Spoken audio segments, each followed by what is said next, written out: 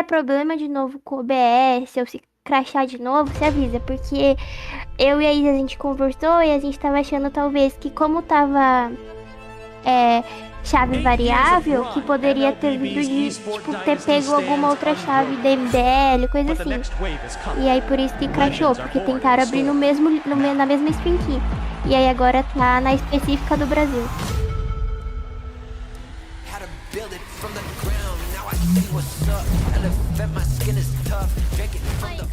MLBB has ushered in the most important看 story will the Chinese division CNO 版推测电视。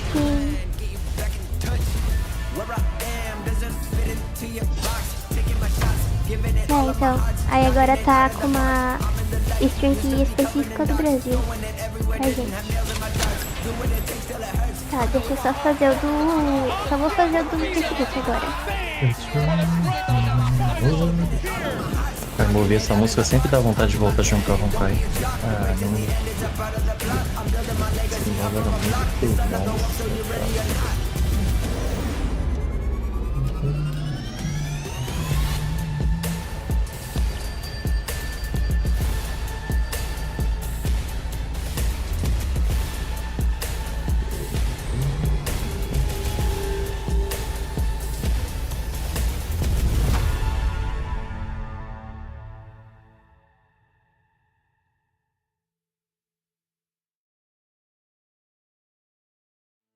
Tudo bem?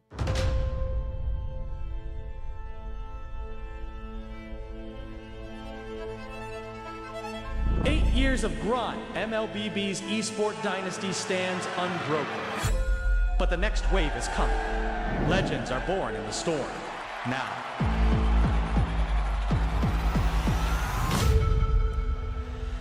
How to build it from the ground. Now I see what's up. Elevate my skin is tough. Drink it from the MLBB has ushered in the most important看 story will the Chinese division CNO 版推测电视。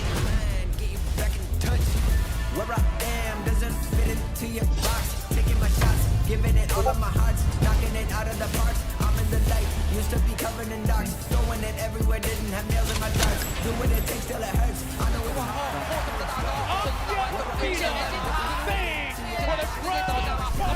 Eu vou te mandar no WhatsApp, tá, Disney, do Facebook?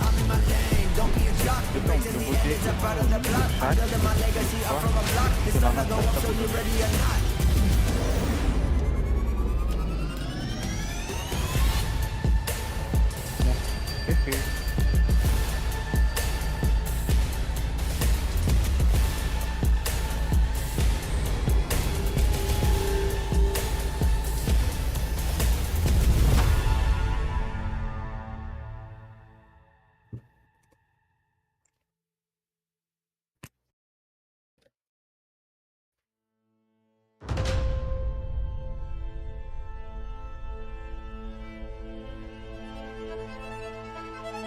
8 years of grind, MLBB's esport dynasty stands unbroken. But the next wave is coming. Legends are born in the storm. Now.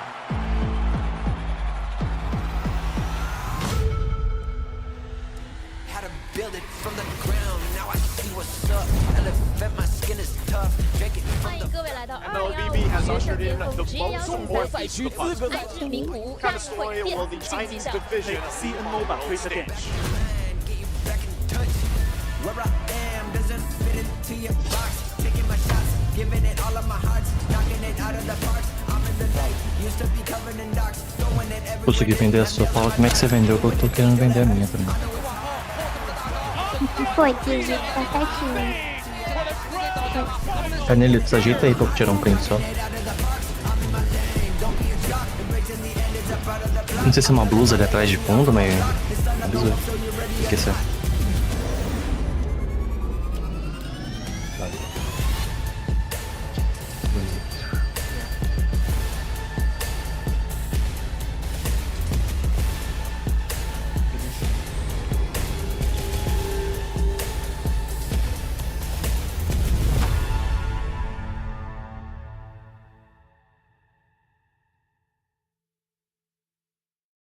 Ok. Tem alguém de...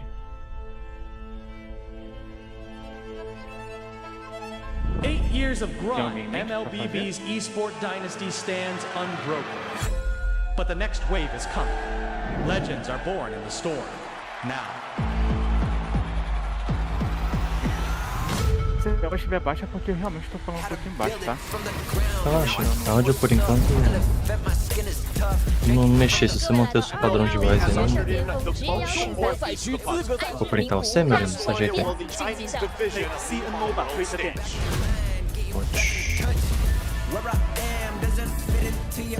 Pode. Oi, tá comigo? Fala.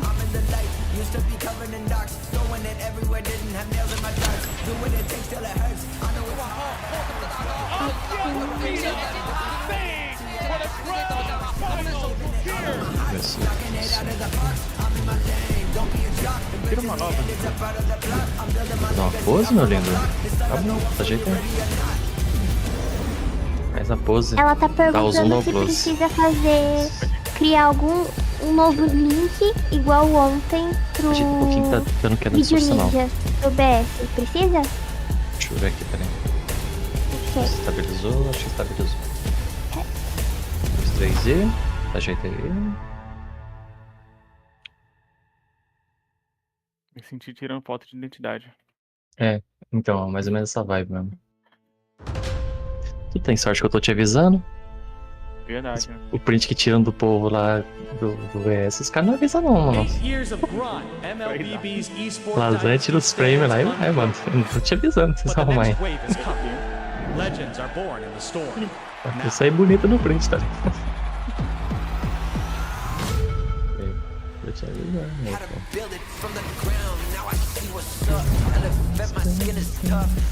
MLBB has ushered in the most important kind of story will the Chinese division see in mobile president.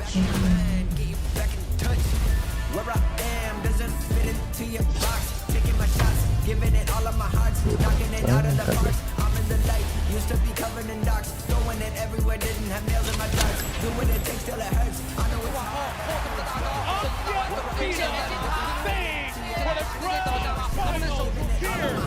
knocking it out of the park. I'm in my lane, don't be a jock. Embracing the end, it's a part of the plot. I'm building my legacy up from a block. It's time to go up, so you ready or not?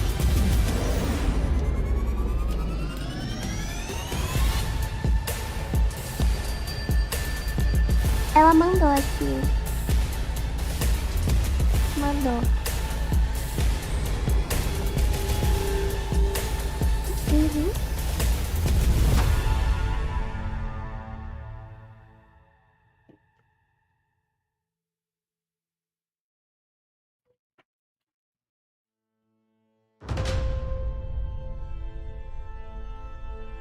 Uhum. Os dois sinais são o mesmo link, tá? Só pra avisar. 8 years of grind, só dar uma MLBB's olhadinha nessa esport aqui também. dynasty stands unbroken. É literalmente o mesmo But the sinal, next a wave is mesma coming. coisa, não muda nada. Legends are born in the storm. Now. Mas... How to build it from the ground. É, Now tá. I see what's up. Elevate my skin is tough. Drink it Eu acho que vai ser assim, vai ser tipo que nem ontem, sabe? Vão abrir meio próximo. Kind of story will the Chinese Eu vou division falar, see tá? in O mobile cara que comprou a president. câmera do China, pelo amor de Deus, tá? Eu sou melhor. Ou o cara... Ou o cara que é o cara. É, o cara lá controlando a câmera, controlou parecendo um cara maneta sem braço, velho. Se tivesse botado o cara sem os dois braços, tinha controlado melhor, mano. Não, dito isso... Tá maluco? O cara botava a câmera sem foco na TF, o cara tava dormindo lá.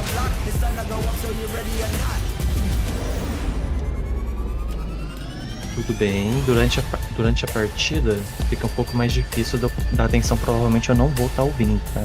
Porque é aquilo, eu vou dar atenção com...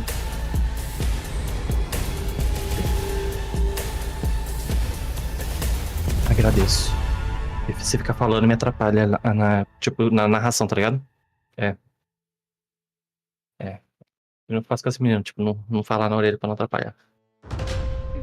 Outra coisa pode mandar no lar que eu vou estar olhando. Como eu não tô com um emulador, tá mais tranquilo, meu LARC fica aberto aqui. 8 years of grind, MLBB's eSport O Dynasty WhatsApp, mas é que você stands falou que não vai usar o unbroken. WhatsApp, né? Isso. But the next wave is coming. Legends are born in the storm. Now. Normal. Enfim, mas por via das dúvidas, eu tenho meu número, se precisa. Had to build it from the ground. Now I see what's up. Elephant, my skin is tough. Drink it from 欢迎 the 各位来到 MLBB has 2025 学生 ushered 巅 in 峰 the 职业摇 most 滚 O 比 important 赛 WhatsApp ele vai在 tomar conta, saber se a gente tá fazendo as 名 coisas 古屋 bonitinho, né? 竞技场。 Até entendo o ponto deles. A questão que trabalhando. where I am doesn't fit into your box. Taking my shots, giving it all of my hearts, knocking it out of the park. I'm in the light, used to be covered in darks, throwing it everywhere, didn't have nails in my darts. Do what it takes till it hurts. I know it's hard.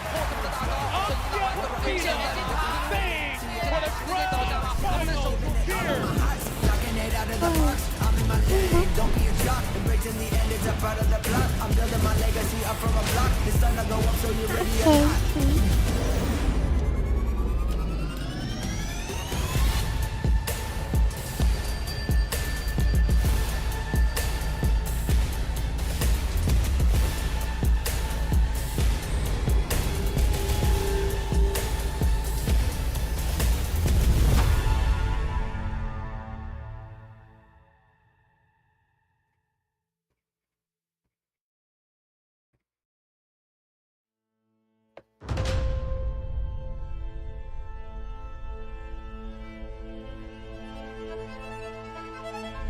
Years of grind, MLBB's eSport Dynasty stands unbroken. But the next wave is coming. Legends are born in the storm. Now.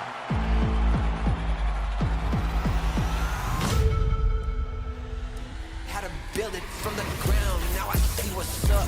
Elephant, my skin is tough. Drink it 欢 from 迎 the 各位来到 MLBB has 2025学生 ushered 巅 in 峰 the 职业摇 most 滚比赛 important 在名古屋大会殿 will the 竞技 Chinese 场。 division CMO president. Ok. Esse horário é muito ruim.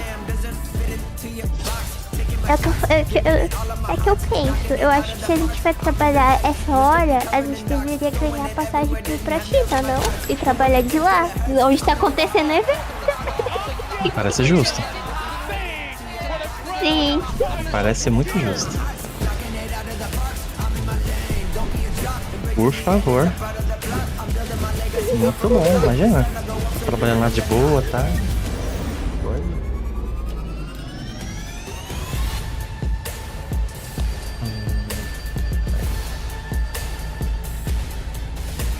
Canela, não sei qual é essa tela que você tá usando, mas tenta deixar ela mais próxima, porque às vezes quando você vai dar um bisu e a câmera corta ela pros caras, tem que cortar brusco. Aí pra você não ficar muito fora de centro na hora que eu puxar. Do centro. Ah, só tô. É, tá ligado. Volta. Tá ligado. Não, agora é mega não foda-se, agora isso é pele boa, relaxa. É na hora, tá pulando na hora, tá ligado? 8 years of grind, MLBB's eSport Dynasty stands unbroken. But the next wave is coming. Sabe o que eu Legends recomendo? are born in the storm. Now.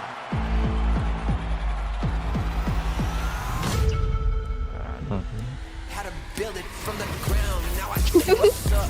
Elephant, my skin is tough. Drink it 欢 from 迎 the 各位来到 MLBB has 2025学生 ushered 巅 in 峰 the 职业摇 most 滚比赛 important 在 show 名古屋 kind 大 of 会 story 殿 will the 竞技 Chinese 场。 division CMO president.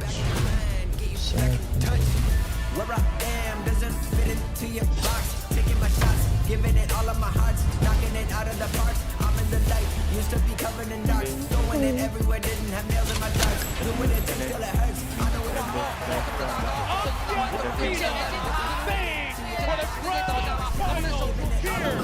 Knocking it out of the park. I'm in my lane, don't be a jock. Embracing the end, it's Mas agora diz, ele não tem horário, né? O do Canalito eu já deixei com o áudio ampliado já no máximo, do Discord e no máximo também do OBS. Eu no máximo do OBS não vai ficar estourado, né? Mas eu dei uma aumentada em 25%.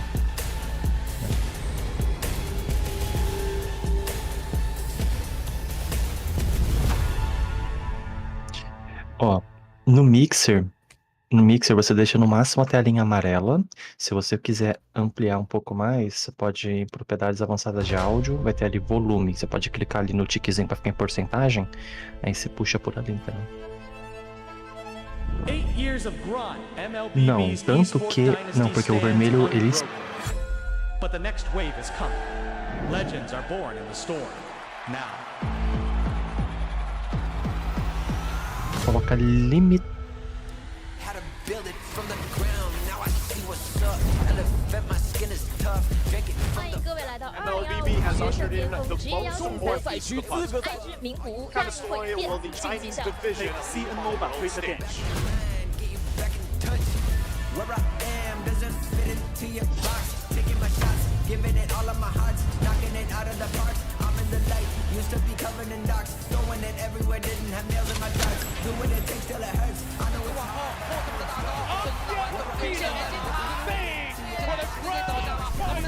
Knocking it out of the park. I'm in my lane. Don't be a jock. Embracing the end is a part of the plot. I'm building my legacy up from a block. It's time to go up, so you ready or not?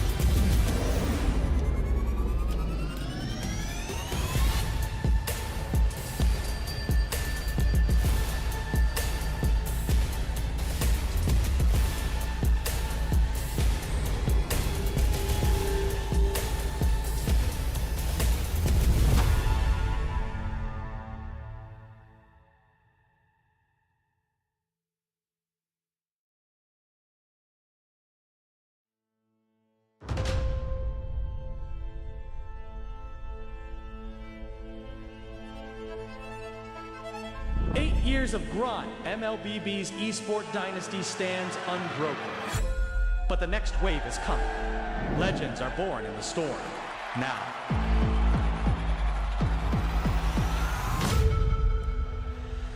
How to build it from the ground. Now I see what's up. Elephant, my skin is tough. Drink it 欢 from 迎 the 各位来到 MLBB has 2025学生 ushered 巅 in 峰 the 职业邀 most 请赛 important 赛区资格赛之名古屋 Kind 战 of 会 story 变 will the 晋级 Chinese 项。 division see MLBB stage. man. Get you back in touch. Where I am doesn't fit into your box.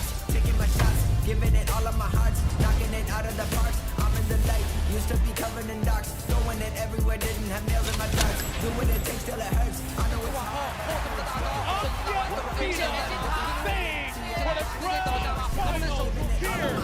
Knocking it out of the park. I'm in my lane. Don't be a jock. Embracing the end is a part of the plot. I'm building my legacy up from a block. It's time to go up, so you ready or not?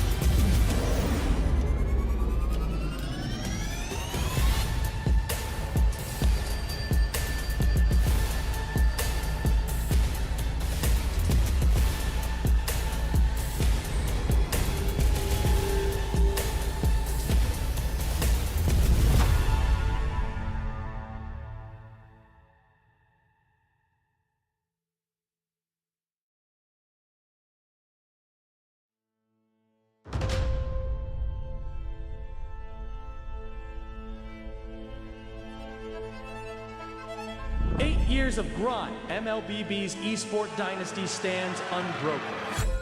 But the next wave is coming. Legends are born in the storm. Now.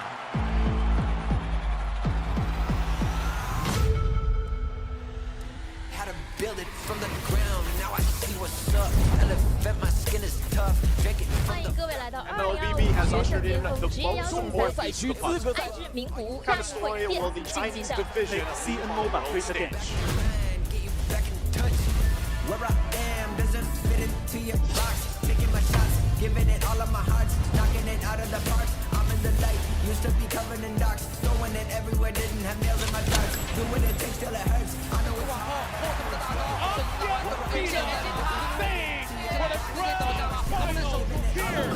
Knocking it out of the park. I'm in my lane. Don't be a jock. Embracing the end is a part of the plot. I'm building my legacy up from a block. It's time to go up, so you ready or not?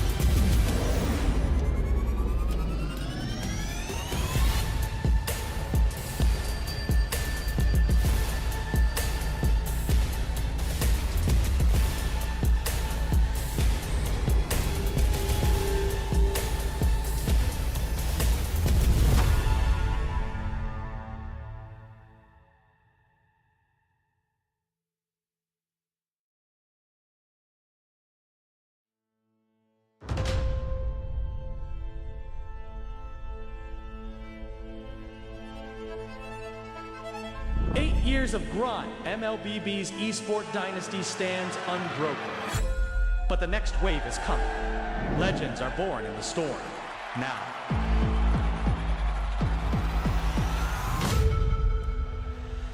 Had to build it from the ground. Now I see what's up. Elevate my skin is tough. Drink it 欢 from 迎 the 各位来到 MLBB has 2025 学 ushered 生 in 联盟 the 职业邀 most 请赛 important 赛区资格赛之名古屋 Kind 大 of 会 story 电 will the 竞技 Chinese 项。 division of the stage. man. Get you back in touch. Where I am doesn't fit into your box. Taking my shots, giving it all of my heart. Knocking it out of the park. I'm in the light. Used to be covered in dark. Throwing it everywhere. Didn't have nails in my darts. Do what it takes till it hurts. I know it's hard.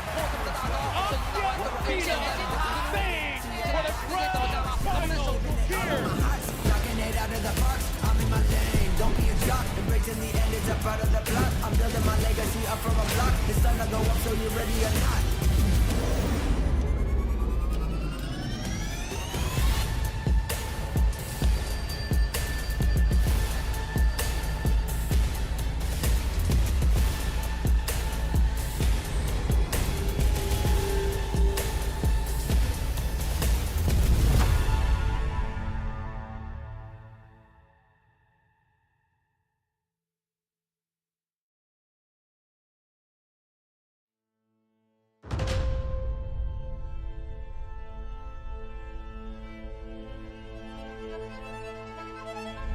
Years of grind, MLBB's esport dynasty stands unbroken. But the next wave is coming. Legends are born in the storm. Now.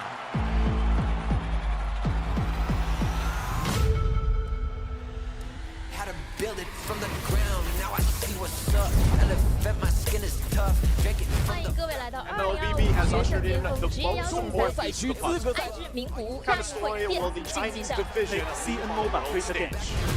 Get you back in touch. Where I am doesn't fit into your box. Taking my shots, giving it all of my heart. Knocking it out of the park. I'm in the light. Used to be covered in dark. Throwing it everywhere. Didn't have nails in my darts. Do what it takes till it hurts. I know it's hard.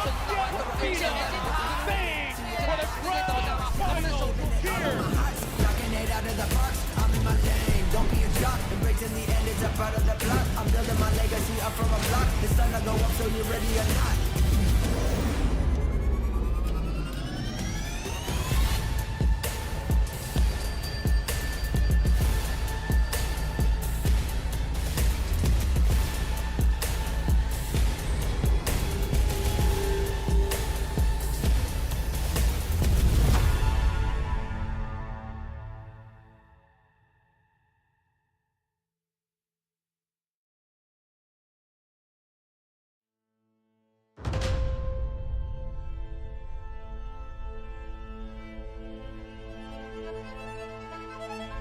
Years of grind, MLBB's esport dynasty stands unbroken. But the next wave is coming. Legends are born in the storm. Now.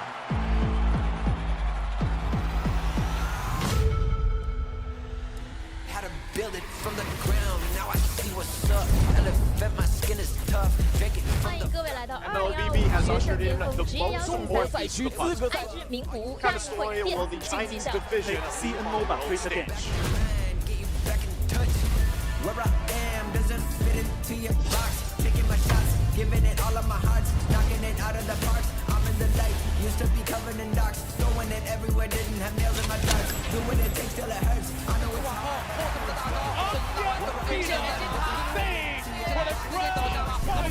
Knocking it out of the park. I'm in my lane. Don't be a jock. Embracing the end is a part of the plot. I'm building my legacy up from a block. It's time to go up, so you ready or not?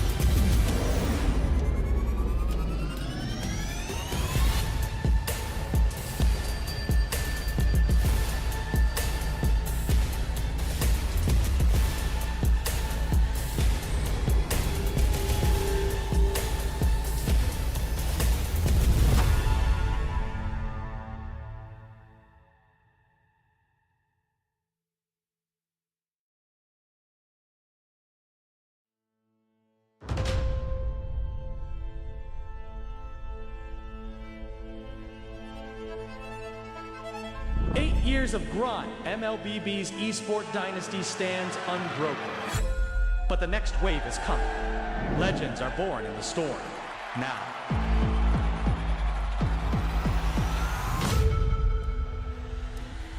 build it from the ground. Now I see what's up.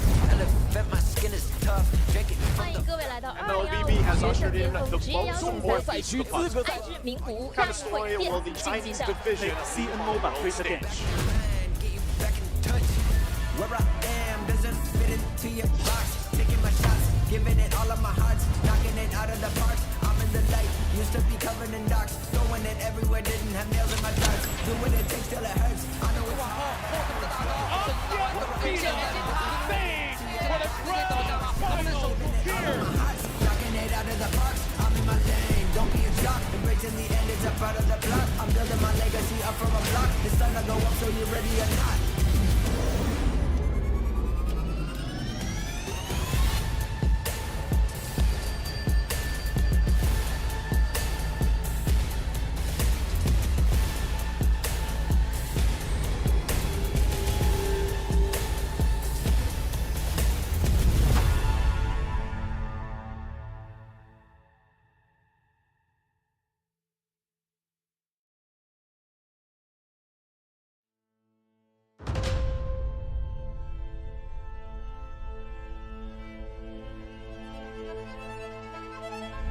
Years of grind, MLBB's esport dynasty stands unbroken.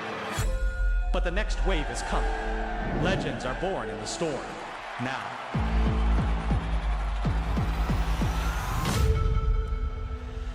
How to build it from the ground. Now I see what's up. Elevate my skin is tough. Drink it 欢 from 迎 the 各位来到 MLBB has 2015决胜 ushered 巅 in 峰 the 职业邀 most 请赛 important 赛区资格赛制名古屋 kind 大 of 会 story will 电 the 竞技 Chinese 项。 division CMO battle stage. get you back in touch. Where I am doesn't fit into your box. Taking my shots, giving it all of my heart, knocking it out of the park. I'm in the light, used to be covered in dark, throwing it everywhere, didn't have nails in my darts. Do what it takes till it hurts. I know it's hard. Knocking it out of the park. I'm in my lane. Don't be a jock. Embracing the end is a part of the plot. I'm building my legacy up from a block. The sun will go up, so you ready or not?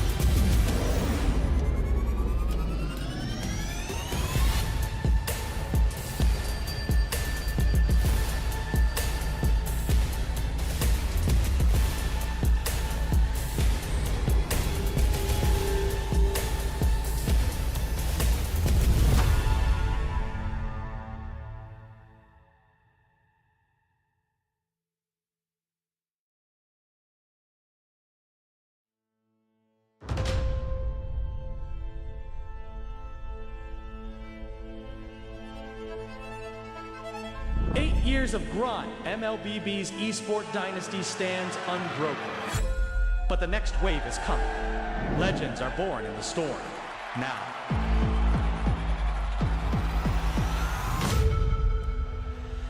How to build it from the ground. Now I see what's up. Elevate my skin is tough. Drink it 欢 from 迎 the 各位来到 MLBB has 2015决胜 ushered 巅 in 峰 the 职业邀 most 请赛 important 赛区资格赛制名古屋 kind 大 of 会 story will 电 the 竞技 Chinese 项。 division CMO battle stage. get you back in touch.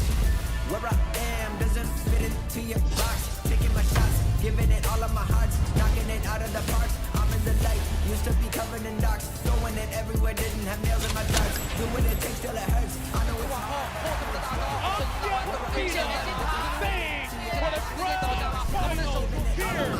Knocking it out of the park. I'm in my lane. Don't be a jock. Embracing the end is a part of the plot. I'm building my legacy up from a block. The sun will go up, so you ready or not?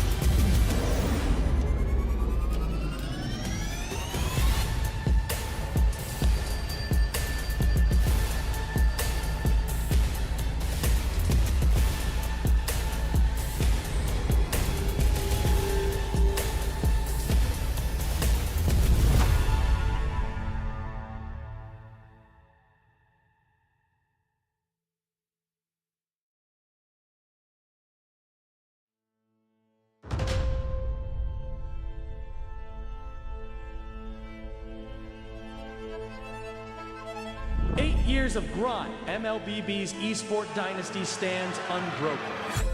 But the next wave is coming. Legends are born in the storm. Now.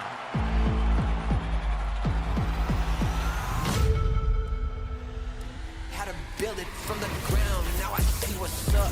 Elevate my skin is tough. Drink it 欢 from 迎 the 各位来到 MLBB has 2015 学 ushered 生 in 巅 the 峰职业邀 most 请 important 赛 piece of the puzzle. 爱知名古屋 Kind 将 of 会 story 变 will the 晋级 Chinese 项。 division see in mobile president. man, get you back in touch. Where I am doesn't fit into your box. Taking my shots, giving it all of my hearts, knocking it out of the park. I'm in the light, used to be covered in darks, throwing it everywhere, didn't have nails in my darts. Do what it takes till it hurts. I know it's hard.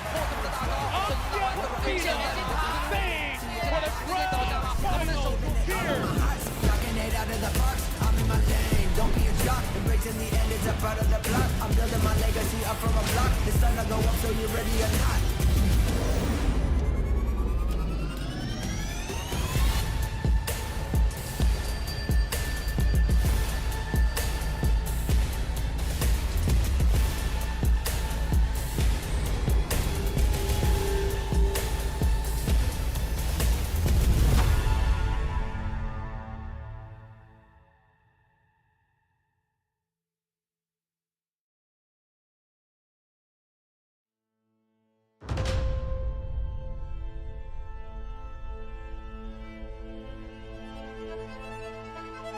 8 years of grind, MLBB's esport dynasty stands unbroken.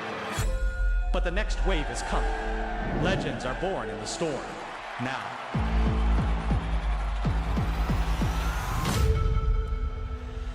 How to build it from the ground. Now I see what's up. Elevate my skin is tough. Drink it 欢 from 迎 the 各位来到 MLBB has 2015学生 ushered 巅 in 峰 the 职业邀 most 请 important 赛 piece of the puzzle. 爱知名古屋 Kind 将 of 会 story 变 will the 晋级 Chinese 项。 division see in mobile president. man, get you back in touch. Where I am doesn't fit into your box. Taking my shots, giving it all of my hearts, knocking it out of the park. I'm in the light, used to be covered in darks, throwing it everywhere, didn't have nails in my darts. Do what it takes till it hurts. I know it's hard.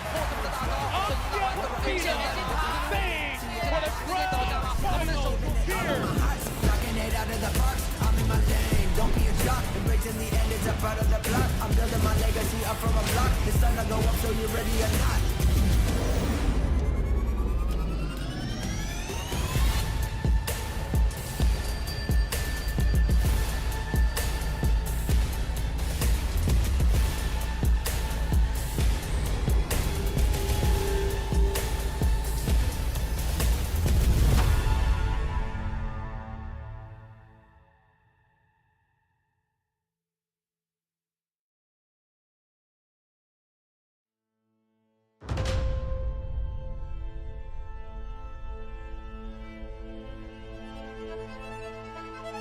8 years of grind, MLBB's esport dynasty stands unbroken. But the next wave is coming. Legends are born in the storm. Now.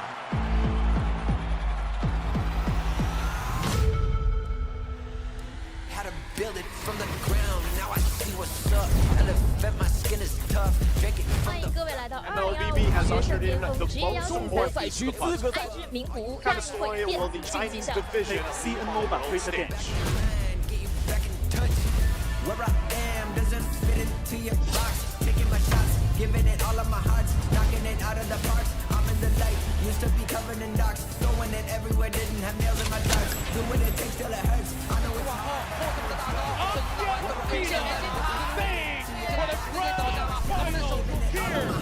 Knocking it out of the park. I'm in my lane. Don't be a jock. Embracing the end is a part of the plot. I'm building my legacy up from a block. The sun will go up, so you ready or not?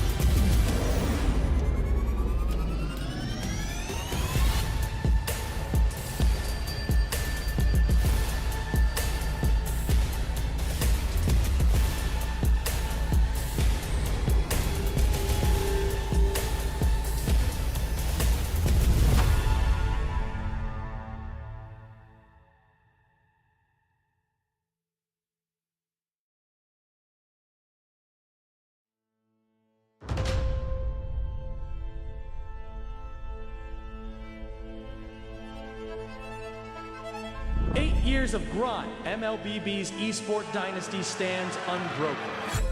But the next wave is coming. Legends are born in the storm. Now.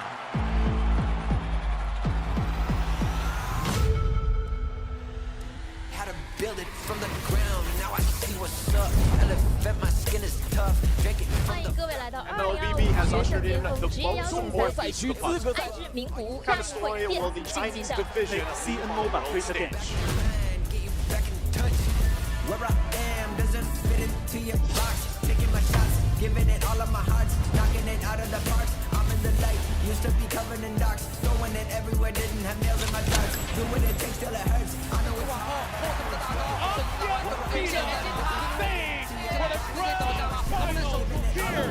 Knocking it out of the park. I'm in my lane. Don't be a jock. Embracing the end, it's a part of the plot. I'm building my legacy up from a block. The sun will go up, so you ready or not?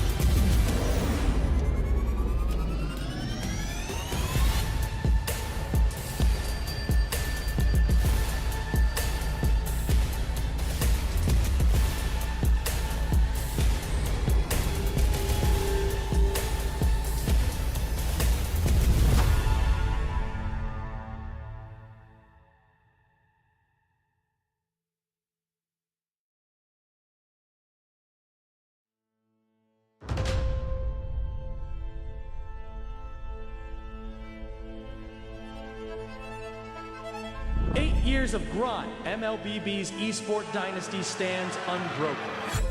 But the next wave is coming. Legends are born in the storm. Now.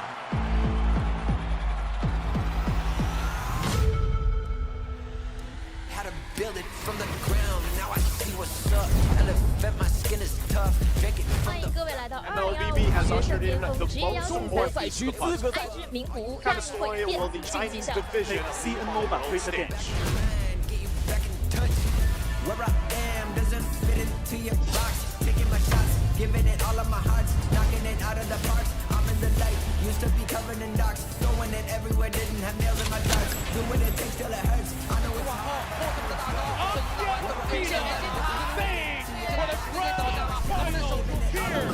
Knocking it out of the park. I'm in my lane. Don't be a jock. Embracing the end, it's a part of the plot. I'm building my legacy up from a block. The sun will go up, so you ready or not?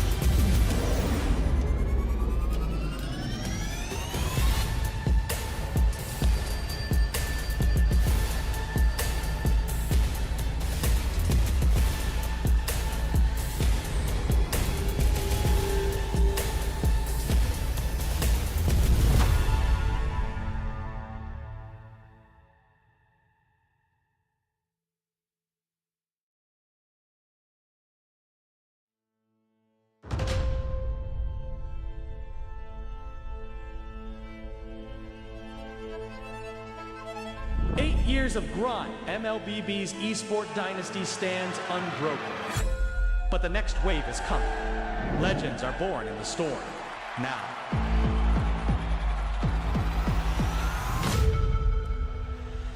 How to build it from the ground. Now I see what's up. Elevate my skin is tough. Drink it 欢 from 迎 the 各位来到 MLBB has 2025 学 ushered 生联 in 盟 the 职业邀 most 请 more 赛区资格赛制，名古屋 kind 将 of 会 story 变 will the 晋级 Chinese 项。 division CMO battle stage. get you back in touch. Where I am doesn't fit into your box. Taking my shots, giving it all of my heart, knocking it out of the park. I'm in the light, used to be covered in dark, throwing it everywhere, didn't have nails in my darts. Do what it takes till it hurts. I know it's hard.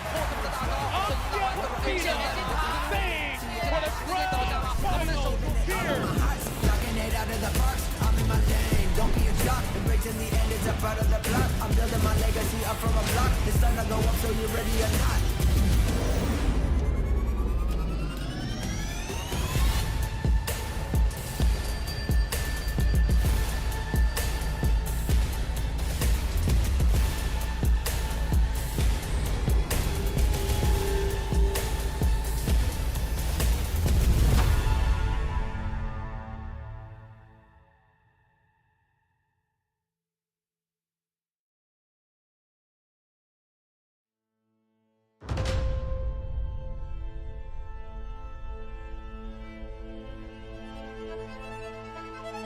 8 years of grind, MLBB's esport dynasty stands unbroken.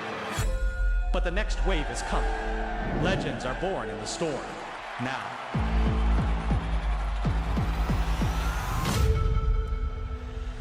How to build it from the ground. Now I see what's up. Elevate my skin is tough. Drink it 欢 from 迎 the 各位来到 MLBB has 2015 学生 ushered 巅 in 峰 the 职业邀 most 请赛 important 区 of us. 安知名古 Kind 将 of 会 spoil 变 all the 晋级 Chinese 项。 division see and mobile stage. man. Get you back in touch. Where I am doesn't fit into your box. Taking my shots, giving it all of my heart. Knocking it out of the park. I'm in the light. Used to be covered in darks. Throwing it everywhere. Didn't have nails in my darts. Do what it takes till it hurts. I know it's hard.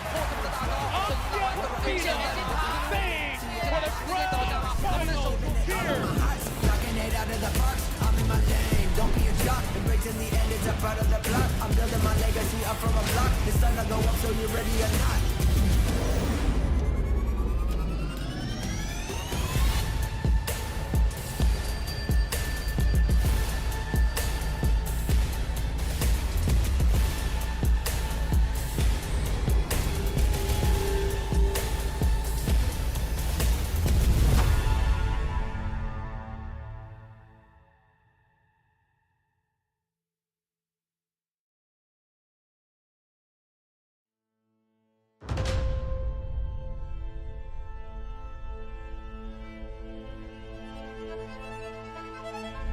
Years of grind, MLBB's esport dynasty stands unbroken. But the next wave is coming. Legends are born in the storm. Now.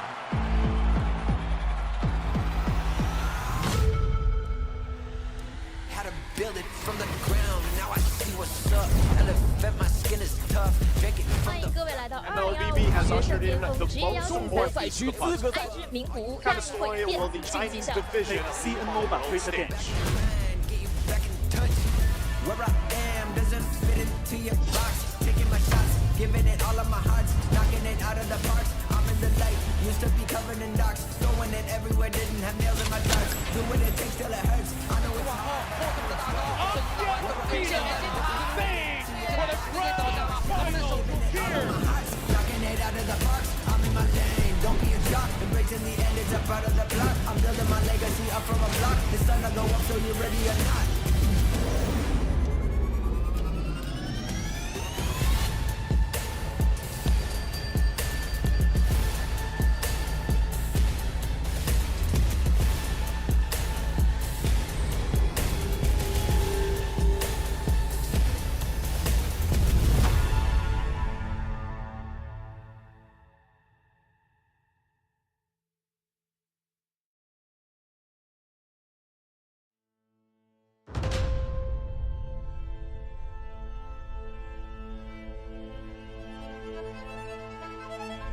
Years of grind, MLBB's esport dynasty stands unbroken. But the next wave is coming. Legends are born in the storm. Now.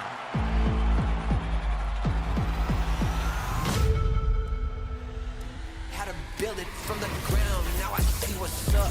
Elevate my skin is tough. Drink it 欢 from 迎 the 各位来到 MLBB has 2015 学 ushered 生 in 巅 the 峰职业邀 most 请赛 important 赛区 of us. 安知名古 Kind 将 of 会 spoil all 变 the 晋级 Chinese 项。 division see and mobile stage. man. Get you back in touch. Where I am doesn't fit into your box. Taking my shots, giving it all of my heart. Knocking it out of the park. I'm in the light. Used to be covered in darks. Throwing it everywhere. Didn't have nails in my darts. Do what it takes till it hurts. I know it's hard. Knocking it out of the park. I'm in my lane. Don't be a jock. Embracing the end. It's a part of the plot. I'm building my legacy up from a block. The sun will go up, so you ready or not?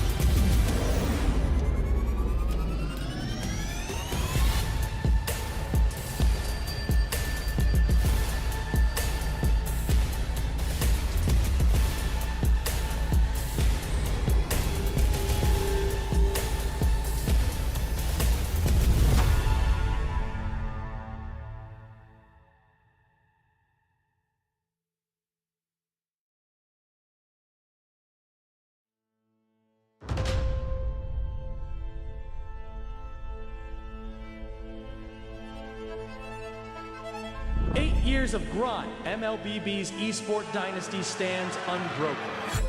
But the next wave is coming. Legends are born in the storm. Now.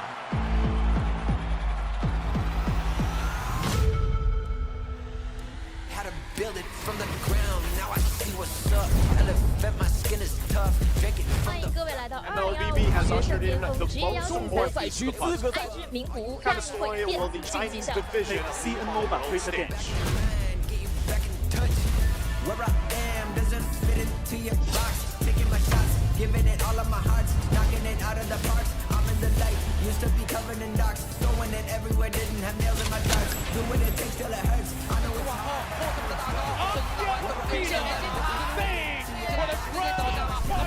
Knocking it out of the park. I'm in my lane. Don't be a jock. Embracing the end, it's a part of the plot. I'm building my legacy up from a block. The sun will go up, so you ready or not?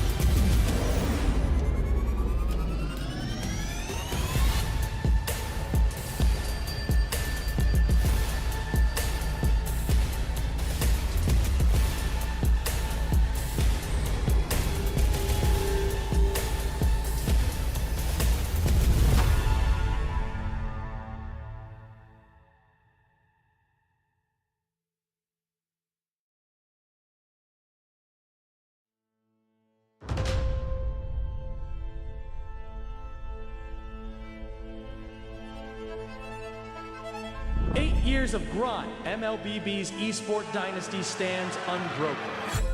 But the next wave is coming. Legends are born in the storm. Now.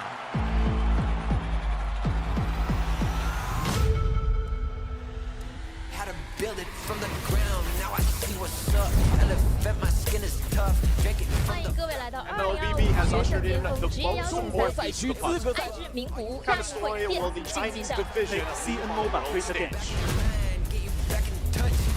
Where I am doesn't fit into your box. Taking my shots, giving it all of my heart, knocking it out of the park. I'm in the light, used to be covered in dark, throwing it everywhere, didn't have nails in my darts. Do what it takes till it hurts. I know it's hard.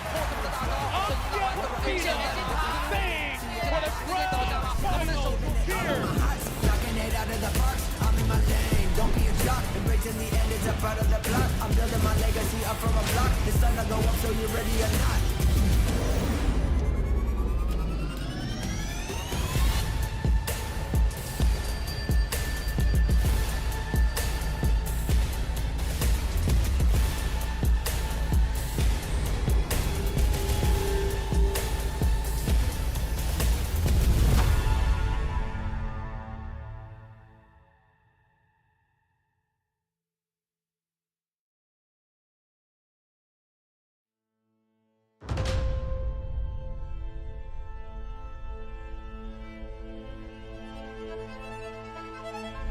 Years of grind, MLBB's esport dynasty stands unbroken. But the next wave is coming. Legends are born in the storm. Now.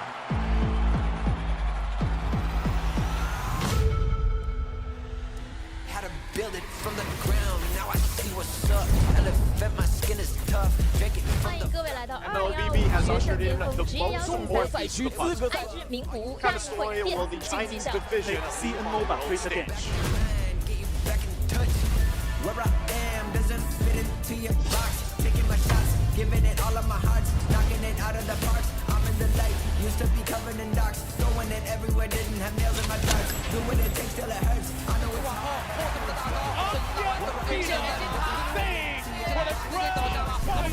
Knocking it out of the park. I'm in my lane. Don't be a jock. Embracing the end, it's a part of the plot. I'm building my legacy up from a block. The sun will go up, so you ready or not?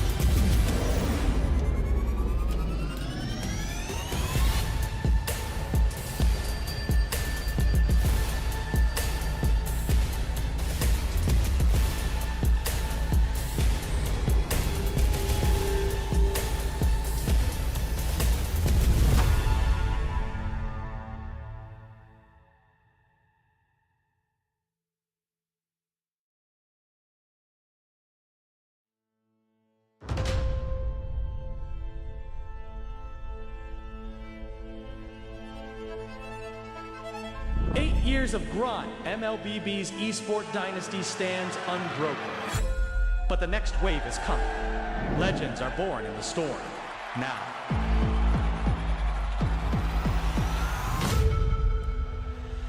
How to build it from the ground. Now I see what's up. Elephant, my skin is tough. Drink it 欢 from 迎 the 各位来到 MLBB has ushered in the most 职业 important 赛 piece of the puzzle. 安知名无 Kind 战 of 会 story 电 will the 竞技 Chinese 上。 division CNMOBA 推特电。 Get you back in touch. Where I am doesn't fit into your box. Taking my shots, giving it all of my heart, knocking it out of the park. I'm in the light, used to be covered in dark, throwing it everywhere, didn't have nails in my darts. Do what it takes till it hurts. I know it's hard. 我看到了一个玩游戏的地方，老明老师，超能打，打超久，说的就是我，你好吧之？前说你就是有健身1个月了，看一下你的健身成果。这个机器呢，老师一会儿记得修一下，一会儿可能要被我打坏，好吧？来，3、2、1，走，415，这是我5%的实力我，听说还有一次机会，还有一次是吧？这次是直奔800，好吧？来，直奔家人们800，走过路过不要错过，超能打，打超久，走你！怎么还是415啊？那在这里呢，也可以看到很多的非遗文化的宣传。我们的岭南瑰宝广彩，所以我来这儿，我不仅能看决胜巅峰的比赛，我还能体验一下广州的这边的非遗文化，对吧？来到2楼，首先老免映入眼帘的是什么？小蛮腰，广州是塔我。们的广州地标性建筑广州塔就在我们的身后，所以大家来观赛就可以免费在这里进行这个打卡打卡观景是吧点的打卡。而且我看后面还有一些可以玩的东西，那都是些什么呀？我们先去看一下。2、1，走。 1、2。是我们看到现在虽然还是离开赛还有很久，5、6个小时的时间对，已经有200多位玩家朋友来到现场打卡，那我们俩必须参与一下了。那我就是285了。对，好，好，那我来来286。接下来来到的是我们的雷拉打卡点，那么合影留念之后，同样可以点亮我们一枚巅峰印记。没错，还可以和解说子琪一块合照。那我们两个先来试一下。我们俩先。 接下来来到的是我们的雷拉打卡点，那么合影留念之后，同样可以点亮我们一枚巅峰印记。没错，还可以和解说子琪一块合照。那我们两个先来试一下。我们俩先试一下吧，帮大家体验一下。好，我们先跟雷拉一块合照了，来喽。那现在来到我们的身后呢，马上就要进入我们本次的主场馆喽。但是在进场之前，同样还有2个互动打卡体验区，一起来感受一下。2个小游戏，是的对吧？走。扔哪一个都可以吗？ 哎，那我有个问题，子琪，我刚才玩了那么多项目，我到哪里去兑我的那个盖的奖章啊？所以呢，我们专门为大家设置了我们的礼品兑换点。那么大家呢带着自己收集的印章，就可以在这里根据你收集的印章数来兑换相应的礼品。那么以上呢就是我们外场巡游的全部内容了。玩起来还是很开心的，对吧？这一圈玩下来，积攒了很多的奖章，可以兑换很多奖品，大家一定要来记得参与一下。那么在5月1号到5月4号呢，我们本次的决胜巅峰国际巅峰杯就会在我们身后的主场馆打响了。没错，我们来自海内外的8支战队、4支国内战队以及我们的4支海外战队呢，将齐聚在我们的广州爬梯，共同向冠军发起冲击。巅峰之上，世界共建。那我们就稍后不见不散啦，拜拜。拜拜。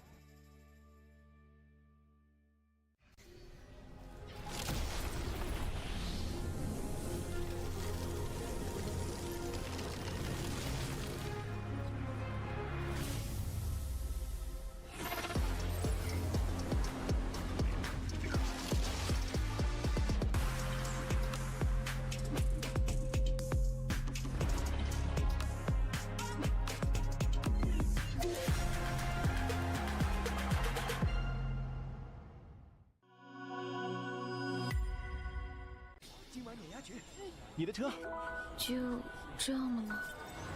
或者说，开一局吗？开就开。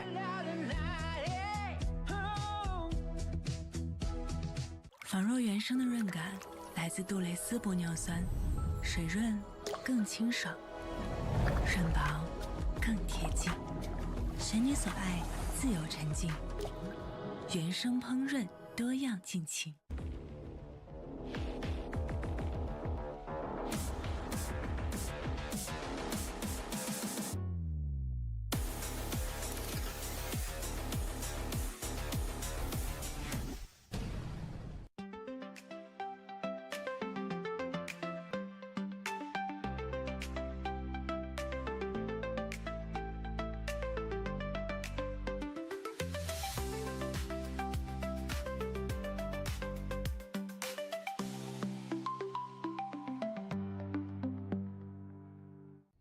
想要的是冠军，而我们想要的是复仇。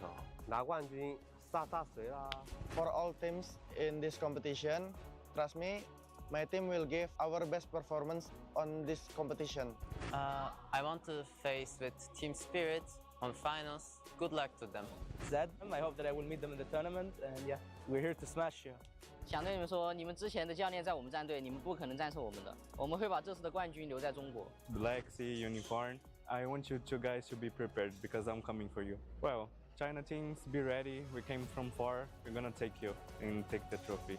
这次我们作为第一次东道主，中国赛区以后将会成为你们最大的对手。对了，我们可以的。我想对 Team Spirit 说，我知道你们很强，所以我们一定会击败你们的。不要小瞧了我们 RA 所有人的羁绊啊！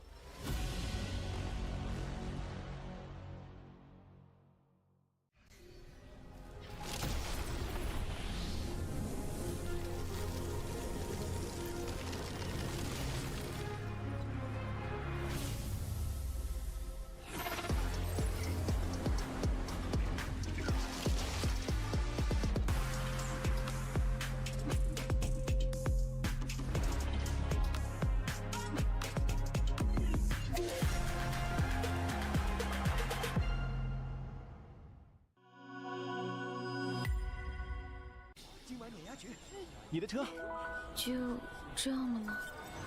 或者说，开局吗？开就开。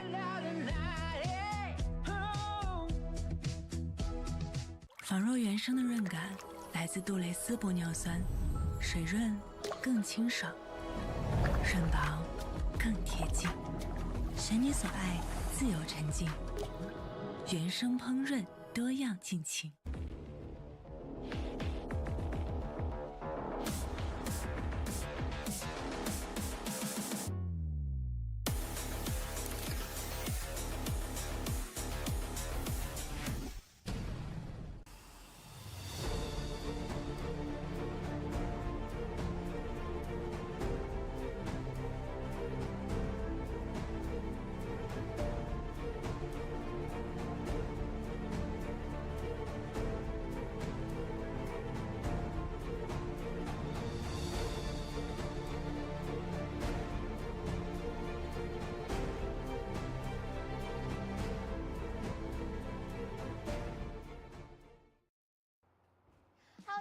我是子琪。大家好，我是捞面。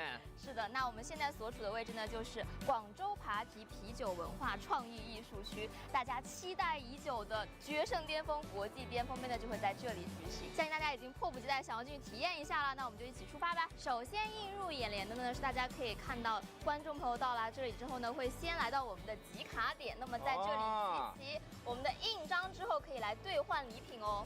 哇，子琪，你快抬头快看！我的天，这上面全是我们的旗啊！满满的牌面。我们来到的第一个互动点位呢，就是我们的游戏试玩区。在这里呢，和我们的工作人员呢进行游戏互动，或者是在现场下载我们的决胜巅峰，或者是展示你的游戏排名，或者是截图，都可以领取好礼哦。没错，这个我看了，叫速游的国一训练营。是。然后我们可以看到，在对面有我们的赞助商 realme 的展台。哇，真我手机，兄弟们！来到扒皮，千万不要错过的是来到我们真我手机的展台。那在真我的展厅旁边，我看到了一个玩游戏的地方。老面老师，超能打超久，说的就是我，好吧？你之前说你就是有健身1个月了，来看一下你的健身成果。这个机器呢，老师一会儿记得修一下，一会儿可能要被我打坏，好吧？来，3、2、1，走！415。这是我5%的实力。我听说还有一次机会，还有一次是吧？这次直奔800，好吧？来，家人们，走过路过不要错过，超能打超久，走你！怎么还是415啊？那在这里呢，也可以看到很多的非遗文化的宣传，我们的岭南瑰宝广彩。所以我来这儿，我不仅能看决胜巅峰的比赛，我还能体验一下广州的这边的非遗文化，对吧？来到2楼，首先老面映入眼帘的是什么？小蛮腰广州塔，我们的广州地标性建筑广州塔就在我们的身后，所以大家来观赛就可以免费在这里进行这个打卡观景点的打卡。而且我看后面还有一些可以玩的东西，那都是些什么呀？我们先去看一下。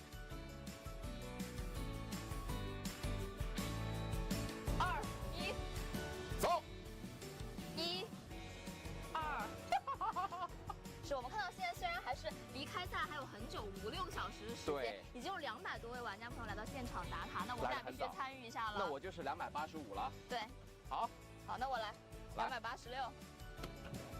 接下来到的是我们的雷拉打卡点，那么合影留念之后，同样可以点亮我们一枚巅峰印记。没错，还可以和解说子琪一块合照。那我们2个先来试一下，我们俩先试一下吧，帮大家体验一下。好，我们先跟雷拉一块合照了，来喽。那现在来到我们的身后呢，马上就要进入我们本次的主场馆喽。但是在进场之前，同样还有2个互动打卡体验区，一起来感受一下。2个小游戏，对吧？走，扔哪一个都可以吗？哎，那我有个问题，子琪，我刚才玩了那么多项目，我到哪里去兑我的那个盖的奖章啊？所以呢，我们专门为大家设置了我们的礼品兑换点，那么大家呢带着自己收集的印章，就可以在这里根据你收集的印章数来兑换相应的礼品。那么以上呢就是我们外场巡游的全部内容了，玩起来还是很开心的，对吧？这一圈玩下来，积攒了很多的奖章，可以兑换很多奖品，大家一定要来记得参与一下。那么在5月1号到5月4号呢，我们本次的决胜巅峰国际巅峰杯就会在我们身后的主场馆打响了。没错，我们来自海内外的8支战队、4支国内战队以及我们的4支海外战队呢，将齐聚在我们的广州爬梯，共同向冠军发起冲击。巅峰之上，世界共建。那我们就稍后不见不散啦，拜拜。拜拜。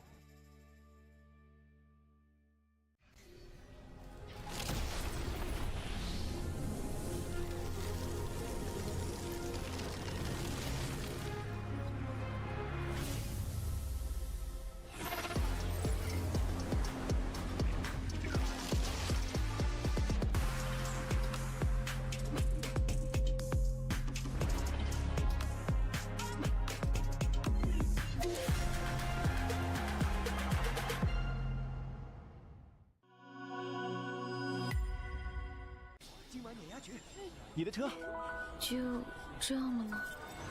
或者说，开局吗？开就开。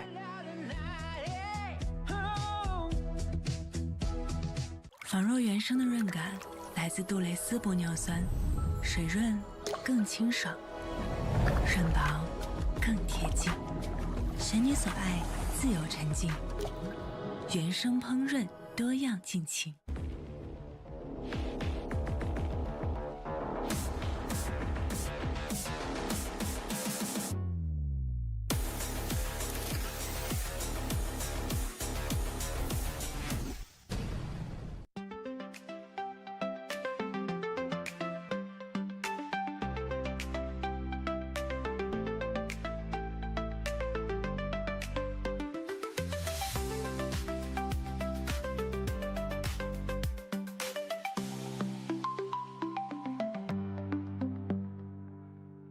你们想要的是冠军，而我们想要的是复仇。拿冠军杀谁啦 For all teams in this competition, trust me, my team will give our best performance on this competition. I want to face with team spirit on finals. Good luck to them.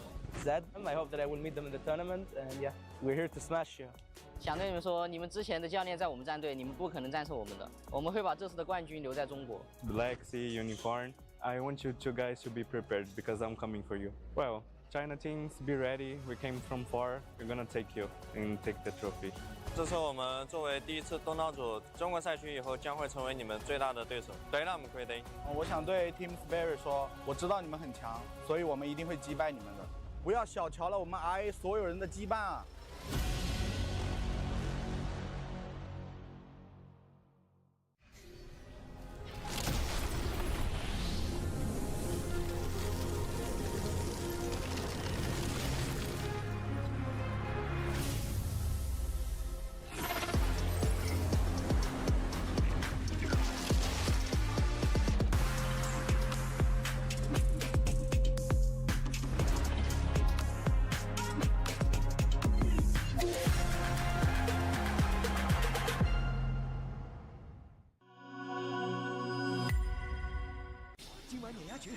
你的车就这样了吗？或者说，开局吗？开就开。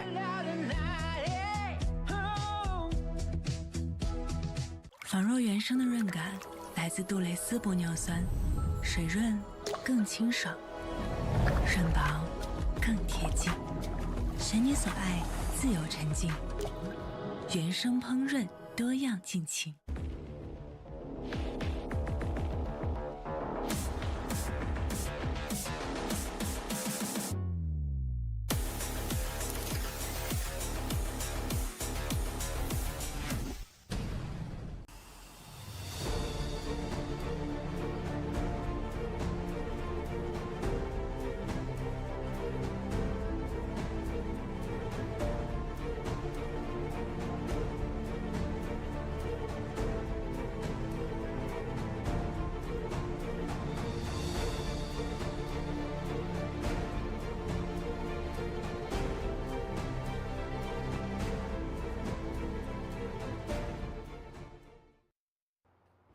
Hello， 大家好，我是子琪。大家好，我是捞面。是的，那我们现在所处的位置呢，就是广州扒皮啤酒文化创意艺术区，大家期待已久的决胜巅峰国际巅峰杯呢，就会在这里举行。相信大家已经迫不及待想要进去体验一下了，那我们就一起出发吧。首先映入眼帘的呢，是大家可以看到观众朋友到达这里之后呢，会先来到我们的集卡点，那么在这里集齐我们的印章之后，可以来兑换礼品哦。哇，子琪，你快抬头快看！我的天，这上面全是我们的旗啊！满满的牌面。我们来到的第一个互动点位呢，就是我们的游戏试玩区。在这里呢，和我们的工作人员呢进行游戏互动，或者是在现场下载我们的决胜巅峰，或者是展示你的游戏排名，或者是截图，都可以领取好礼哦。没错，这个我看了，叫速游的国一训练营。是。然后我们可以看到，在对面有我们的赞助商 realme 的展台。哇，真我手机，兄弟们！来到扒皮，千万不要错过的是来到我们真我手机的展台。那在真我的展厅旁边，我看到了一个玩游戏的地方。老明老师，超能打超久，说的就是我，好吧？你之前说你就是有健身1个月了，来看一下你的健身成果。这个机器呢，老师一会儿记得修一下，一会儿可能要被我打坏，好吧？来，3、2、1，走！415。这是我5%的实力。我听说还有一次机会，还有一次是吧？这次直奔800，好吧？来，家人们，走过路过不要错过，超能打超久，走你！怎么还是415啊？那在这里呢，也可以看到很多的非遗文化的宣传，我们的岭南瑰宝广彩。所以我来这儿，我不仅能看决胜巅峰的比赛，我还能体验一下广州的这边的非遗文化，对吧？来到2楼，首先老冕映入眼帘的是什么？小蛮腰广州塔，是我们的广州地标性建筑，广州塔就在我们的身后，所以大家来观赛就可以免费在这里进行这个打卡观景点的打卡。而且我看后面还有一些可以玩的东西，这都是些什么呀？我们先去看一下。2、1，走。1、2。是我们看到现在虽然还是离开赛还有很久，5、6个小时的时间，已经有200多位玩家朋友来到现场打卡，那我们俩必须参与一下了。那我就是285了。对，好，那我来286。接下来到的是我们的雷拉打卡点，那么合影留念之后，同样可以点亮我们一枚巅峰印记。没错，还可以和解说子琪一块合照。那我们2个先来试一下，我们俩先试一下吧，帮大家体验一下。好，我们先跟雷拉一块合照了，来喽。那现在来到我们的身后呢，马上就要进入我们本次的主场馆喽。但是在进场之前，同样还有2个互动打卡体验区，一起来感受一下。2个小游戏，对吧？走，扔哪一个都可以吗？哎，那我有个问题，子琪，我刚才玩了那么多项目，我到哪里去兑我的那个盖的奖章啊？所以呢，我们专门为大家设置了我们的礼品兑换点，那么大家呢带着自己收集的印章，就可以在这里根据你收集的印章数来兑换相应的礼品。那么以上呢就是我们外场巡游的全部内容了，玩起来还是很开心的，对吧？这一圈玩下来，积攒了很多的奖章，可以兑换很多奖品，大家一定要来记得参与一下。那么在5月1号到5月4号呢，我们本次的决胜巅峰国际巅峰杯就会在我们身后的主场馆打响了。没错，我们来自海内外的8支战队、4支国内战队以及我们的4支海外战队呢，将齐聚在我们的广州扒皮，共同向冠军发起冲击。巅峰之上，世界共建。那我们就稍后不见不散啦，拜拜。拜拜。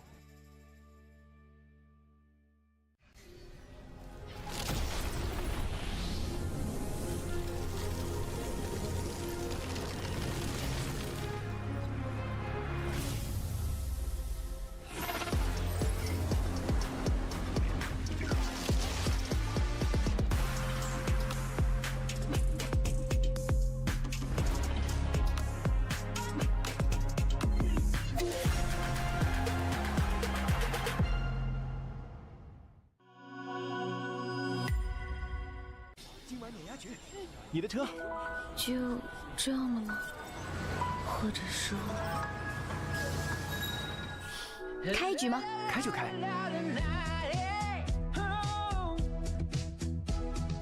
仿若原生的润感来自杜蕾斯玻尿酸，水润更清爽，润薄更贴近，选你所爱，自由沉浸，原生烹饪多样尽情。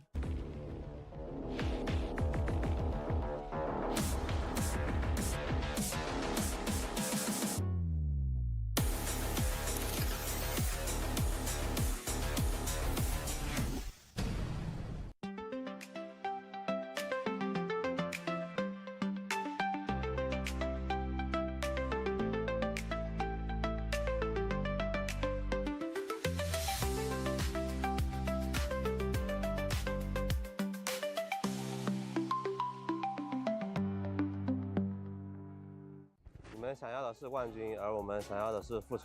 拿冠军，杀谁啦 For all teams in this competition, trust me, my team will give our best performance on this competition. I want to face with team spirit on finals. Good luck to them.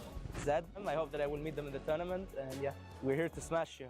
想对你们说，你们之前的教练在我们战队，你们不可能战胜我们的。我们会把这次的冠军留在中国。 Black Sea Unicorn, I want you two guys to be prepared because I'm coming for you. Well, China teams, be ready. We came from far. We're gonna take you and take the trophy. 这次我们作为第一次东道主，中国赛区以后将会成为你们最大的对手。对了，我们亏的。我想对 Team Spirit 说，我知道你们很强，所以我们一定会击败你们的。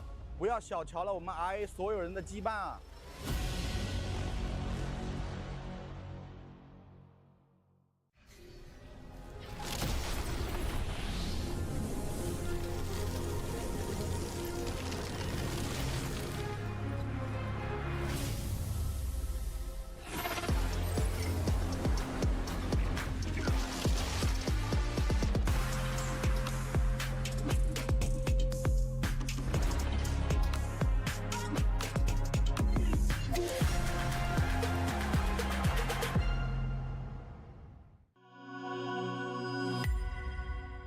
今晚碾压局，你的车。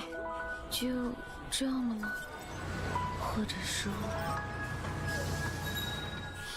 开局吗？开就开。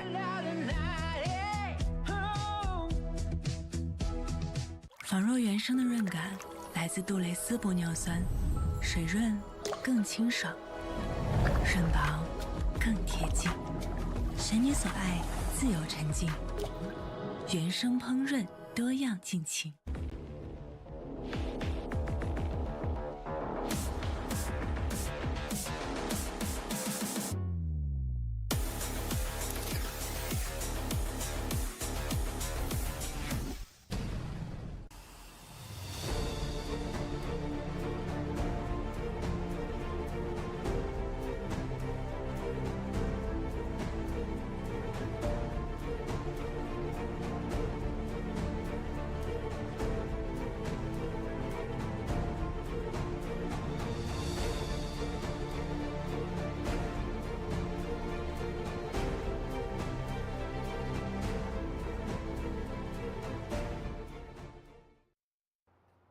Hello， 大家好，我是子琪。大家好，我是捞面。是的，那我们现在所处的位置呢，就是广州扒皮啤酒文化创意艺术区，大家期待已久的决胜巅峰国际巅峰杯呢，就会在这里举行。相信大家已经迫不及待想要进去体验一下了，那我们就一起出发吧。首先映入眼帘的呢，是大家可以看到观众朋友到达这里之后呢，会先来到我们的集卡点，那么在这里集齐我们的印章之后，可以来兑换礼品哦。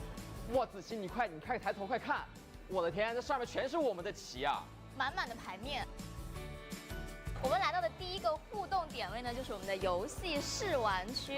在这里呢，和我们的工作人员呢进行游戏互动，或者是在现场下载我们的决胜巅峰，或者是展示你的游戏排名，或者是截图，都可以领取好礼哦。没错，这个我看了，叫素游的国一训练营。是。然后我们可以看到，哎，在对面有我们的赞助商 realme 的展台。哇，真我手机，兄弟们！ 来到扒皮，千万不要错过的是来到我们真我手机的展台。那在真我的展厅旁边，我看到了一个玩游戏的地方。老面老师，超能打，打超久，说的就是我，你好吧？之前说你就是有健身1个月了，来看一下你的健身成果。这个机器呢，老师一会儿记得修一下，一会儿可能要被我打坏，好吧？来，3、2、1，走！415，这是我5%的实力。我听说还有一次机会，还有一次是吧？这次直奔800，好吧？来，家人们，走过路过不要错过，超能打，打超久，走你！怎么还是415啊？那在这里呢，也可以看到很多的非遗文化的宣传，我们的岭南瑰宝广彩。所以我来这儿，我不仅能看决胜巅峰的比赛，我还能体验一下广州的这边的非遗文化，对吧？来到2楼，首先老免映入眼帘的是什么？小蛮腰。广州塔，我们的广州地标性建筑广州塔就在我们的身后，所以大家来观赛就可以免费在这里进行这个打卡，观景点的打卡。而且我看后面还有一些可以玩的东西，这都是些什么呀？我们先去看一下。2、1，走。1、2。是我们看到现在虽然还是离开赛还有很久，5、6个小时的时间，已经有200多位玩家朋友来到现场打卡，那我们俩必须参与一下了。那我就是285了。对，好，那我来286。接下来到的是我们的雷拉打卡点，那么合影留念之后，同样可以点亮我们一枚巅峰印记。没错，还可以和解说子琪一块合照。那我们2个先来试一下，我们俩先试一下吧，帮大家体验一下。好，我们先跟雷拉一块合照了，来喽。那现在来到我们的身后呢，马上就要进入我们本次的主场馆喽。但是在进场之前，同样还有2个互动打卡体验区，一起来感受一下。2个小游戏，对吧？走，扔哪一个都可以吗？哎，那我有个问题，子琪，我刚才玩了那么多项目，我到哪里去兑我的那个盖的奖章啊？所以呢，我们专门为大家设置了我们的礼品兑换点，那么大家呢带着自己收集的印章，就可以在这里根据你收集的印章数来兑换相应的礼品。那么以上呢就是我们外场巡游的全部内容了，玩起来还是很开心的，对吧？这一圈玩下来，积攒了很多的奖章，可以兑换很多奖品，大家一定要来记得参与一下。那么在5月1号到5月4号呢，我们本次的决胜巅峰国际巅峰杯就会在我们身后的主场馆打响了。没错，我们来自海内外的8支战队、4支国内战队以及我们的4支海外战队呢，将齐聚在我们的广州爬梯，共同向冠军发起冲击。巅峰之上，世界共建。那我们就稍后不见不散啦，拜拜。拜拜。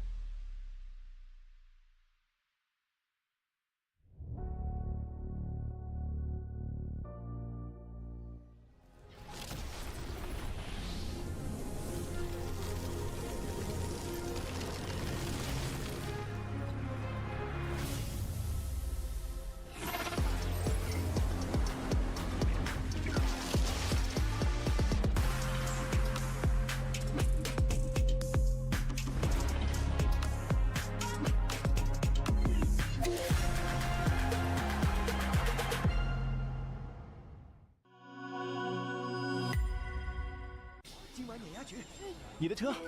就这样了吗？或者说，开局吗？开就开。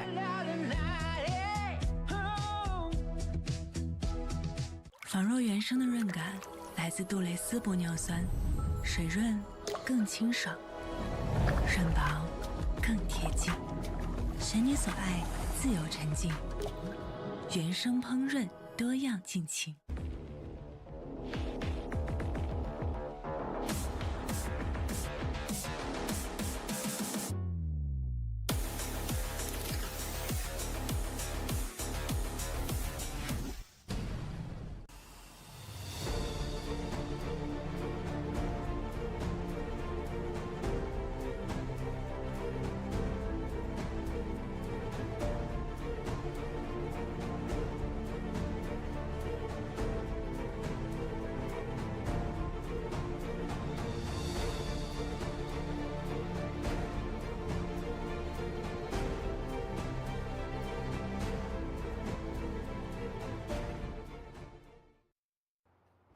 Hello， 大家好，我是子琪。大家好，我是捞面。是的，那我们现在所处的位置呢，就是广州扒皮啤酒文化创意艺术区，大家期待已久的决胜巅峰国际巅峰杯呢，就会在这里举行。相信大家已经迫不及待想要进去体验一下了，那我们就一起出发吧。首先映入眼帘的呢，是大家可以看到观众朋友到达这里之后呢，会先来到我们的集卡点，那么在这里集齐我们的印章之后，可以来兑换礼品哦。哇，子琪，你快抬头快看，我的天，这上面全是我们的旗啊！满满的牌面。我们来到的第一个互动点位呢，就是我们的游戏试玩区。在这里呢，和我们的工作人员呢进行游戏互动，或者是在现场下载我们的决胜巅峰，或者是展示你的游戏排名，或者是截图，都可以领取好礼哦。没错，这个我看了，叫素游的国一训练营。是。然后我们可以看到，在对面有我们的赞助商 realme 的展台。哇，真我手机，兄弟们！来到扒皮，千万不要错过的是来到我们真我手机的展台。那在真我的展厅旁边，我看到了一个玩游戏的地方。老面老师，超能打超久，说的就是我，好吧？你之前说你就是有健身1个月了，来看一下你的健身成果。这个机器呢，老师一会儿记得修一下，一会儿可能要被我打坏，好吧？来，3、2、1，走！415。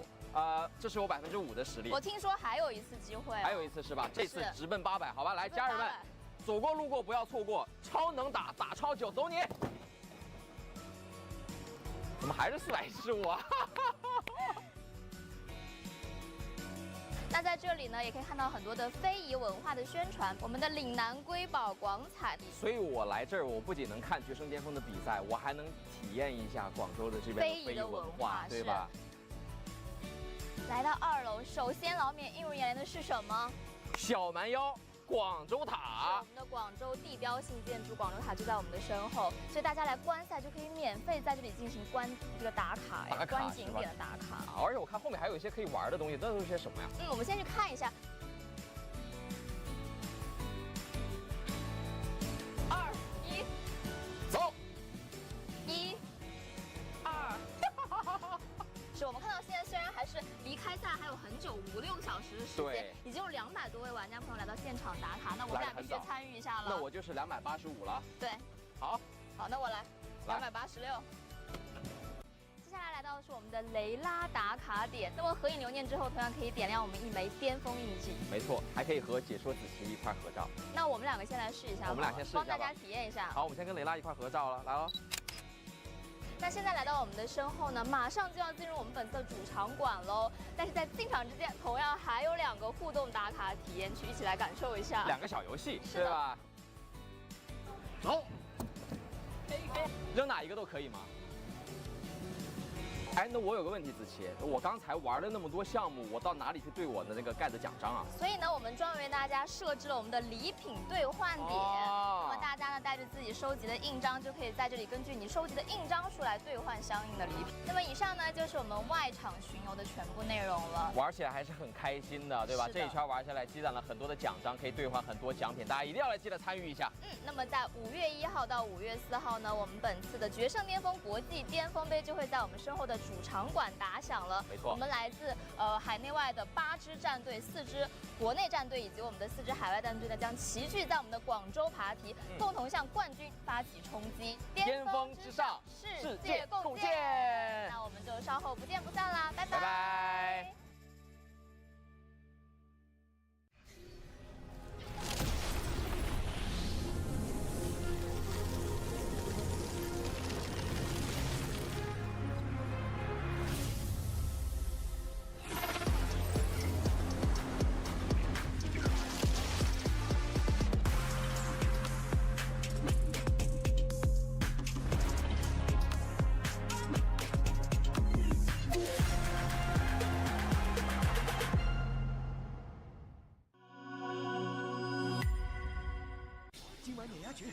你的车就这样了吗？或者说，开局吗？开就开。仿若原生的润感来自杜蕾斯玻尿酸，水润更清爽，润薄更贴近，选你所爱，自由沉浸，原生烹饪多样尽情。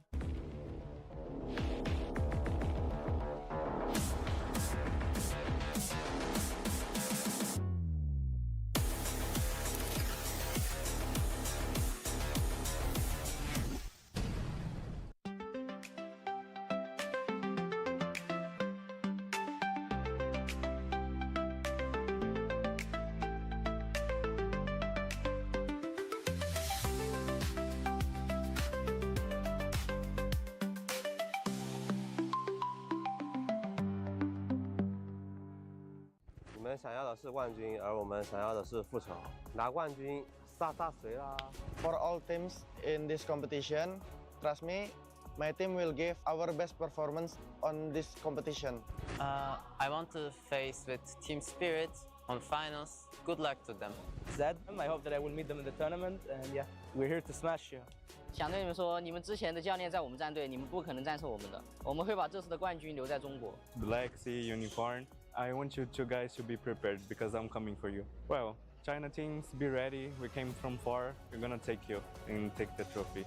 这次我们作为第一次东道主中国赛区以后，将会成为你们最大的对手。对啦，我们可以的。我想对 Team Spirit 说，我知道你们很强，所以我们一定会击败你们的。不要小瞧了我们 RA 所有人的羁绊啊！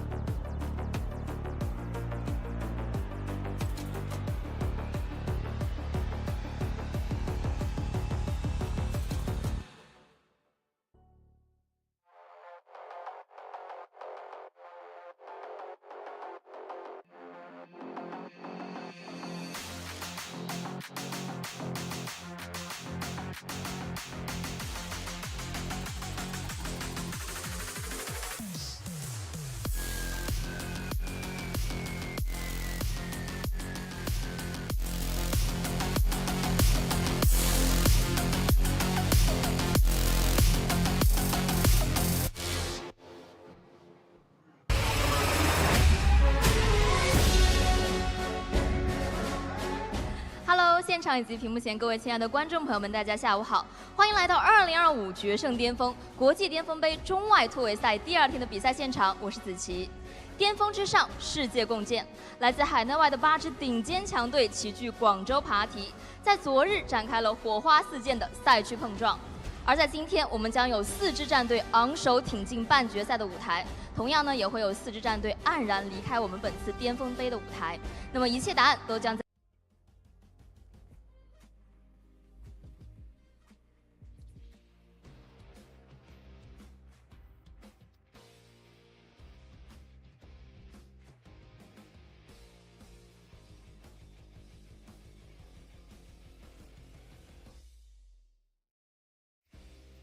It was an exciting day 1, and I know day 2 is going to be even more exciting. Of course, lining up with 8 matches, still filled, action-packed, amazing matches that we've even gone through the schedule here. But of course, we'll review later on again for our viewers to see, and we'll wait for their favorite teams here. But so far, looking at the first match, it's Weibin Game versus Team Spirit, and a lot of the viewers, again and again, the Team Spirit lovers are here, and a lot of them are actually like spamming the chat right now, and they cannot wait to see and wait to to see their team perform today. Exactly. They can't wait to witness what's in store, yes. Of course, that's going to come through by Team Spirit. They're the only team to have taken 2 victories back-to-back in the 2 matches that took place yesterday for each team. So out of all of them, feels like Team Spirit are looking favorites, are looking strong. They're the ones who have adapted immediately from the international teams to kind of take stage in the Super Cup Invitational. Of course, the Chinese teams have to had their play-in stage, and then the top 4 from that play-in made it here, and that's why we're seeing 4 Chinese teams in Group A, and we have 4 international teams in Group B, and they go against each other during this international rumble phase. Day 1 was yesterday. It was a roller coaster ride for everyone starting off. But today is day number 2, and I think the international teams definitely want to show what they have in store. But also at the same time, I think the Chinese teams do not want to let up. They have their own pride. They have their confidence that they've beaten these teams before, so why cannot they do it again? And of course, day 2 will be a crucial part of these teams who want to join later on in the semifinals and even leading up to the grand finals, because all the points count. As Kronos mentioned before, 4 teams from the Chinese region and also 4 teams from the international regions. We have Dianfeng Yaoguai, Radiance, Legends Gaming, Rare Atom, and also Weibin Gaming coming in strong from China. And for our international teams here, there's Team Spirit, Alpha 7 Esports, Aurora Turkey, and also EVAC Academy, all the way from Indonesia, the ECA region, Brazil, Latam region, and even from Turkey. So a lot of players that we've witnessed already since day 1, how they play, how they adapt. Some are still learning, some excelled very, very well today. So I think it would be a matter of time before they are eager to win, to collect more points today, so they can advance later on. Because if I'm not mistaken, correct me though, for only 2 international teams and 2 Chinese teams will advance later for the semifinals. Is that correct, Kronos? Yep. We got 2 international teams and 2 Chinese teams that will go through, and but of course, the 2 Chinese teams will still go head-to-head against each other and in the playoff stage, and the same thing with the international teams. That's all going to be decided today, because today is the last stage of the International Rumble. So after that, it's going to be just 4 teams, 2 Chinese teams and 2 international teams. And the way it's looking right now, we know Team Spirit are looking favorites to be the first one in the international team spot from Group B at least. But for Group A, looking at the way that it played out, every team has a card, a trick up their sleeve, and let's not forget Rare Atom with a dominating performance. Same thing going to DFYG, RLG, and of course YBG as well. These teams are pulling up. Let me tell you that they're pulling up so good that we were surprised that they have had such exponential growth in a short span of time. Just goes to show how well and how dedicated these players are, of course. And even looking at the comment sections yesterday and day number 1, there are a lot of people who started to notice that, wow, the growth, the commitment, the discipline, that how these Chinese were playing, especially with the help of other players from other regions and also coaches, so they can learn better more later on.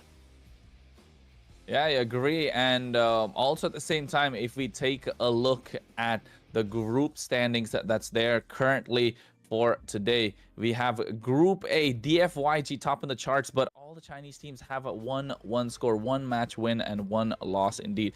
YBG with a 1-1, Rare Atom with a 1-1 again, RLG with a 1-1 once more. While Group B, you can see Team Spirit top in the charts with a 2-0 victory against both the teams that they went against last night. And we have EVOS Academy with a 1-1 score, while Aurora Turkey in the same position. But of course, Alpha 7 Esports yet to open their score so far in the Super Cup Invitational. Right now, you can see this is the road to being the champion. A big chunk of the $137,000 prize pool, with match 17 with the BO5 being between both the Chinese teams, and match 18, the BO5 being between both the international teams, while one will go head-to-head against each other to be the champions of the entire thing.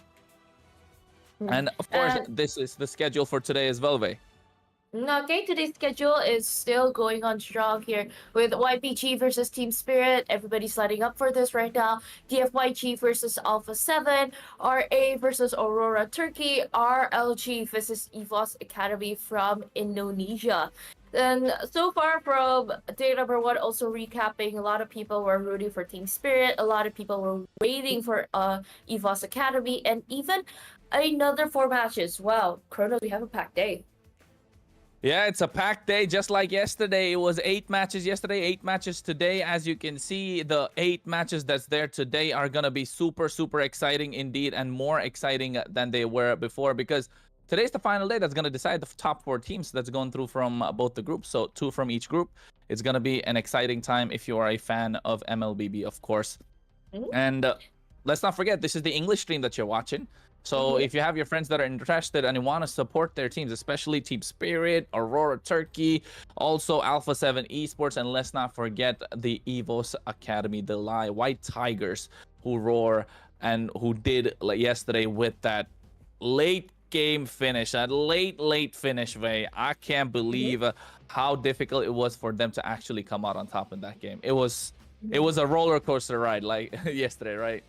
I mean, that shows actually how the veterans have some influence onto the young White Tigers who've just joined in as rookies and on an international stage actually. So to see how they performed, to see how they persevered on like waiting the right moment for them to just come in and sweep in for that momentum, EVOS Academy had that secured very well, because at the first match when they got in, at the first 4 match they started with, EVOS Academy, they kind of fumbled a little bit because they're trying to adapt on the new patch. Well, technically an old patch for them, so still an adaptation they need to do. And even after that, the second match of the day for them, trying out a new hero that they are familiar to play with, and even you gotta wait for as long as like around 20-ish minutes for that game to go by. So it was pretty interesting to see, but there's also an interesting lineup here. Starting for the first match of the day, they are coming in strong. Team Spirit with the same lineup, the same strong lineup from yesterday, and the same strong lineup from M6 World Championships. It's EXP from Kit Bomba, the jungler Tianzi, mid Sunset Lover, Gold Hiko Mania, and also Rome from Sa. Whoa!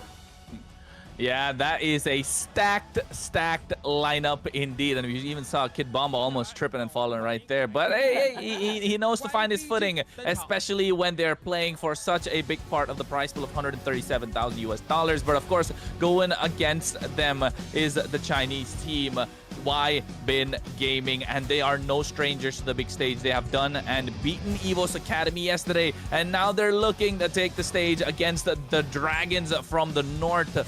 That is Team Spirit. Of course, we got in the EXP lane, Fish God in the jungle, Cananeo, mid laner, Unicorn, goal lane, Belexi, and of course, in the roam position, we also have Lin with their coach Yi Fei and analyst Meng Xing, and of course, they have a sub as well, Leave. So Why Bin Gaming looking to pull up strong against Team Spirit. And looking them both there on stage and also welcoming their coaches here. Wow, there's Coach Yifei and also Euphoria with the fist bump to open the second match of today here in day 2. First one to start. Ooh, I'm quite excited to see how they will play out today, Kronos. Yeah, and I think they should probably stick with the same strategy that they had before, especially for the side of Team Spirit, because they are waiting to pick that last slot for Hiko, right? That's what they've been doing so far, and it's working out. And hopefully they continue with that same strategy, because you want to give Hiko a better laning phase compared to everyone else in their team. It's worked out and it's worked wonders so far, and I don't see why it cannot work wonders again today. So, and also that Esmeralda that they like to slot in the EXP in the second phase of the draft, and at the same time looking to give a good high ground mage in the hands of Sunset Lover like the Farsa. So it seems like Team Spirit definitely have their plan in store. They're the ones who figured out the meta the quickest for this tournament out of the other international teams. And now going against YBG, who have beaten Evo's Academy yesterday, and they like to play the high-lows. We've seen that. They also like to play the assassins, while Unicorn likes to dominate the mid lane. And YBG, though, they like to play for that EXP lane advantage. They want Fish God to be unlocked as early as possible, as we've seen yesterday. So it's intriguing, and it's nice to see that Team Spirit like to play for a laning advantage towards the side of Hiko, while YBG do the exact opposite. So will Fish God be able to get that advantage early on against Kid Bomba in the laning phase? It's exciting times, Vay. It's exciting times. Yeah, and I mean, looking at how they try to adapt from day number 1, they've excelled that quite well from their first match and even leading up to the second one. And even all of that Team Spirit, they are really just a beast and the dragon from the north, as you said. And the way they try to perform and everything, as long as they have their good heroes, they have like high mechanical gold lanes for Hiko to shine and use on later on, I am pretty sure that Team Spirit would be fine. And even a player feature right now here coming in live to you guys, it's One Shot, their jungler. Yeah, he got a lot of fans. One Shot. We saw the interview yesterday. A lot of girls. He's popular among them, of course. A handsome man right there. And ladies and gentlemen, it is going to be him who's looking to go for that pick-off, right? He likes to play that pick-off assassins. He also likes to play the alpha in the jungle as well. But at the same time, the highlight of yesterday, Hiko Mania, the way he played, he got his hands on the Beatrix. He got his hands on the Bruno. And oh my goodness, those standing burst damage heroes, you have a lot of power in your basic attacks. He wants to get that prowess again early on, but it all goes to show that even after winning one game yesterday, the interview that Kid Bomba had, what did he say? Like, hey, we're not celebrating just yet. We're focused on the next one. It's one game at a time. They have their eye on the prize. And who better to lead the charge than the man on the screen right now, Savo, with the shot calls for what goes on. And of course, panning around the map, giving the space for One Shot as well as Sunset Lover to dish out the damage that they need. Other than that, from our Chinese team here today, they are also like talking about where do you start, what would be good. Because remember, guys, this later in the drafting phase, you only have a total 6 banned heroes for each game. It's not the usual global server or any other international events that you've seen with a 5-man ban from each side of the team. So it would be more crucial, but at the same time, they would open more possibilities of these players to just play their comfort heroes, even though there are some limited heroes since you're playing in the China server.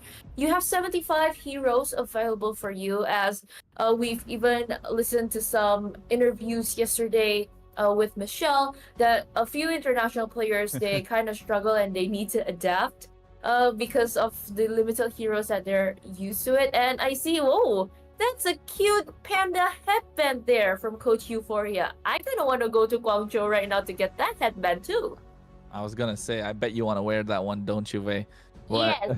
Yes. Yes. What? Well, speaking of wearing things, right? Speaking of clothing and all that, you can see that Team Spirit rock the dragon in their logo, and they have a saying, there is no beast stronger than the dragon. And with their M6 performance, they're coming off of a high. They're the top 4 team in the M6 world stage, and right now they are even having a good time here in Guangzhou for the MLBB Super Cup Invitational. And of course, Kid Bomba, the man with the plan, got the strategies. You can take a look. I'm trying to peek into their paper as well to see what they, you know, maybe we can get some predictions out in our draft, but they do have a plan. They come in very well prepared, and now all their hard work should come to fruition, because, ladies and gentlemen, we're going straight into the drafting phase. As you can take a look on our screen, on the blue side we have YBG, Wyben Gaming. On the red we have the Dragons from the North, Team Spirit. Coming in strong, of course, with a lot of decision making and also a lot of reviews on what happened yesterday. I'm pretty sure both sides of these teams, they already got their points, but they aren't satisfied if you just get 1 point from yesterday. So a lot of considerations and also a lot more information popping up. A respect for Team Spirit's Farsha here being used yesterday. Even right now, Team Spirit, I think if you still want to ban out a mage, Wu Zetian would be good here. Or you want to respect the Fanny as a jungler, or probably a Suyo and a Hayabusa still can work in this current patch and in this server they're using right now. Yeah, and for those of you who are wondering what is Vey talking about, yes, you heard it right. It's called Wu Zetian. It is the hero that's available in the Chinese server. And of course, we are talking about this competition. This is the MLBB Super Cup Invitational happening in Guangzhou, China. And they are playing in the China server indeed. As you can take a look, the first ban coming through from Team Spirit is Wu Zetian. And that is a hero that is exclusively accessible only to the Chinese server. And speaking of the Chinese server, they have about 75 heroes unlocked. And that is the only amount of hero pool that they can use from. And at the same time, a couple of heroes went through a makeover. Like you can take a look on your screen, the Farsa went to the beauty parlor and got a nice hair dye done, got that money piece right in the front. But of course, the Farsa and the Granger being taken off by YBG, the Wu Zetian taken away by Team Spirit. They do not want to leave that open whatsoever. They don't know how the damage is. They don't want to go against it. They don't want to pick it up themselves. They don't want to leave any stone unturned. And right now, taking out the Fanny, also showing respect to, of course, Canoneo in the jungle, knowing that they are good with these assassins, especially the Fanny. And now, yes, you're looking at a 6-phase ban. Also, it's 2 in the first phase, 1 in the second. That's the nature of this competition, folks. And of course, right now, with the first pick, I'm assuming it's got to be that Suyo, right?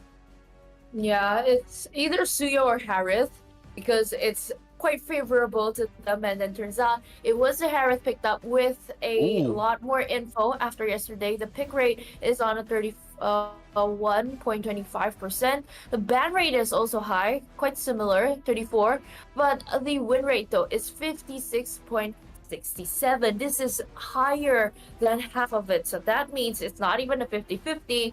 It's sometimes a guarantee win for these players or these teams that pick the Harith up. And so far, since they worked for it and they left it quite openly, locking in the Esmeralda and also the Hayabusa right now, that's a strong suit for Team Spirit. I mean, look at all the shields that you're going to take away from the Harith. Look at a fast and easy rotation start from the Hayabusa on the side of Team Spirit. And even after this, a Badong is picked up by YBG. I was thinking about probably the Cho if you want, but turns out the Badong can be used as well and utilized well and you want to take up range. Since you don't have the Farsha, you don't have Wu Zetian, we're picking up the Sicilian. Last pick though for Team Spirit, they can kind of show up either for another body, taking up the mage, or getting their goat laner first. But since dragging a little bit of history on what happened in day number 1, they would probably want to hide Hiko's hero for now. Since you don't get the Badang, we take the revamp makeover Cho here, special from the Chinese server. Yeah, I like the picks, right? I like the style of Team Spirit's drafting. You can see that YBG went for the first pick, Harith, instantly a double counter on the board with the Esmeralda, as we mentioned, with that Frostmoon shield stealing away all of that coming through from the Harith, and at the same time the Hayabusa is just a natural counter to the Harith with using the Ogi Shadow Kill. And now they go in for the Badang and Sicilian, like you mentioned. They have the high ground without the Farsh and Wu Zetian being present, so that means, of course, Unicorn's gonna have a slightly better time in the lane, and especially in the late game phase as well for YBG. But having this Esmeralda in your face the entire time is going to be a problem. And also the Cho being picked up just goes to show they are looking for pickoffs right off the bat. And now banning out the Suyo, making sure that there's no more other jungler present. You want to give one shot a better time. And of course, the same thing with the Beatrix being taken off. But that leaves the Bruno open, and they slot that in quite early. Not something that we're used to seeing from Team Spirit. This time they leave the mid laner until the end, realizing they need something, some form of a late game damage hero. And right now, I can't really pinpoint on many. We did see Rosa pull up with a Nana yesterday. I don't think Sunset Lover wants to go down that route. But of course, the Mart is being left open. YBG hovering over it, with also the Yu Zhong might being able to be picked up. They really need the bodies of those chunky heroes that you think, because you can't really pull off a Benedetta with this lineup. So you pick up Yu Zhong, you pick up the Martis, since a lot of the heroes from kind of Neo's side was banned out, and even the Hayabusa was just picked up. And at the end, Shokyo Mokyo coming in your way, Kagura with the lovely umbrella. It's been a while. It's really been a while to see Kagura here being popped up, and wow, I'm quite interested to see how they're going to try to maneuver around the map using the Kagura, probably coming in with that Chogyo Mogyo combination here and there, because I mean, I'm from Indonesia, right, Kronos? The only thing in my mind, if you pop up a Kagura, it's a lemon. So yeah, of course, he stepped down from the pro player scene, and he's just focusing on his streaming. I really know, since that's a strong suit hero, it's not easy to play. You gotta have fast hands, even though that's a mage. And seeing this hero being picked up by Team Spirit, I kind of have high hopes for them to actually execute and play this hero quite well later on. Yeah, and Kagura, like you mentioned, yes, it's a mage, but you gotta play her like an assassin. She is the one with the burst combo. She's looking to burst down the back line, and it's a high mechanic, high IQ hero, and who better than Sunset Lover to play it for this one? Of course, you're looking at the lineup coming through from both these teams. YBG versus Team Spirit. On the blue side, YBG. On the red, we have Team Spirit, and the stage is set for them, ladies and gentlemen. Team Spirit want to go for a lot of pickoffs off the back of a burst damage hero in the form of this Bruno in the hands of Hiko as well. But at the same time, we got YBG, who are looking for team fights, who are looking to decimate the side of Team Spirit and make their way into the top stages of this tournament. Of course, right now, we are in the Land of Dawn for match number 1. It is going to be an exciting one indeed, as I am Kronos, joining me, Vey, for this action that is coming right now. And I love the vibe there. I love the vibe in the arena. Lots of fans there, and it's not just those international fans, but actually, in their own hometown in Guangzhou, a lot of Chinese fans showed up, and I've seen them even bringing props of wanting Team Spirit to win, and even a picture of One Shot. Actually, a smidge of that image was there.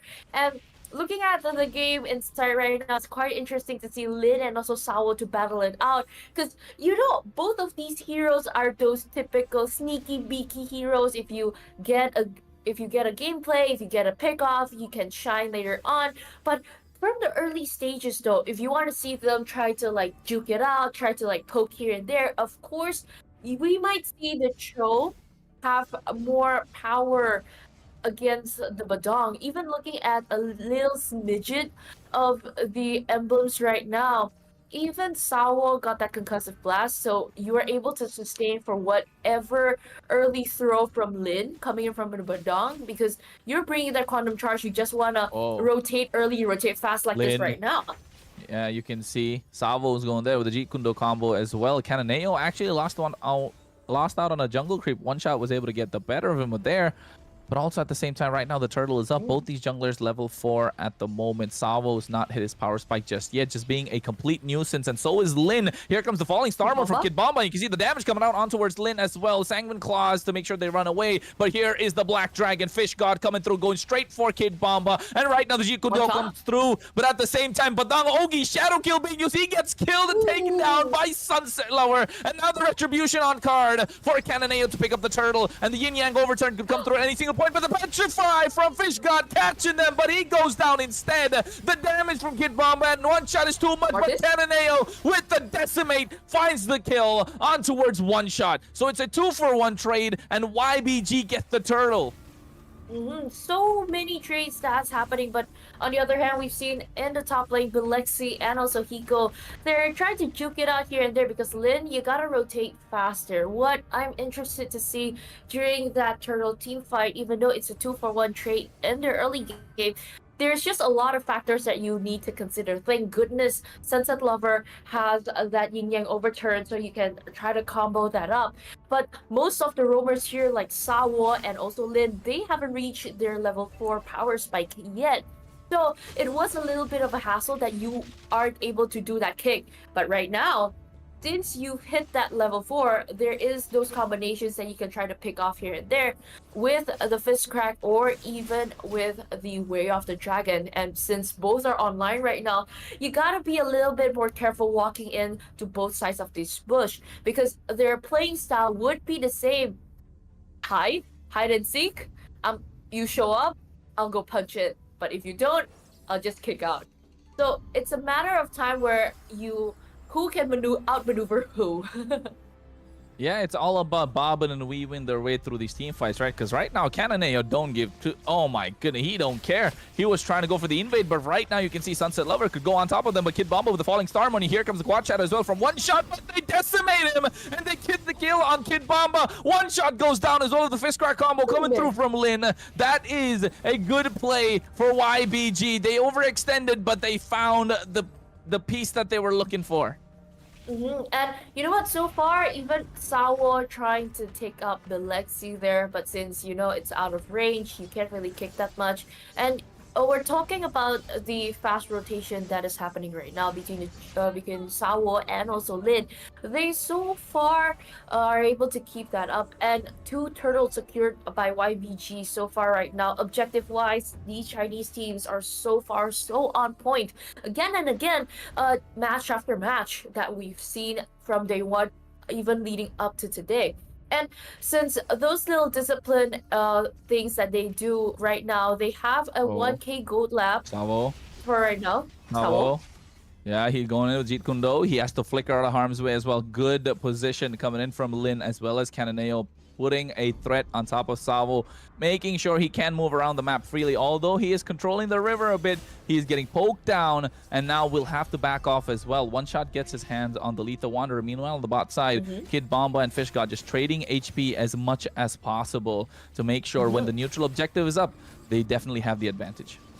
Yeah, other than that, map presence, they need to show up and looking at the early items here. Conceal play. One shot. Coming through. Retribution, but the Yin Yang Overturn from Sunset Lover catches no one just yet, but Lin goes down, and now they find Cananeo as well. Yes, fool me once, shame on you, but fool me twice, shame on me. And Team Spirit did not let that happen 2 times in a row, and that's how they picked off Lin as well as Cananeo right there. And what happens if someone fool you 3 times? I don't know. That it's got to be shame on them again, like, because that's how the saying goes. Imagine that you can be juked around twice right Vey, the only person that I can think of getting juked 3 times is you. But here, look at that. They go on towards Fishgod with the Way of the Dragon. And right now, the Ogi Shadow Kill expended as well, just to take him down, to give slight bit of advantage to Kid Bomba. As you can see, Fishgod was doing a lot. But here, Sunset Lover, after the Yin Yang overturn, Flicker comes out as well. Unicorn right now with the Bat's Feast trying to run away. And Sawo was there just to make sure Sunset Lover has a better time. And right now, Team Spirit advantage in the Turtle Pit. The battle of the roamers, I might say, for this match. Either Sawo or Lin, you get a moment, you come in hard, because Kid Bomba is also coming in hard. Yeah, Falling Star Moon, but at the same time, One Shot picks up the turtle, and you can see that he is trying to zone them out entirely. And at the same time, Hiko now moving with the rest of Team Spirit as a unit. One Shot gets on top of Belexi, misses the Quad Shadow though, so not able to do quite a lot. But Sawo, he's trying to go in and out. Jeet Kunda already expended, so he cannot engage on towards Cananeo so far. And so far right now, the only thing that Team Spirit needs to find an opening to just take down Belexi, try to suppress him so that Hiko has a bigger advantage later on. Because you know what? You're marching into the 7th minute. A Harrods should be strong enough if you're popping up the Zaman forces and also the Synchro Visions coming into those big team fights. You will have another damage dealer contributor later in the fight. And so far, this is working out quite well for them. A little bit of suppressed in the EXP lane, but you know what? Dude's a dragon. Going up against a dragon, and since no one is kicking that dragon, he can just run and fly away. Bro is just flying around in the Land of Dawn, of course, but it was good that he used it preemptively. That's not a Whoa. Wait. Wait, Something Kid Bomba is about to happen. I feel like they're trying to sniff it out, but you can see YBG standing strong together at the same time. And since a lot of those distractions are working in, you see Cananeo and also One Shot with that game sense. I'm sensing a ninja here hiding. I don't think that I can go full blonde force getting that orange buff, but hey, since you scared that ninja off, you get more space, you are more aware. I might say this would be a tight game for both sides of these teams, because you know what? You gotta find someone to pick off, you gotta find someone to open that vision, and if that Malefic Roar isn't secured yet, you don't really have that range compared to the Sicilian, or even somebody who tried to jump into the backline to secure one of the kills. But Sao is just looking out and very active, finding out information for the team. And even Kid Bomba is just scouring down in the bottom side of the map, because you know what, you need that presence, you need that information coming in. The Lord has popped up right now. The cosplay Lord from the international server is quite different here. Okay, dude's cosplaying, but since then, down at the bottom lane, they are just still busy cleaning up the wolves. Yeah, but you can see Sao right now being a threat, gets caught out right now in no man's land, forced to flicker out as well, and he gets put into the wall, but at the same time, Decimate comes through, and now Team Spirit were playing with fire, and YBG clap back, but at the same time, Unicorn forced to flicker out, but here comes the Black Dragon, going through. Zaman Force drop down as well to zone them out. Fishgod still has to petrify, could go for a play, no Furious not just yet, but Lin trying to zone them out. Kid Bomba doing his best to make sure he garners their attention, and now they're going through the fist break combo, the knockup from the Lord buys enough time. Sunset has the Yin Yang overturn, not just yet, but the Ogi Shadow Kill expended, and now they pick up Lin with the Zaman Force drop down. Belexi going ham at the Lord, and they find Kid Bomba, and now they're looking for the comeback, but Team Spirit have their jungler alive, have the position in the Lord pit, and they pick up the Lord again. Kid Bomba was the MVP in that gameplay. We're trying to look at it a little bit of this replay. Like, you're diving in, you're tanking basically 5 people's damage there right now, and even with the Falling Star move, still sustaining through all of that, since you have your Scarf, since you have your passive, since you can gain all of that shield, and even he tries very hard to just like take everybody's attention. Okay, focus on me, just focus on me, so my team can focus on the Lord, which Team Spirit was able to do. And even Sao is just basically a menace here. Dude ain't just opening bushes, he's basically the intel right now. And since everything is marching and even the minions are timing in perfectly, YBG, they gotta put up their defenses right now. They gotta put up the defenses indeed. The lanes are synced, but at the same time, you can see one shot going into the quad shadow. Ogi shadow kill is there as well, but they group up together. YBG splitting the damage apart, making sure one shot doesn't get that one shot kill on towards their squishy targets. But right now, the Lord is there, and they're going ham at it at the same time. Tier 2 in the mid lane should be taken down quite easily. The Lord is down. Once again, they have the Holy Shield present in the mid lane, so it should be easily defended. But the top and the bot side waves are still pushing in. Team Spirit are looking to take down at least one inhibitor. And right now, looks like a good disciplined defense coming out from YBG, as well as a good disciplined push from Team Spirit. But here's the concealed play. Ooh. Ooh, sadly, it wasn't fully committed from this side, but I gotta hand it to Team Spirit. The way they manage their minions to just come in until up to 2 waves, and even they got to break the Holy Shields, all 3 of them, I think so. And since those passive aren't there anymore, there aren't any pushback effects, there aren't any extra burst damage here, but Sao is looking for trouble. Yeah, Sawo's been looking for trouble the entire game, right? He's been in their faces telling them like, hey, come on, kill me, I'm here. That's what Sawo's been doing the entire time. The one shot finds the quad shadow on towards Fish God, goes for the Yogi shadow kill as well. But now in the back line, when he goes through, Cananeo is right present, but Kid Bomba provides the backup for his safety, and now Cananeo is taking out half HP. Hiko doesn't have the range just yet. No damage present just yet, but you can see the head-to-head Sunset Lover versus Unicorn from YBG. It has been an all-out battle between the 2 mid laners. And since then, you can see even from the KDA, the Kagura has accumulated more kills as we're talking about overall, but Kid Bomba jumping in. Sunset gets the yin-yang overturn with the flicker out as well, but at the same time, you can see Lin goes in for the combo, and the Zaman Force drop down, but they get the kill on towards them, and one shot finds 2, they find the third, another one, 4 down, Unicorn's the only one left standing, YBG, oh my goodness, what have you done? But look at Hiko, he is in the base of the opposition, does not care if they're minions or not, they want to go for the crystal as soon as possible, they got their eye on the prize, and right now with 1 cannon minion present, but the clear coming through from Unicorn is there as well, and at the same time, Unicorn, he finds the kill on towards Samo, but right now you can see the base crystal is still the target. He finds 2. He was able to defend a 5v1 situation. Unicorn from YBG pulls up.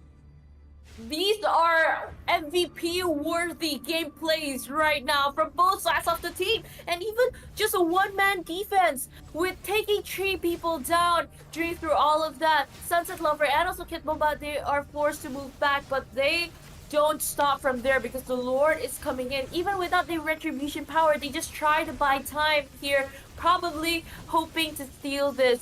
Even by a falling star moon should be okay, but for YBG, since they have that 5-man advantage, they can just get the Lord so freely. But right now, I don't think that the tides are turned yet, because YBG, you gotta sort those minion waves out first. You gotta try to find and take down Team Spirit again and again, because if you expand more in that area of the map, you have to wait and play more patiently, because so far right now, overall the map, it is Team Spirit's playground right now.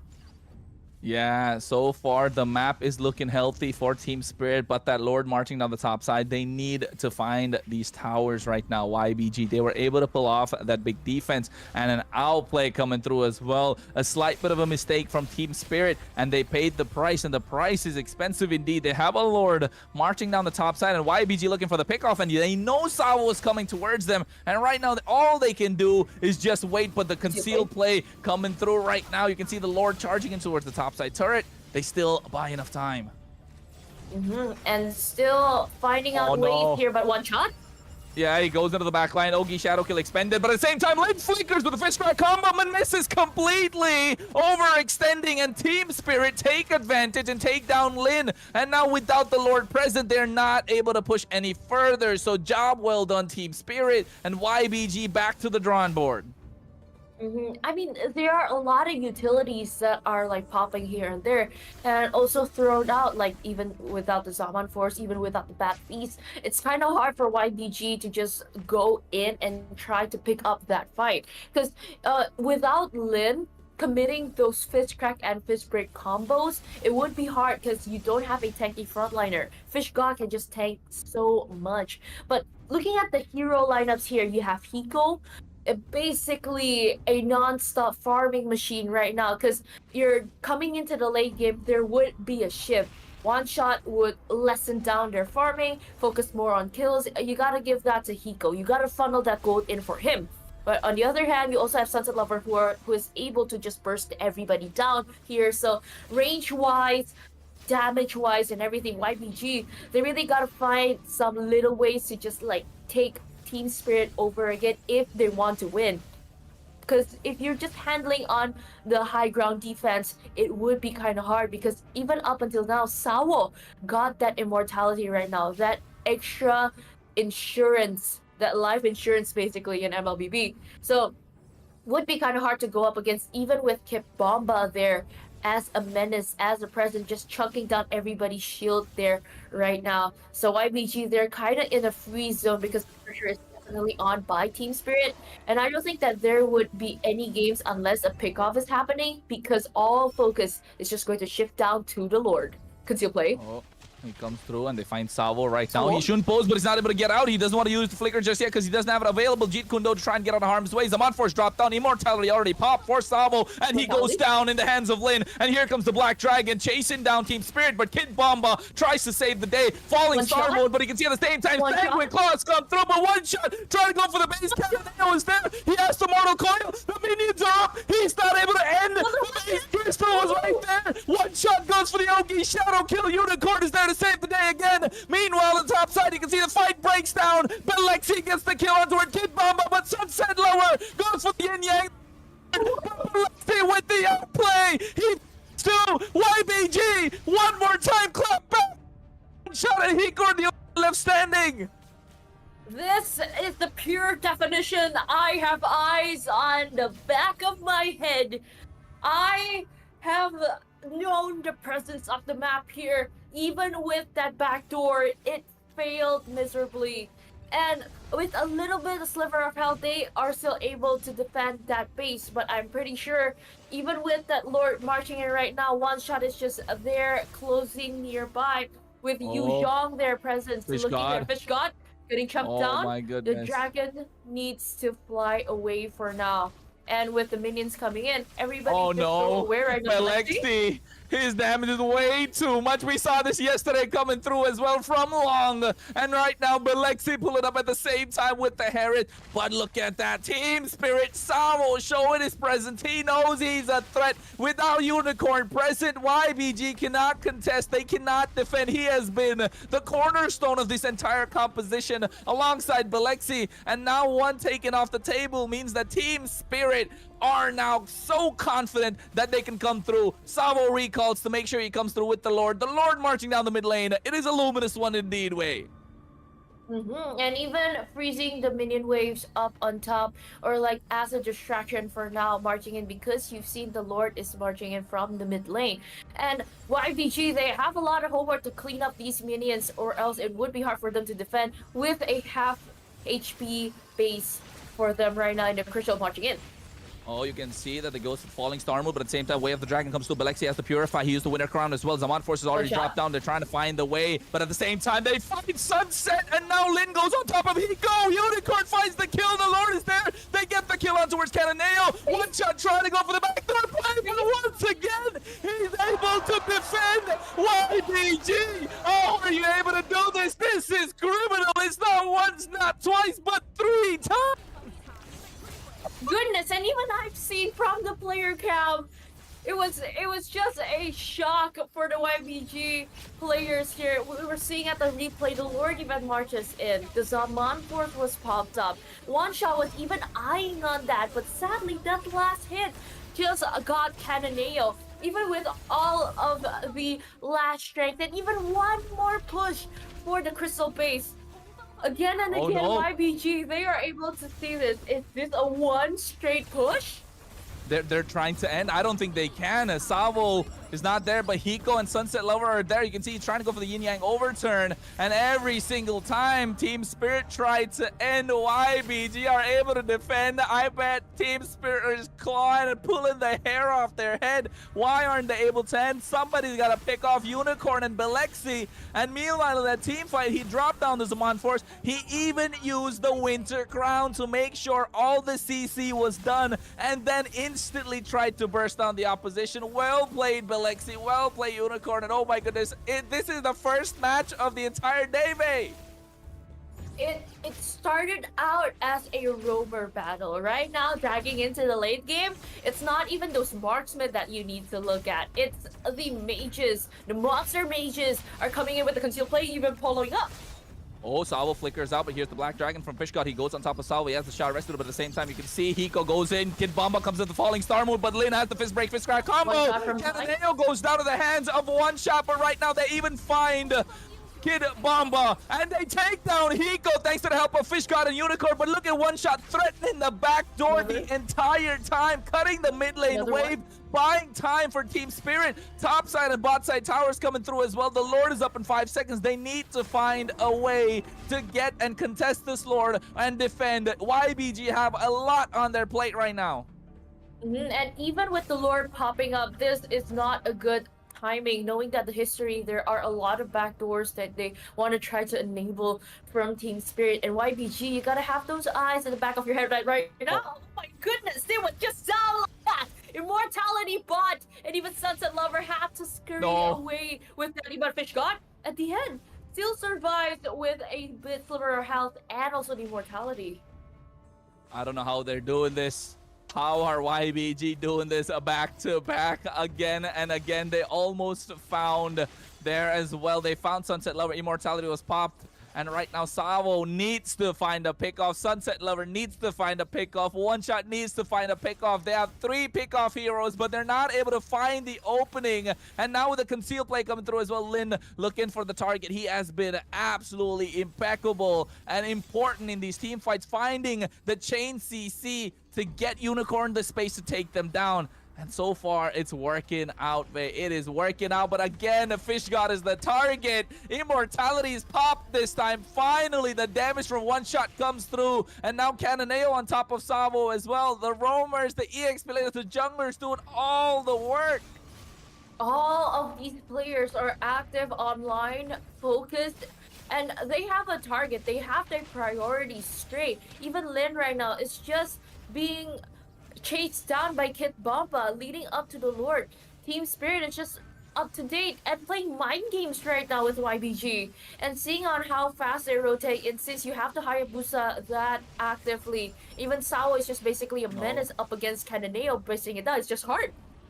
Yeah, the Black Dragon from Fish Squad comes through early. Belexi right now has the Ogi. Oh my goodness, Ogi Shadow Kill was expended, but Belexi survives. Uses the Demand Force as well, but you can see Sunset taking down half HP. Unicorn's damage is online right now. We're talking about a 25-minute game. Sicilian, he definitely is going to hurt whoever it is. Radiant Armor, Athena Shield or not, he is going to be dishing out the damage, and it's going to be raw damage coming through from that Bat Impact. But now the Lord is up, and both these teams are finding a way to contest. Okay, I'm actually quite sure those stacks are just stacked up right now, but even though so, there aren't no limits for now. Yeah, sky's the limit for both sides of these teams, and this is just the opening match. So guys who are watching now here on the English stream, keep on watching because this day is going to be amazing. Lord is starting right now by Team Spirit by Cananeo. He's just trying to enter in. Yeah, Lin as well goes through Worldy, already being expended, but you can see the Umbrella is there. But right now, Black Dragon from Fish God to zone away Kid Bomba preemptively. Quad Shadow comes through as well. Hiko already bought the Athena Shield, but right now the top lane being pressured. But at the same time, you can see Lin going through with the fist break combo. Yin Yang overturn comes in, and Lin has to flicker out, but you can see the Winter Crown coming through from Unicorn to make sure he survives. One shot, Immortality's pop. Team Spirit want to go for the play. They find Ashura's Wrath, but the big kill on top of Unicorn is already down. Kid Bomba finds the opening, and now the rest of Team Spirit want to break loose. They find 3 kills. They're looking for the 4th. And now only Belexi with Cananeo left standing. They pop his immortality. They take down Belexi. Cananeo with the Mortal Coil. I don't think he can defend because Hiko is free hitting and he finds the base crystal. Game number 1. Team Spirit. Team Spirit being the main dragon in the north, finally rising up and flying higher than that Yu Zhang in that game. But so far, here to see Team Spirit, they've secured the first W of day number 2 in this Super Cup Invitational for the International Rumble. And right now, a victory for them. And then it was a very, very hard game, I might say, for them to fight on right now. Those respectful fist bumps here. And then even walking up to the stage, looking at that pride, looking at those in-arena fans and even our fans from the online stream. A victory bow indeed. And I'm pretty sure right now, I can't open the comment section yet, but I'm pretty sure people are screaming for their wins. Hey, they're screaming, you're screaming, I'm screaming, we're all screaming for Team Spirit. As they say, there is no beast stronger than the dragon, and Team Spirit pulled up and showed why they are the dragons from the north indeed. And in that game, YBG were holding on to dear life, scratching and clawing their way back up. But Team Spirit just had that experience. They had the composure. They were calm, and they were able to take advantage. And oh my goodness, all it took was one slight opening, right? That's where experience comes into play. And I think YBG, they looked disheartened on the stage, but let me tell you, they definitely shouldn't be, because they did an absolutely brilliant job, terrific in fact, to let this game go on for such a long time. And Team Spirit had to put everything that they had to get at one victory in this best of 1. I can only imagine what a best of 5 or a best of 7 would look like. Wow,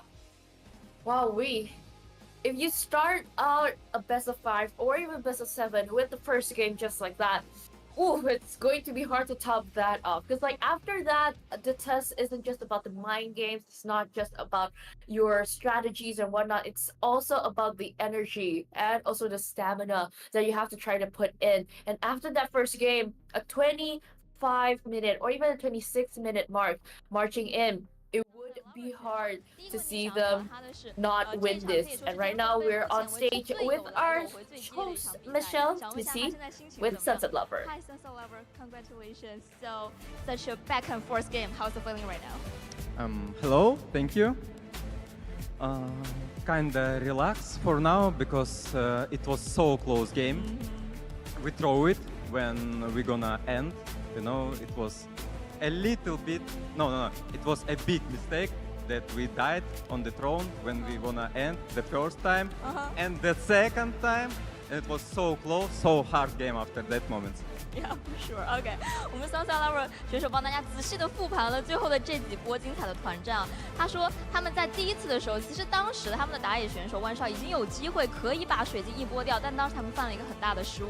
然后第二次呢，他们又有机会去把水晶一波掉的时候呢，又犯了一个很大的失误。最后他们很艰难的取得了这场比赛的胜利。所以他认为这场比赛对他来讲非常的难以描述。他认为可能说没有想到会是这么煎熬的一场对局啊。下一个问题想要问到的是，为什么会选择神乐？因为我们很少在赛场上看到这个英雄。So Sunset Lover, why Kagura?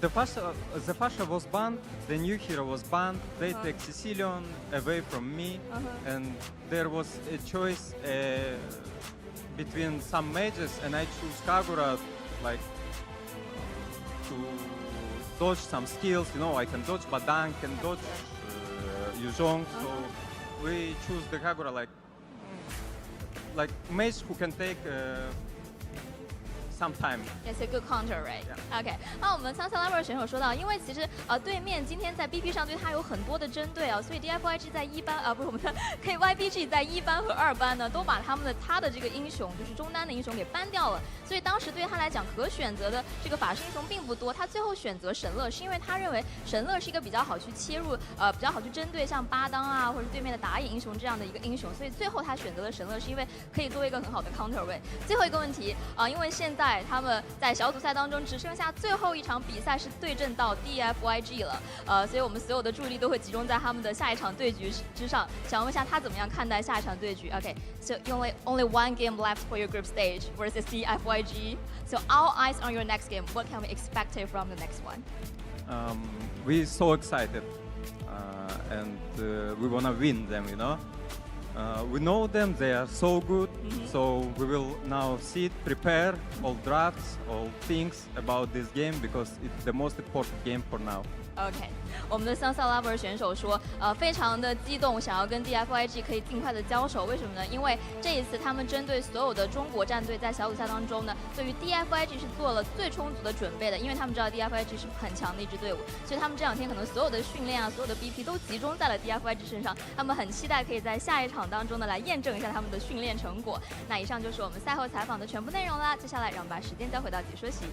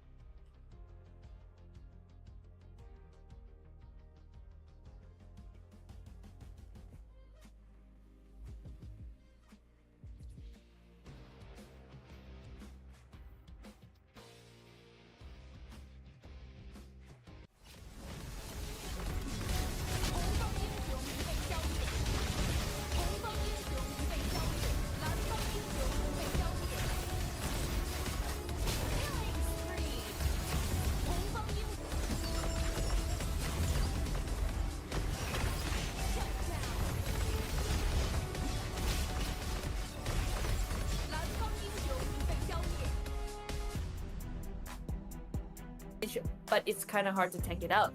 So we're talking about the overall things. Sunset Lover and also Unicorn, both of them are the highest damage dealt players here in the game. I wouldn't be surprised about it. We've talked about it also before.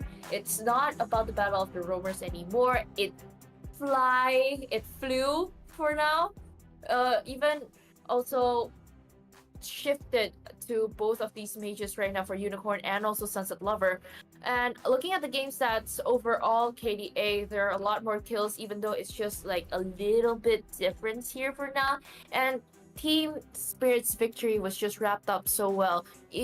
Thank goodness that he already got that Malefic gun, so that you can actually access more area other than the Harith here alone. But even with those penetrations and also a defensive item bought up with even with Holy Crystal and also the Divine Glaive, it just wasn't enough to penetrate everybody in that position. And with the MVP right now, it is Sunset Lover, a worthy one indeed, a new pop-up hero too that he can utilize quite well. 529 for the KDA and a 70% teamfight participation. He is just present right there. With the lethal ignition, with the rupture, with the shoes, he can just go in and out and burst everybody down so easily on that Kagura. Yeah, we didn't expect a Kagura coming through from Sunset Lover, but he made it work, right? An assassin kind of mage that Yin Yang overturned, finding the opportunity, baiting out the skills as well, doing what a Kagura does best. And they came out on top. It was such a back and forth game. And in the 13th minute, the Unicorn's defense was impeccable. Then 17 minutes, 30 seconds, a backdoor coming through from one shot was there as well. It didn't go as planned. And then again in the 19th minute, one more time, Team Spirit tried to go for the back door, but YBG were able to defend. And finally, the 25th minute was when they found the victory after a back and forth tussle, a big tug of war, and a slight bit of a mistake coming through from YBG. Thanks to the experience from Team Spirit to force them into such a position, and then they just capitalized. So if you ask me, macro-wise, YBG were great. Micro-wise, YBG were great. And just coming down to the experience, the veteran experience that coming through from Team Spirit showed. And oh my goodness, I cannot believe what will happen once these Chinese teams get their hands on that experience. And time after time, they're catching up. And Oh, did they pull up or did they pull up? It was such an exciting match. They almost made me rip my throat out in match number 1 out of the 8 that we have in store. Yeah, because I don't know, the way they pulled up, the way they just measured and also matched Team Spirit's energy was just so immense at that point. And it was just surely respect. There's no bad games or no bad moves whatsoever in the first match. And as an opening match, that is quite hot. I mean, like, me and Kronos, we talked about it behind the scenes, well, behind the cast here. Like, what would be interesting to see for the matches that are lined up today. We kind of picked a few here. So, if the first match is as hot as this, I can't imagine later in the day those peak moment matches that we picked out behind this look like later on. I just can't imagine that for now. And the best thing being, we didn't even think match number 1 was going to be so exciting. Yeah. We did not assume match number 1 was going to be so exciting, but oh my goodness. To start off the day with such a great match, we definitely have a jam-packed, a long day of a big MLBB coming your way. Because I'll be honest, if I was watching that first game, I'll definitely sit around to watch the rest. Because, of course, you're watching the MLBB Super Cup Invitational, and you are on the English feed, the only English feed that's available right now. So make sure you share the stream and call your friends and tell them, hey, this is exciting. That's happening at the moment. You got to watch these Chinese teams duke it out with some of our favorites, of course, being Team Spirit, Aurora from Turkey, and you got Alpha 7 Esports, as well as EVOS Academy, the White Tigers from Indonesia. And now for the next match, we have DFYG versus Alpha 7 Esports. Alpha 7 Esports hailing in from the Latam region. They are yet to open their account in the Super Cup Invitational, but DFYG are looking strong. If I'm not wrong, they came out second out of the 4 teams in their China play-ins, and right now this is the current group standings after that first match.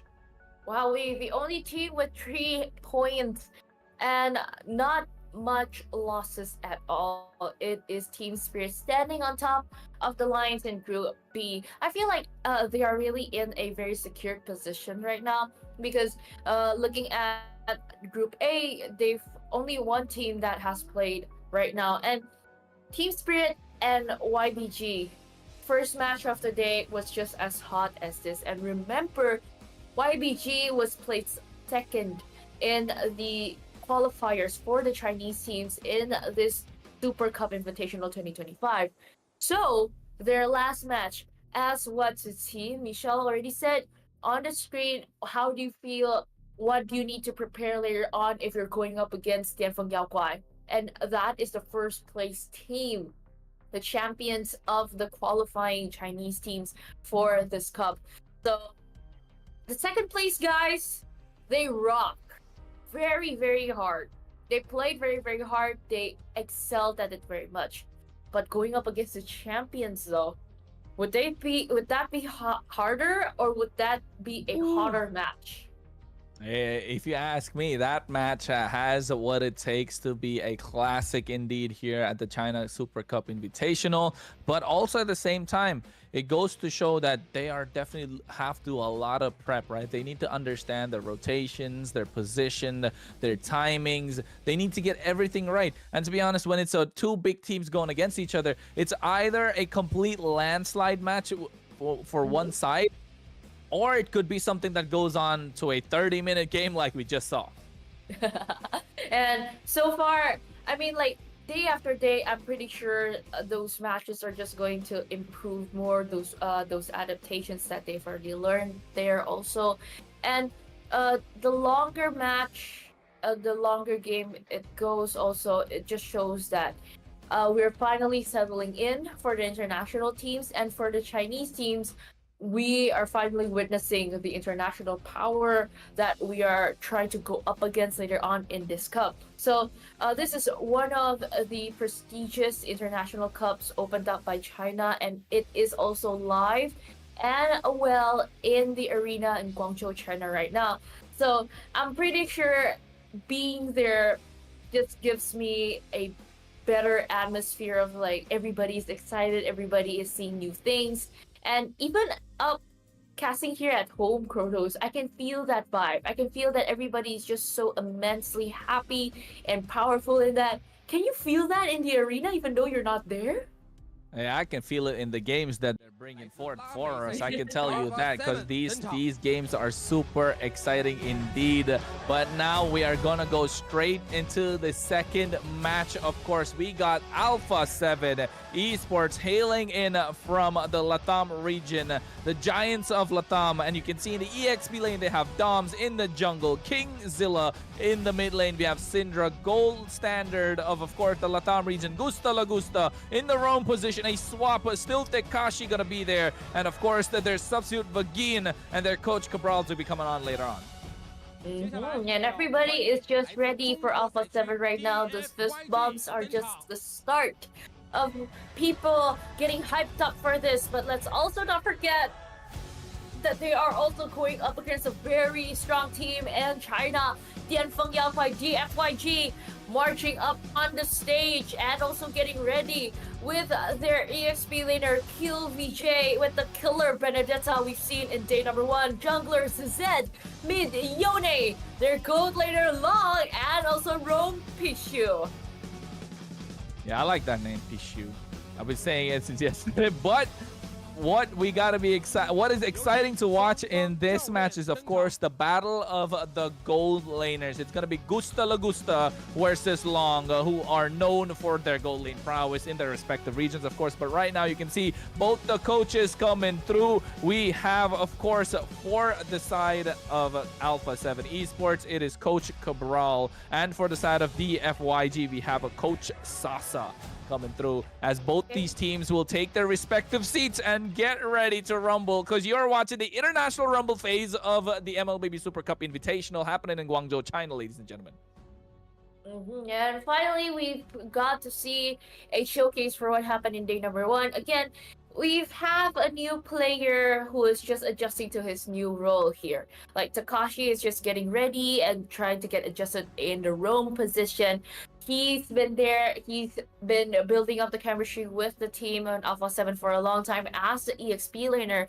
So for right now, it's also a learning experience for him. But on the other side, we have DFYG. They are a strong team, the champions of the qualifiers in China. So they are also getting ready for right now. And looking at the drafts, I don't think that there will be a very far-fetched idea of like playing the Harith, playing the Badong.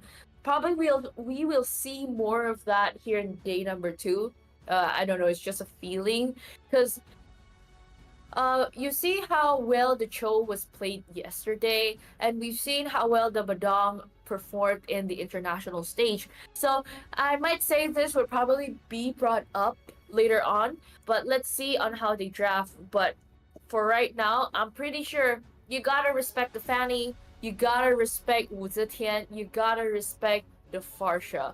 Leading up from day number 1, they've definitely learned to respect more signature heroes of each side of the players. So probably that would be a good consideration to count on, because again, you only have 3 bans from each side.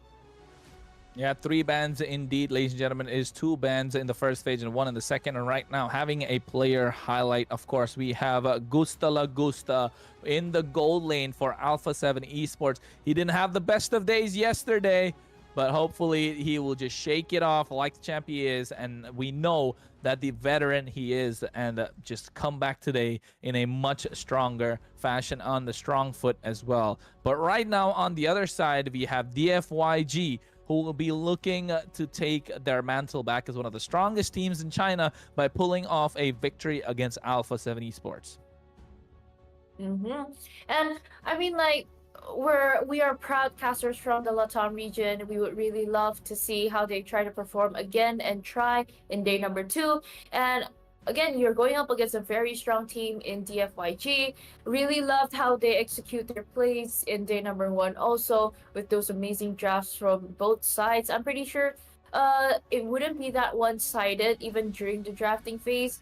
But right now they're just discussing, they're just getting ready for now. So I'm pretty excited to see what heroes they would try to pop up. Again, I know it's a very strong hero, Wu Zetian. I really like to see it in action again. And I would really love to see, if ever you have the chance to pick it up, Syndra plays that hero. I mean, like, he's good. He's like very good on the Farsha. It is his signature hero.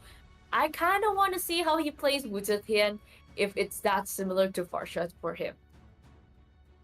Yeah, I want to see them pull up with the Wu Zetian as well, because it's going to be a little interesting indeed, especially given the fact that DFYG like to play the Yone. We've seen them pull up with that in game number 1 yesterday against Aurora Turkey. It's completely dominating the mid lane, dominating the river, and of course providing vision with that Fury of the Phoenix. But right now they're going against Alpha 7 Esports, who have of course, their prowess in the mid lane themselves with Syndra. Yes, they are adjusting a little bit with Tekashi in the roam position. It's usually Vagine that plays that.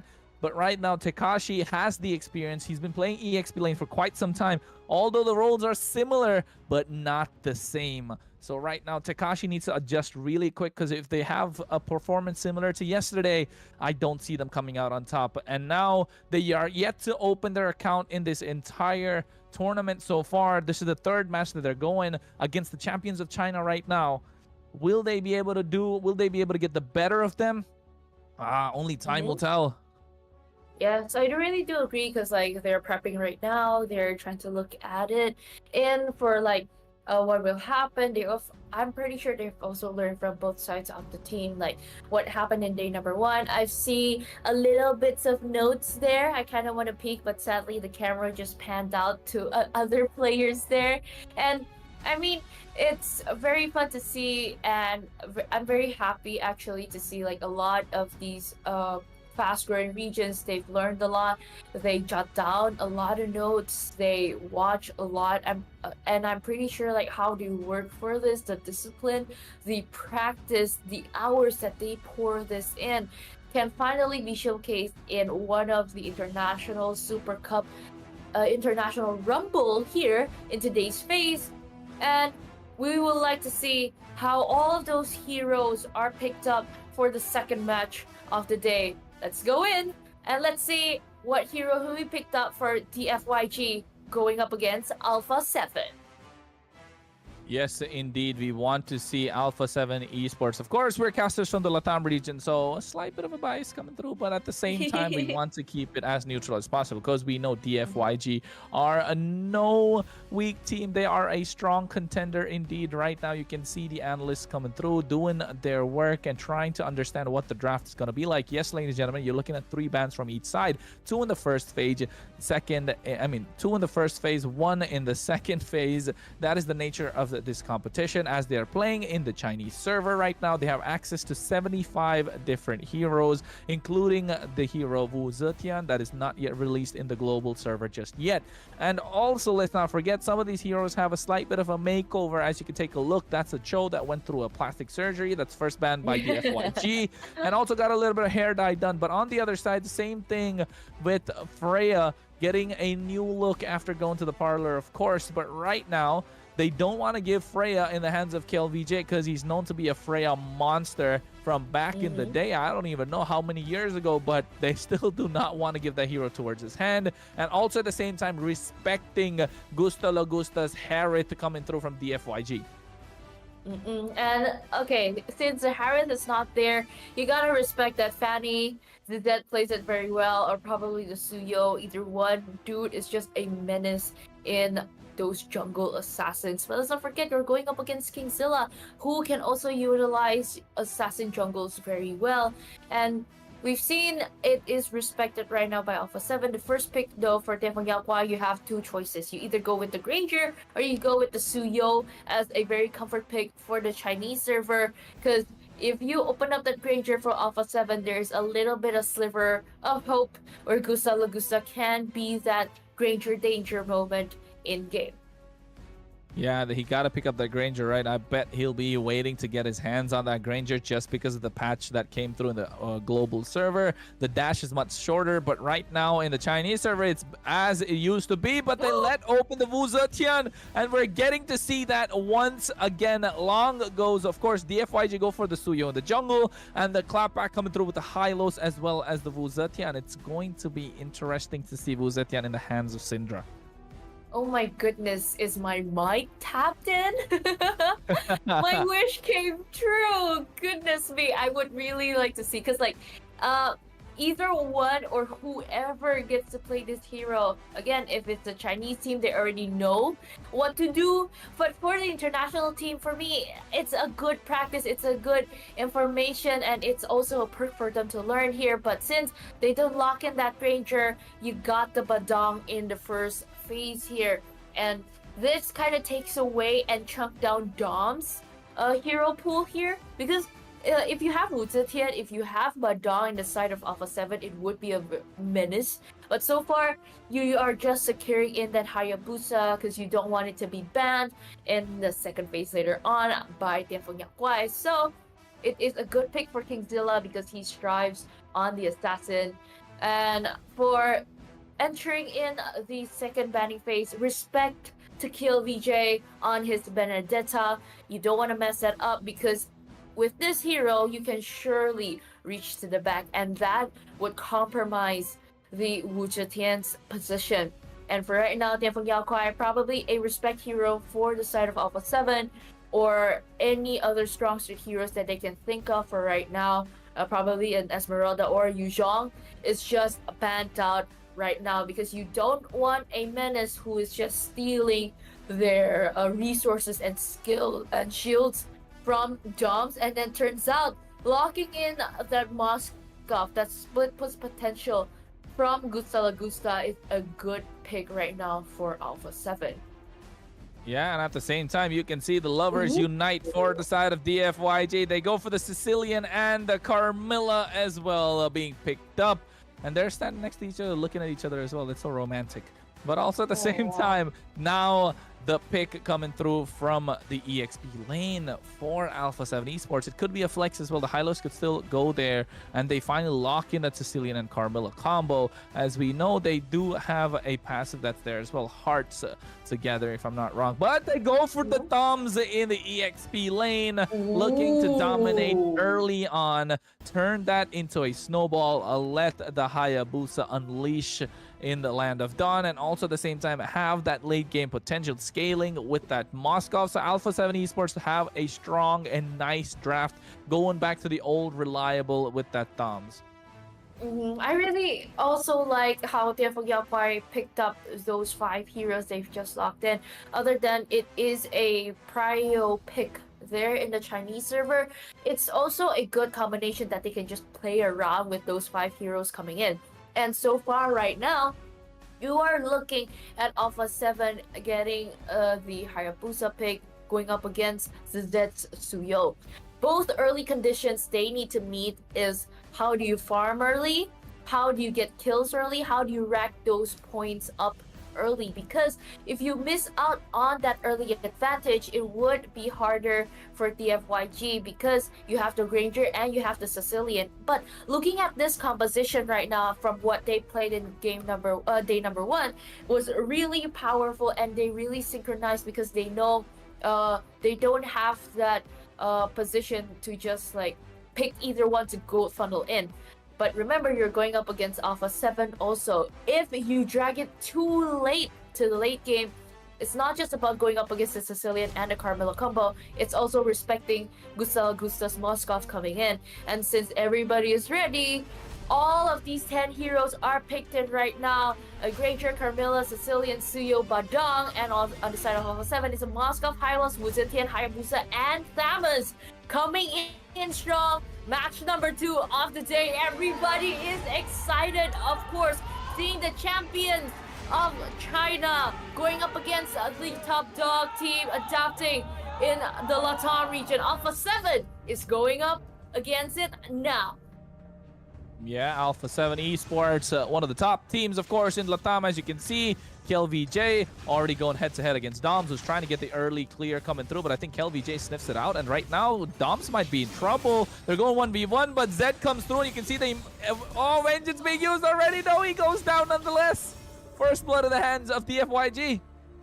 That is just too aggressive too early. I mean, like, it's good to put up that early aggro that you can try to keep it up, but if you're going up against 4 people, that's kind of hard, to be honest, to look at. And for right now, you see the 2 lovers is just like synchronized with their heroes. Right now, they're just trying in, with Syndra also trying in. Wu Zetian, it's for him is the debut pick here in the Super Cup Invitational.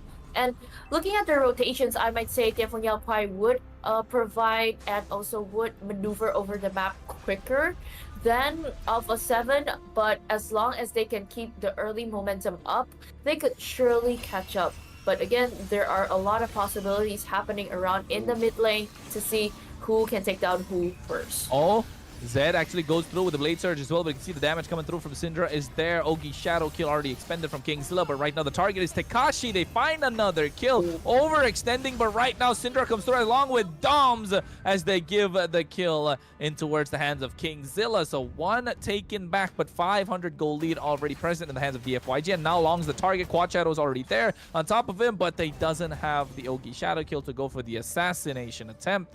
And right now, Flicker already expended. Turtle is up. As you can see, DFYG have control of that pit. And so far, we're just looking at Takashi and also Dom's try to scouring out. But hey, since you already got that information that Hayabusa was just there on top, let's just focus on the turtle. It's okay, there wouldn't be any fight, but it will just be a vision for Alpha 7 to know, okay, he's there, I need to focus on this, I need to take my buff. If I let go and forgo this neutral objective, I gotta focus in my jungling pattern, because you gotta keep that up somehow. If you keep on losing, that objective takes from either one of these teams right now, and to juke it up, ooh, that's hard. Oh, you can see they actually catch Tekashi one more time. The chain CC was present. Pshu as well as Yone going through with that CC, and Long just coming in for the execution, using the Rhapsody to dish out the damage. So far, DFYG have taken control of the game, have 1k gold lead now in their favor, and somehow, someway, Alpha 7 Esports need to find an answer quick.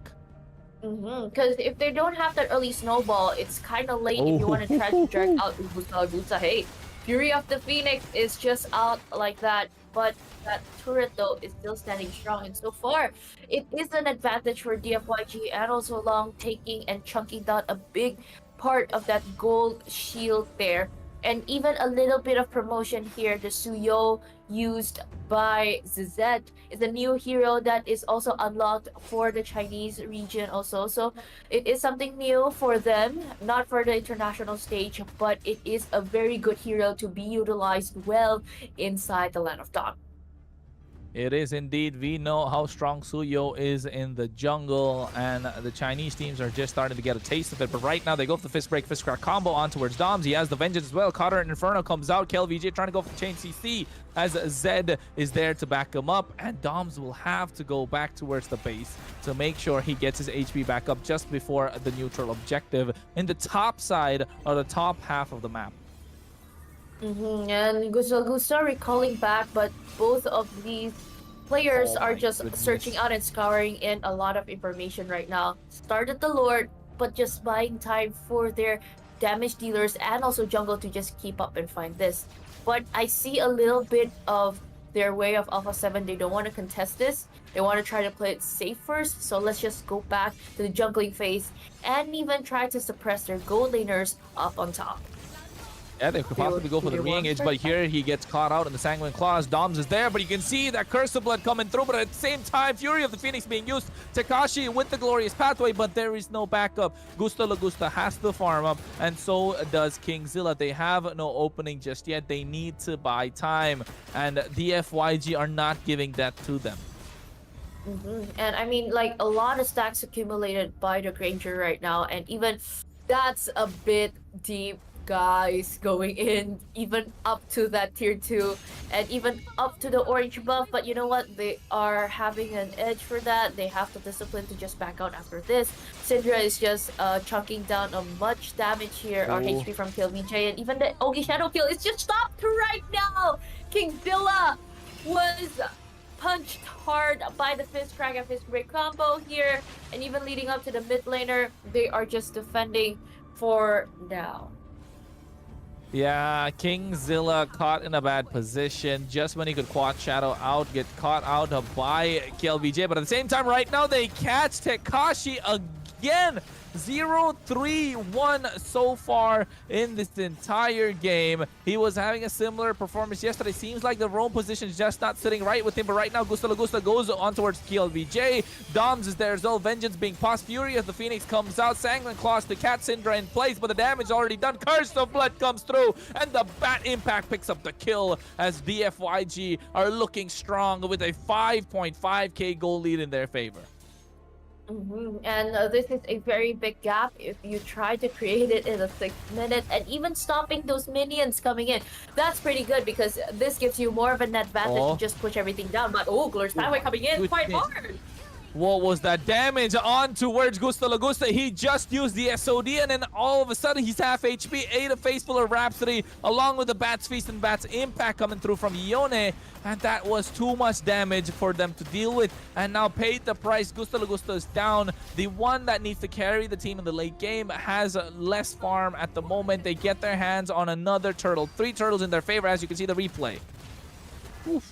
And looking at the replay on how they tried to slow down with that Glorious Pathway, they're just trying to enter in quite well. Sadly, it was just a lot of damage that was dishing out by Dianfeng Yaoguai. And since everybody is just there in the present and they're just there fighting for their lives, there are still a lot more things that they can try to accumulate later on with these items that can finally get secured right now with Doms getting that corrosion site, and even them, they're just building it up slowly by surely. Again, these positions, these drafts that are picked up, and even a concealed play again from Yaoguai, it's kind of scary to watch though for whoever they can try to pick that up. Yeah, the concealed play coming through as well. Pshu just trying to go in as aggressive as possible. KLVJ catches Kingzilla. Death Sonata comes through, but right now goes for the Ogi Shadow kill on top of him. Gets the kill, but here is the re-engage coming through from DFYG. Curse of Blood is there, and a nice way to try and even out the score. Dom's sacrifice for KLVJ. Doms has not been having a good game. Neither has Tekashi, nor has Gusta Lagusta, but they want to play for the late game prowess. Is this the first time we're going to see a loss while they have a Wu Zetian in their favor, Vey? It's kind of hard to see again with the Glorious Pathway jumping in. SOD also fully committed just to clear out that minion wave. Let's just buy a little bit more time. Let's just find a little bit more space here. You gotta try to respect it. And even those items coming in, you already have that Sky Piercer for the Granger along. Even though he doesn't accumulate a lot of kills yet, it's still a very good investment in the early, knowing that you are winning in your lane.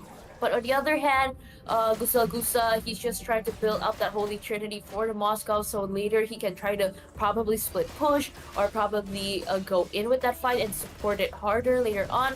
But so far, it's that scaling factor that you need to take into account to, that Alpha 7 needs to buy the time to do so.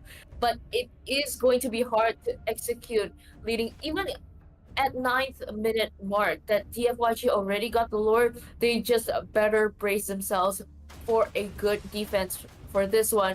It's still an early Lord though, but if they don't pick up the defense, this would be a 1 straight push for DFYG.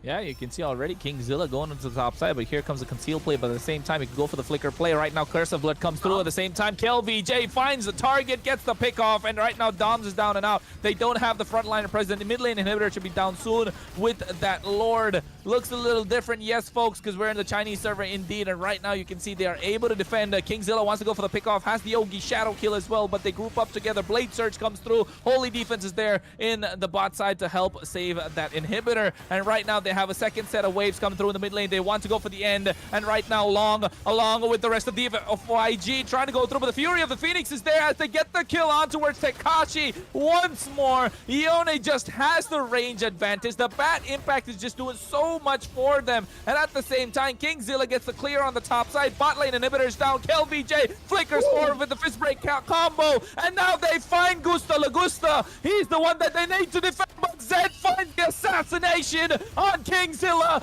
And now DFYG call it an end. And Alpha 7 Esports still don't have a score on the board.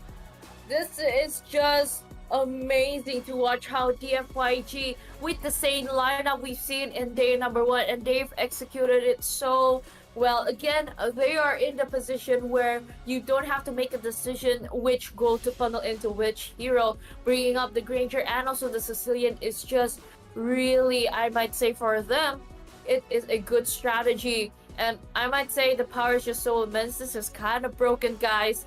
But in the end, they got to execute it so well. And even on the losing side, we've seen how Wu Zetian can just perform well even during the ultimates or during even the clutch moments there we see.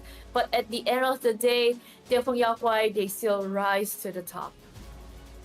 They rise to the top indeed. They find a way to make it happen. And of course, right now, you can take a look at how it went down later on with the replays. But DFYG were just a complete different beast compared to Alpha 7 Esports. It just feels like the change that they made for Tekashi to play in the roam position rather than Vagin, I think that change might have cost them, because we know Alpha 7 Esports, they are a much better team than what they've displayed so far in the entire MLBB Super Cup Invitational. Just goes to show, feels like Tekashi's not able to adapt into the roam position. He's not getting the heroes that he likes to play, maybe. There's definitely a communication, issue or an error coming through on their side. So just goes to show that you cannot adapt from one lane or one role to another quite immediately. Take some time and you need to ease into it. But right now, Tekashi caught out of position multiple times, and Alpha 7 Esports just couldn't find their footing in this game. I mean, like, again, what we've talked about before, yesterday, it's like, even though they kind of have like similar job desks between an EXP and also a roamer, because in some scenarios, your EXP have to be the secondary roamer later on, maybe during fights or probably during pickoffs or moments that you can make in your team. But shifting to the whole role kind of gives you of that mindset of like, okay, this is different. Okay, I know what to do, but executing it would be another thing that they need to learn, because so far we are also watching a victory interview here with Michelle on the screen with KLVJ on how he performed so well on, like, he got the chance on the Badong. He basically stopped a lot of people on trying to go in DFYG's way. He was a good stopper. He found a good moment there, and KLVJ probably can say that he is the MVP for this game. Bruno is so fast, and maybe we're very excited. So after the match tomorrow, yesterday, just like calm and floppy Ray OK 我们的 Kel 选手说可能是因为昨天确实他们觉得是心态上的问题比较多，因为前面领先的太多了之后，每个人都有点过于激动了，所以说没有控制好自己的情绪，到后期就犯了很多的失误，每个人都有点失误，所以还是主要是情绪上的一些问题啊。下一个问题，因为现在只剩下就是最后的一场小组赛，对他们来讲要对阵到的是目前的大魔王这个 TS 战队，想问一下有多少的信心可以阻止他们继续获胜呢？ So only one game left for you in the group stage. You're gonna play against the Team Spirit. They seem so strong so far. So how much confidence you believe you can stop them? We're confident, but we will not be overconfident. OK 我们的 Q 选手说很有信心啦，但是不想说是有过多像昨天一样有点自负，所以他们说还是希望把这个心态可以稳住啊，在目前。那最后呢，因为我刚刚有听到小 K 最近有学一些话想要对中国的粉丝说，不知道还要说什么呢？ So any message to your fans here? 谢谢你们。 Thank you, thank you. 小 K 用中文表达了自己对粉丝朋友们的这个致谢啊，也非常感谢有这么多 DFYG 的粉丝可以来到我们的现场。那以上就是我们赛后采访的全部内容了，接下来让我们把时间交回到解说席。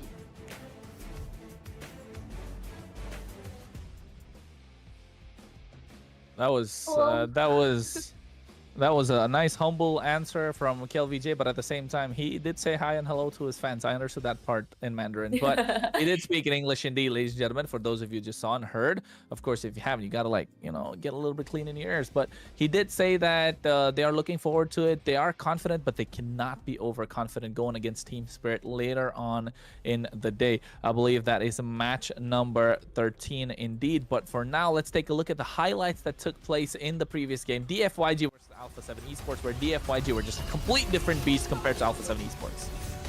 And looking how they play out, it's just a lot of crucial moments where you want to try to go for the early team fights. It's just kind of hard to do so if DFYG has gotten that early snowball, which they did. So that's why it kind of brings out a lot of impact though. And see, KillVJ right now, even though he was there in the middle and midst of everything, he was able to stop like a lot of people and even buy time for their other team members who just come in and finish their job.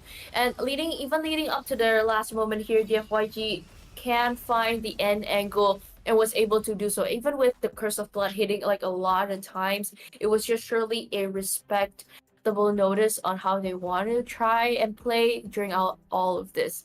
And for DFYG, again, the stars here, they can pick up with 2 main damage dealers, one for the early and one for the late. Both are insurance and crucial in their game. As long as they can pick up, as long as they don't need to pick one, they're able to do and perform well. Long on the Granger and also Yone on the Cecilia just performed so well here. Even with the KDA, it's just gives out a good gap here. And with Tianfeng Yaoguai, again, that Sky Piercer, when we see, even though Long only got 1 kill, it was a good contributor. It was a good investment later on if he gets to be aggressive. And Zigzag, he doesn't even have a single death there on the Suyo.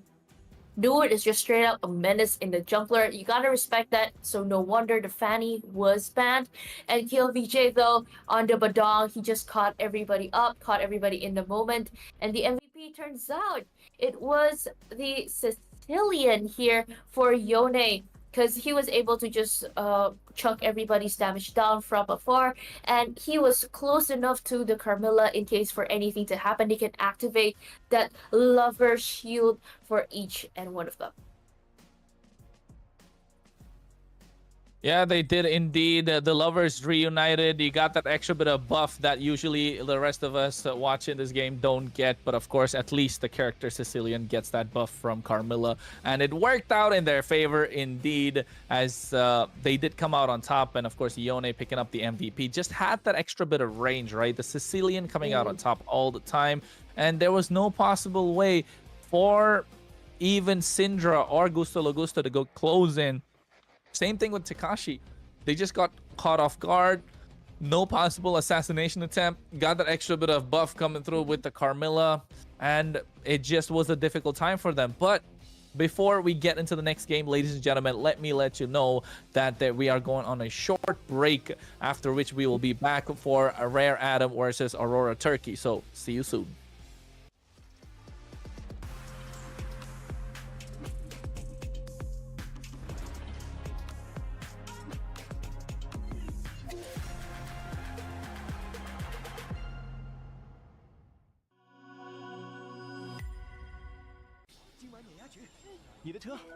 就这样了吗？或者说，开局吗？开就开。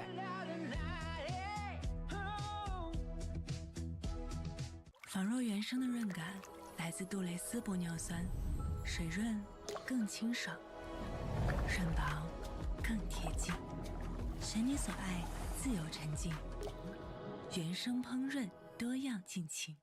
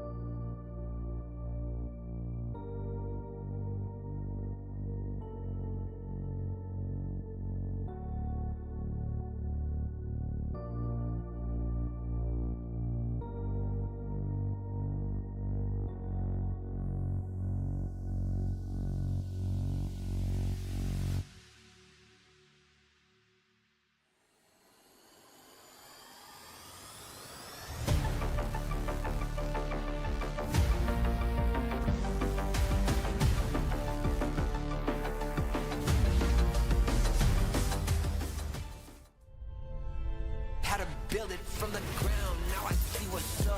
Elevate my skin and will the Chinese BBC and MLBB play against it.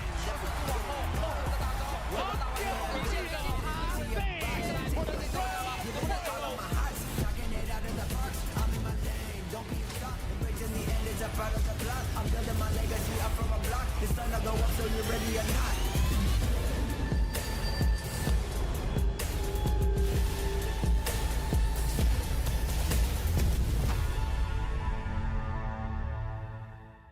Juve.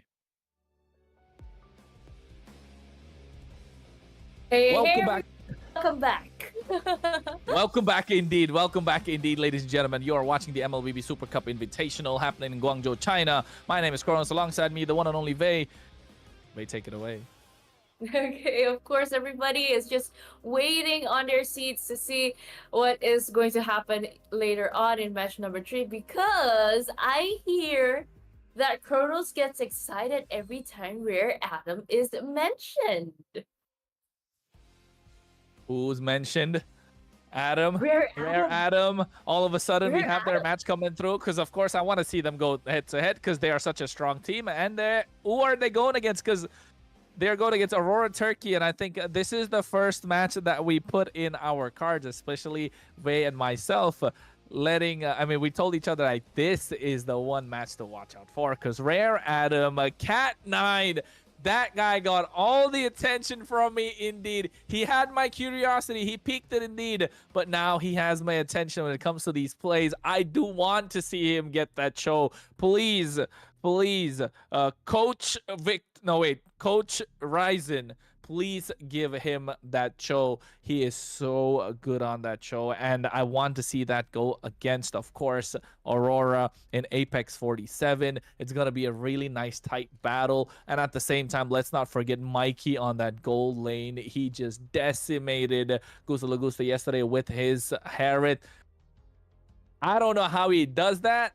I mean, I know how he did it. He can break it down. But just to look at it at that very point, it was so mesmerizing to see that he was just able to move around so freely in the midst of so much chain CC present. That just goes to show how strong of a team Rare Atom are in China. But of course, they are no strangers to big competition, to big names, and that is Aurora Turkey. These players have represented their country throughout many international stages, the M6, the M5, M4 if I'm not wrong, and they've come out on top. Of course, they have the Queen of Thorns on their side, Rosa as well. But you know what, Vei? Looking at the group standings that changed right now after the 2 games that took place, Team Spirit still looking comfortable on top. And so far in Group A, it's DFYG coming on top. To next is Rare Atom. So if they win, they go head-to-head with DFYG. RLG, they're in 0 points, but they did win 1 match. YBG, they lost 2 points, but either way. And the international side of the team, Team Spirit leading with 3 Ws. And rest of the team, sadly, that Alpha 7 needs to be shifted down because they just lost their match there. But still waiting in line to try to contribute to the international bracket there in Group B is Aurora Turkey and also EVAC Academy, waiting for their turn because Aurora Turkey, it's their time to shine right now. Seeing that how the same people played yesterday will pop up again today as their main lineup. 5 players who are as amazing as they sound, as amazing on how they play. It's Lunar on the EXP, their jungler Tianzi, their mid Rosa, the Queen of Thorns, as you said, their gold laner Sishibu, and also their roamer Apex 47. Yes, indeed. That is Aurora Turkey for you, ladies and gentlemen, taking the stage right in front of their seats. And now their competitor, their competition, as they call themselves, a Rare Atom indeed. And they have the EXP laner Dawn in the jungle, Lanaya in the mid lane, Shenge in the goal lane, Mikey, and of course in the roam position, the one and only Cat 9.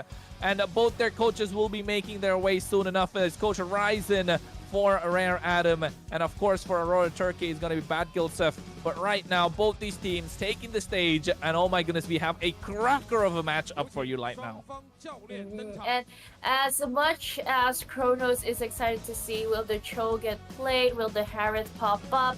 These are the masterminds behind those drafts coming in and marching onto the stage. Coach Ryzen for Rare Adam and Coach Bagelsif for Aurora Turkey. And it will be a very hot match. As we said, for match number 3, you will see top players who already have experience in the international table here for Aurora Turkey. But let's also not forget they have 2 amazing players from Indonesia on the side of Rare Adam. It's Don and Lanaya from Team RQ as before, and also Dewa from them. And even having a Indonesian coach there as Coach Ryzen, again, if you want to be the best, you gotta learn from the best from that side. So that's why it is also an adaptation on how they want to try to come in to the Chinese team. It is a fresh start for them. Also, so far they are a favorable team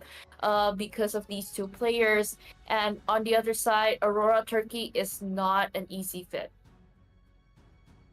I agree completely that Aurora Turkey is definitely not an easy feat to beat at the moment. But Rare Adam, I'm telling you, I'm telling you, you give the Cho in the hands of Cat9 and he's going to prove us all wrong indeed. As you can see, he's Cat9 indeed, ladies and gentlemen. He's got a fan in me right now. And oh my goodness, I want to see him pull up with a different roamer. It doesn't matter. He even played the Hylos so well.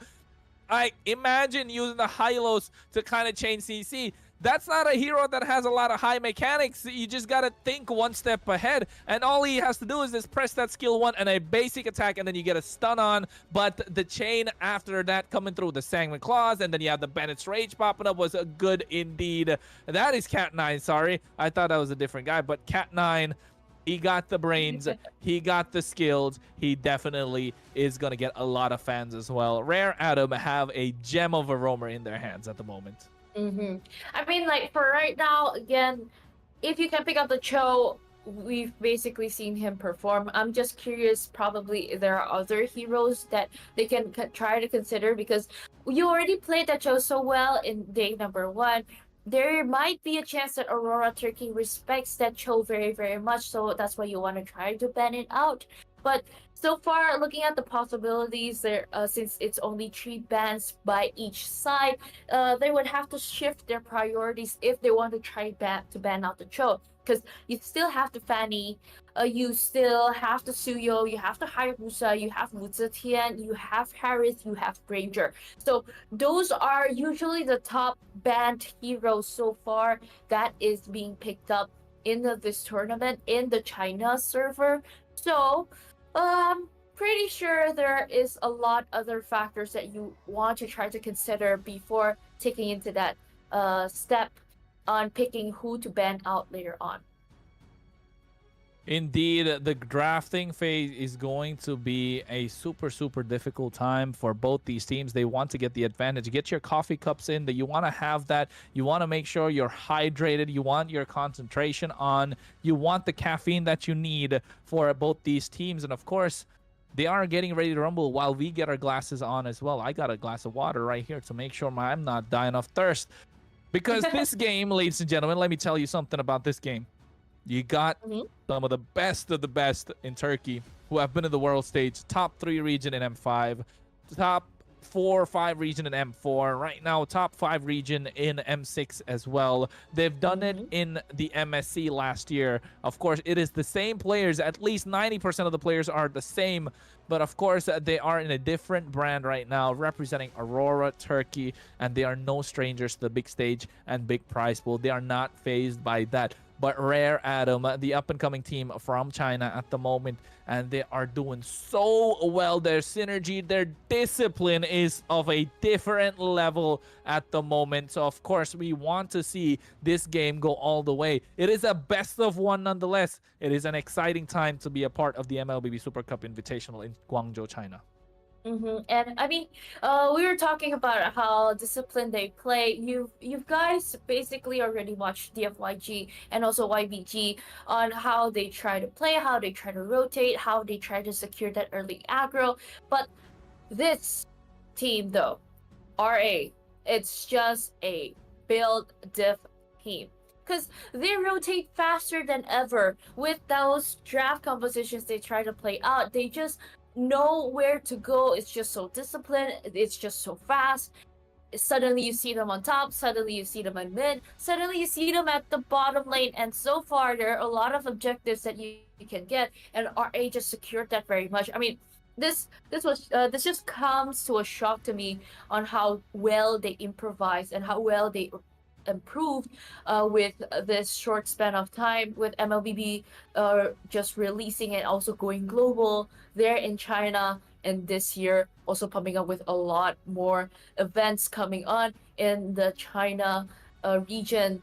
So for them to perform this well, I just can't imagine what will happen in next year if they improve more. Probably they can try to catch up to the global meta if every single hero is opened already. But since you're playing it here, again, we've seen the interview from Aurora Turkey also. It's kind of a struggle for them to adjust only 75 heroes so far. But hey, you know what? They're professionals. They can do it. And they can go up against RA. It's going to be hot match tonight. It is going to be a hot match in tonight indeed, and it's only match number 3. Of course, we got a lot more coming your way out of the entire series. It is called match number 11, but for today it is match number 3. And Rare Atom versus Aurora. Rare Atom, I'm assuming, are on the blue side. Aurora are on the red. So, of course, respectively. And they are playing in the Chinese server. Access to 75 heroes, including Wu Zetian, that is not yet released in the global server. And also at the same time, you also have the new patch that's there in the global server not being implemented in China just yet. So China have their different patch that is the previous patch that was released in February in the global server. Not a lot of changes just yet, but the changes are different indeed. So not having access to all the heroes is a game changer. As we saw yesterday, TNZ with the interview that he had for Aurora Turkey with Michelle, he mentioned that they don't have access to all the heroes, so that is kind of different, and they're adapting still. That's why they're taken aback from yesterday's game number 1 against DFYG in the opening game of the International Rumble. They took a loss against DFYG indeed, but now they found their footing in the next game, and they're looking to make their comeback right now against Rare Atom. But I don't think Rare Atom want to give that game away at all, do they, Vey? I'm pretty sure this will be a very tight match. And looking at the drafts, I'm just curious on what hero they try to prioritize to ban later on. And I mean, like, I really want to see Cat9 on the show again, as I've made that call yesterday. Dude ain't just a cat. He has 9 lives. That's why it's Cat9. He has 9 lives, and also at the same time, he is a smooth criminal. We're hyping him up way too much. I don't want to talk about him anymore because he might. I hope we don't jinx him. The caster's curse should not be alive. Of course, ladies and gentlemen, right now We usually they are have that, getting. though. Of course, they are getting ready indeed. In this game right now, they are taking stage, making sure all the jitters are out, on and out, and at the same time, you know, I actually told our host Michelle over there, like, hey, I'm a big fan of Cat9. She said she'll pass on the message, so hopefully we get to see that. But at the same time, right now you're taking a look at the Rare Atom. They are a strong team indeed. They are a super strong team at the moment. And on the other side, you have Aurora Turkey. Their playstyle is different. Their playstyle revolves a little bit around Rosa as well as TNZ, right? They want Lunar to get that EXP advantage early on. Apex 47 to dictate the pace of the game. Yes, it sounds like standard for every single team, but let me tell you, if Apex 47 is not able to not allowed to create the space, it's going to be a little difficult for the rest of Aurora Turkey to try and find a way to get things back. So, you know, it's it's going to be a slightly difficult game, especially knowing that in the roam position you have Cat9, who likes to get that space, who likes to take that space in the river, who likes to get control of the river and play heroes with a single target CC lockdown, and could turn that into a different, you know, game plan completely for the side of Aurora Turkey. So it definitely comes down to the drafting phase at the moment. And ladies and gentlemen, we are getting in there straight away. We have Rare Atom on the blue side and Aurora Turkey on the red indeed. And right now you're looking at 6 bans. Yes, it's a 6-ban phase at the moment. We got 2 bans for the first phase and 1 ban for the second. And this is the nature of the competition, folks. They're playing in the Chinese server. Access to 75 heroes, including Wu Zetian, which is an hero that's not released in the global server just yet. The patch that they're playing on is a patch prior to the one in the global server, of course. And now it will be difficult for Aurora Turkey, as they said in the interview yesterday with Michelle, that they're finding it difficult to try and find their footing in this particular patch, this particular server. But with the practice that they had, with the jitters gone away from the nervousness of yesterday, now seems like they definitely find their footing as the first few bans are up, Wei. I mean, without Wu Zetian, without Fanny in the way, it is turn. Oh, it's them closing off the show. I'm so sorry, Kronos. You won't see the show in this match, but you won't see the Harith too in this match. A lot of respect for both sides of the team. I think first pick up Suyo. Next, since you don't have the Harith, a Granger Gatot Kacha would be nice. To pick it up, or even a Granger Hylas should be a good combination here for now from the side of Aurora Turkey. So you lock in both of them just right. And next for RA, a mage and a roamer should be a good composition here, because you want to leave one of those damage dealers opened up. So at least if ever any of the heroes get countered, you can try to counter that back, or at least you have to answer on what to do if the opponents try to pick that up. And since you already got the Suyo, and it turns out it is a secure onto the side of the Benedetta, will this be for the EXP and locked in for the Farsha? Next, Aurora, will it be a fighter jungle, or they can just secure a Hayabusa right now?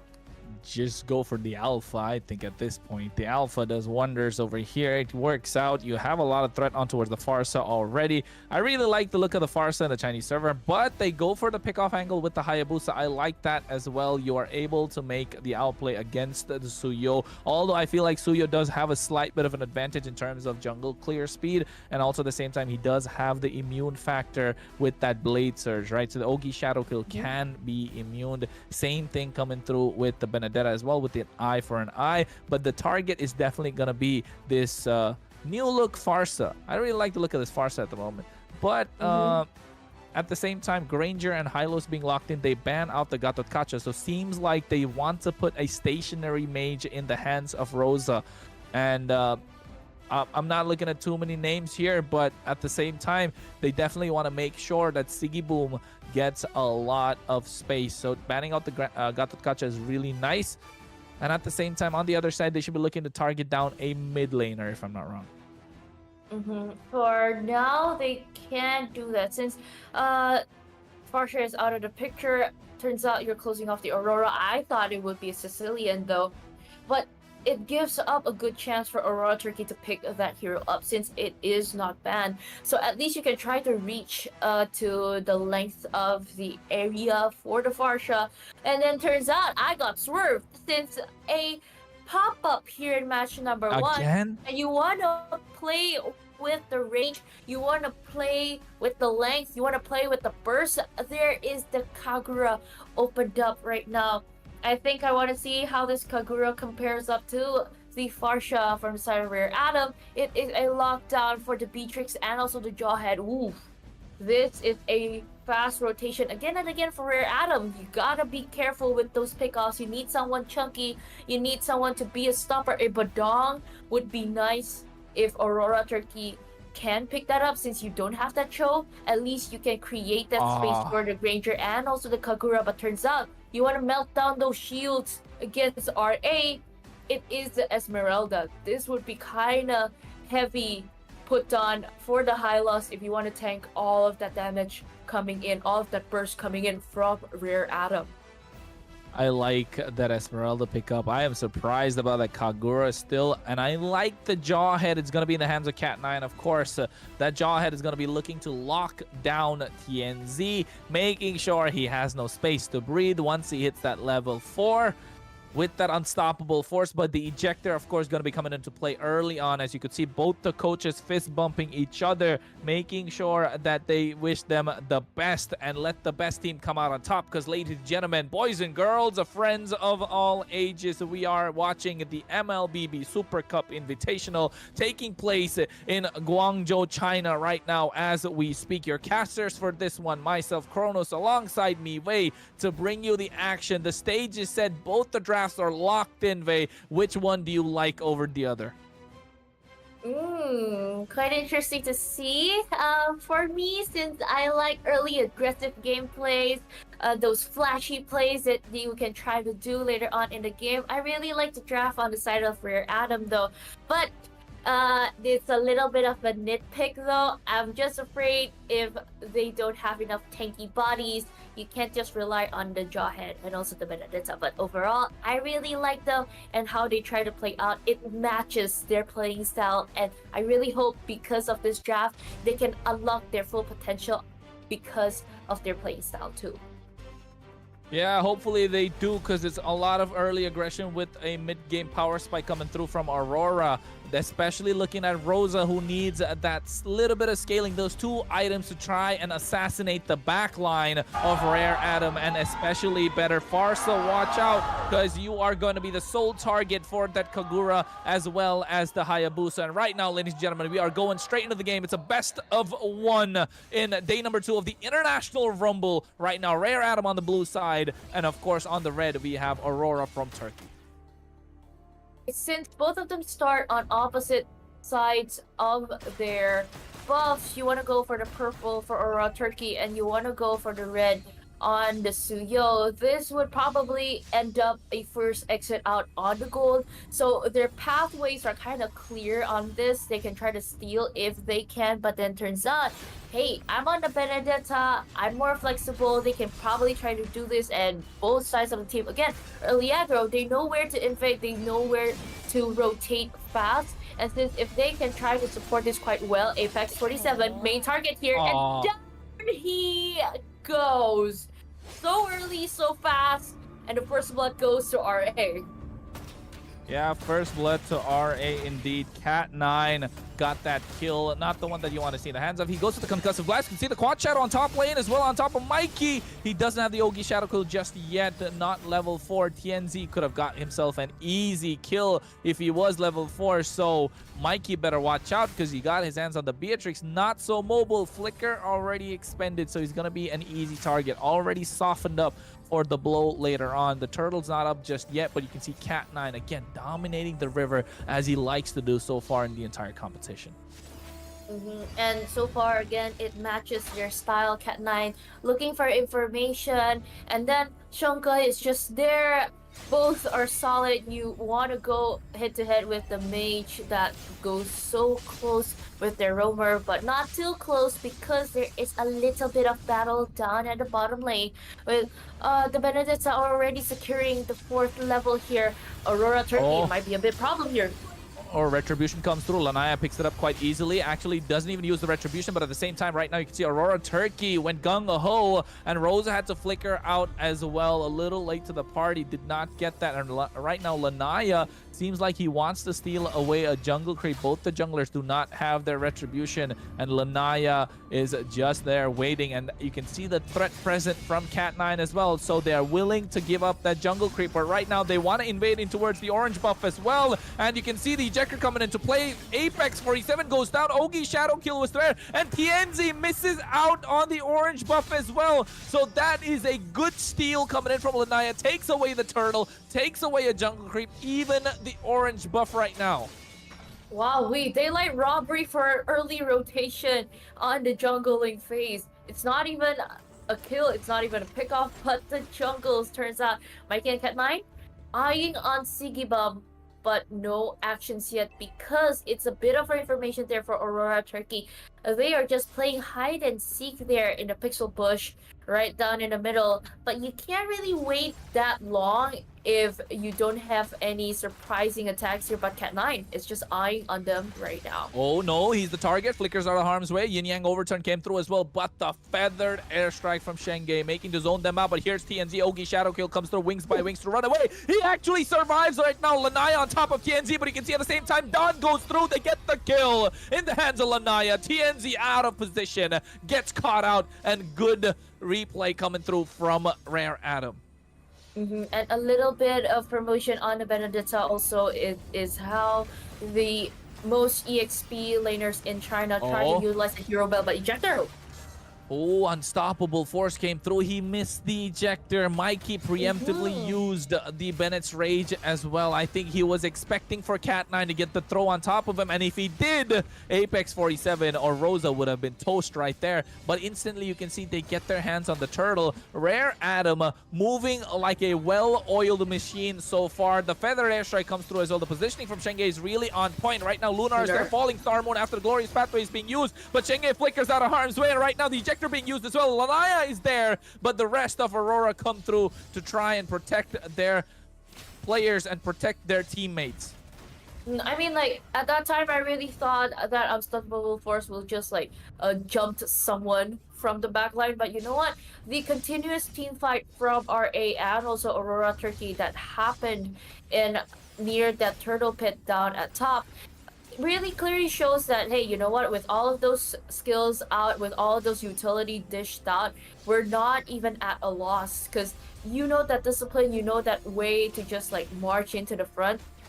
As long as there's no casualties, all of those skills will just be considered as skirmishes. And even those little objectives, they're just trying to get there. Lanaya, though, securing that little wander, and so far, 3k gold, like 3.8k gold lead here for RA. It's just a very good sign that their economy is wealthy here. It is wealthy indeed that they get the ejector, but the Glorious Pathway being used. Feather airstrike comes through. So good position, but look at Donnie, went for the back line. He got the kill on towards Siggy Boom, and even Apex 47 goes down. They get the tier 1 on the top side. Good rotation once again from Rare Adam, moving like a well-oiled machine, Vey. I've said it before, I'll say it again. And you can see the concealed play coming through as well from Cat9, trying to zone out the rest of the team. And now, even though they tried to go for the cut, they didn't work out, but look at the replay. Yeah, you just barge in that easily. You want to try to move back, but nope. You cannot go home because the Benedetta was there. The zone out by the Farsha was just so good. It just feels like, hey, you want to move back? Sure, but let's go a little bit to the left so Don can enter in well. But hey, Aurora Turkey, they do have an advantage to just start here. Oh, Aurora Turkey clap back right now. Nice Glorious Pathway. Nice Law and Order. Apex 47 wants to take control of the mid game right now. They get Cat9 and Shenge off position just before the final turtle of the game. Really well played, of course, and now they're looking for the snowball here on out. I mean, those little things finally accumulated at a good neutral objective take for the side of Aurora Turkey. Finally, a turtle they can come in. Like right now, they are coming. Right. Oh, Rosa, Yin Yang overturn. Oh my goodness, Dawn just still survives thanks to the help of a lot of mobility. But right now, Electo final blow just to clear out the wave. You can see at the same time, it is not there. The cannon minion is still alive. They still get the clear. They're still able to save the tier 1. Shenge flickers out of harm's way as well. TNZ goes on top of him. Ogi Shadow Kill expended along with the quad shadow, but still doesn't get a kill. Cat9 was around one of the shadows to throw him away, but TNZ did not go and did not bite the bait on that one. They are looking to take down the mid lane tier 1, but Rare Adam are still able to defend. And for right now, they are still going on strong because Dawn is aiming for Lunar. Yeah, you can see right now, even the Bennett's Rage just popped up quite early as well, just missing the target ever so slightly, so Lunar was able to survive. That's the same combo they used yesterday, Vey, with that Cho and with that Hylos. Right now with the Jawhead, they're trying the same with Night Now to work out, but you can see Shenge using the Feather Airstrike, but the rest of Aurora go on top of him and assassinate him immediately with the help of the Death Sonata and the Yin Yang overturn. But right now they get the target on towards Apex 47, revitalize to help him survive, but Lanaya goes down thanks to the quad shadow coming through from TNZ. Ogi shadow kill expended. He finds himself a double, and now they're looking for Don Electro final blow to run away, but Siggy Boom finally gets the boom on towards him and he gets the kill, and they look for the final one as they get the 5-man wipeout. Nice play coming in from Aurora. They were patient, found their opening, and took it. And even a triple kill secured for TNZ. Wowee, this Hayabusa is going to be rich after that moment. And looking that wipeout moment after getting that mid-tier 1, it just shows that how Aurora Turkey just waited for that advantage, waited for that space, waited for that information to just show up for them. And right now, trying to secure the Lord, but RA, they don't want to give this up. Yeah, they don't want to give this up indeed, because right now you can see Aurora's Lunar trying to zone them out, but TNZ wants to go for Mikey. He's the target. Cat9 with ejector is there. Don creating the space. Unstoppable force comes through. At the same time, they find Siggy Boom. He flickers out of harm's way. Bennett's Rage being used, but look at Lunar in the back line trying to catch Mikey, but at the same time, he gets melted down, and they get Cat9 in the process. So 1-for-1 trade being made already. Aurora still looking strong thanks to the help of Rosa. He is looking to flank the back line the entire time. What is this Kagura pick that they built up so powerful right now? You can even see at that replay, you try to find somebody at the back. Cat9 already got that job done, but sadly, no ejector was triggered to just throw anybody off. But since everybody was just so much rushing to the front, and also the Esmeralda used by Lunar was just dragged onto the back so far, trying to get someone, probably Mikey, probably Shunka, and he got blasted down. It's a 1-for-1 trade so far. It's still good and still healthy, but ooh, the Lord here, though. Being expended. Cat9 taken down low, but Bennett's Rage comes through as well. A little late to the party, but they do get the ejector on point to the trade. 1-for-1. Lunar for Cat9. Electro final boats zone out the rest of Aurora, but here comes TNZ with the Ogi shadow kill. Finds Dawn, and they get the kill with a 1-man advantage. They can go for the Lord, but TNZ is quite low. No revitalize from Apex 47 to help him survive as well. Lanaya tries to make his way, but look at Rosa's position. He wants to assassinate someone as the Death Sonata comes through. Lanaya is taken down low, but Rosa goes for the assassination attempt on towards Shenge. He survives with a slightest bit of HP. Even the bird effect doesn't take him down. They get the Lord, and Aurora Turkey are now looking to take and capitalize. Okay, long live the Farsha's HP, I guess. And thank goodness with that Wings by Wings, he was able to escape. But then again, you gotta be careful with this, because Aurora Turkey, you have Siggy Boom building up to that Sky Piercer and getting more and more damage, with also Rosa very actively, not just to burst anybody down, but using that umbrella to just zone a lot of people off. So it's not just about the Farsha having to handle the area that you can create, but that turns out you can use the same as Kagura, to the same train of thought that was brought up by Team Spirit right now. And since you got that Lord marching into the mid, and even looking at head-to-head team right now, it is looking good for Aurora Turkey because they're pushing in right now.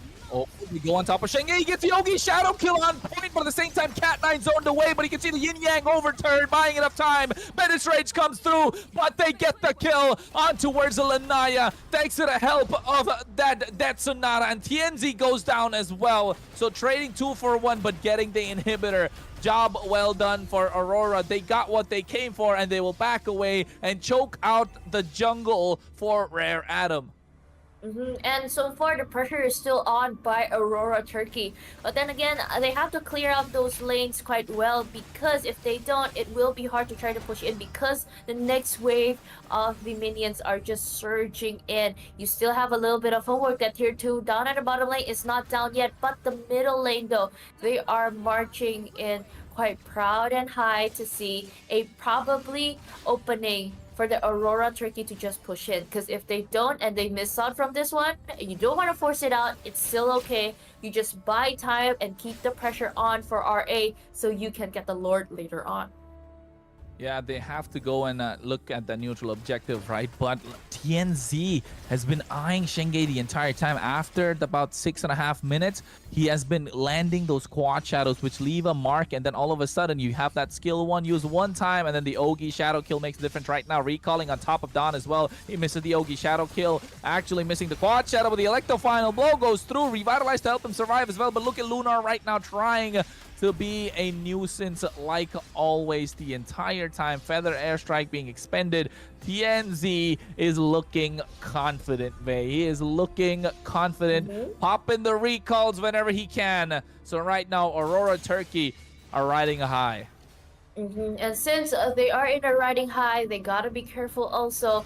You don't want to give up that momentum for RA. You don't want it to be taken aback for them.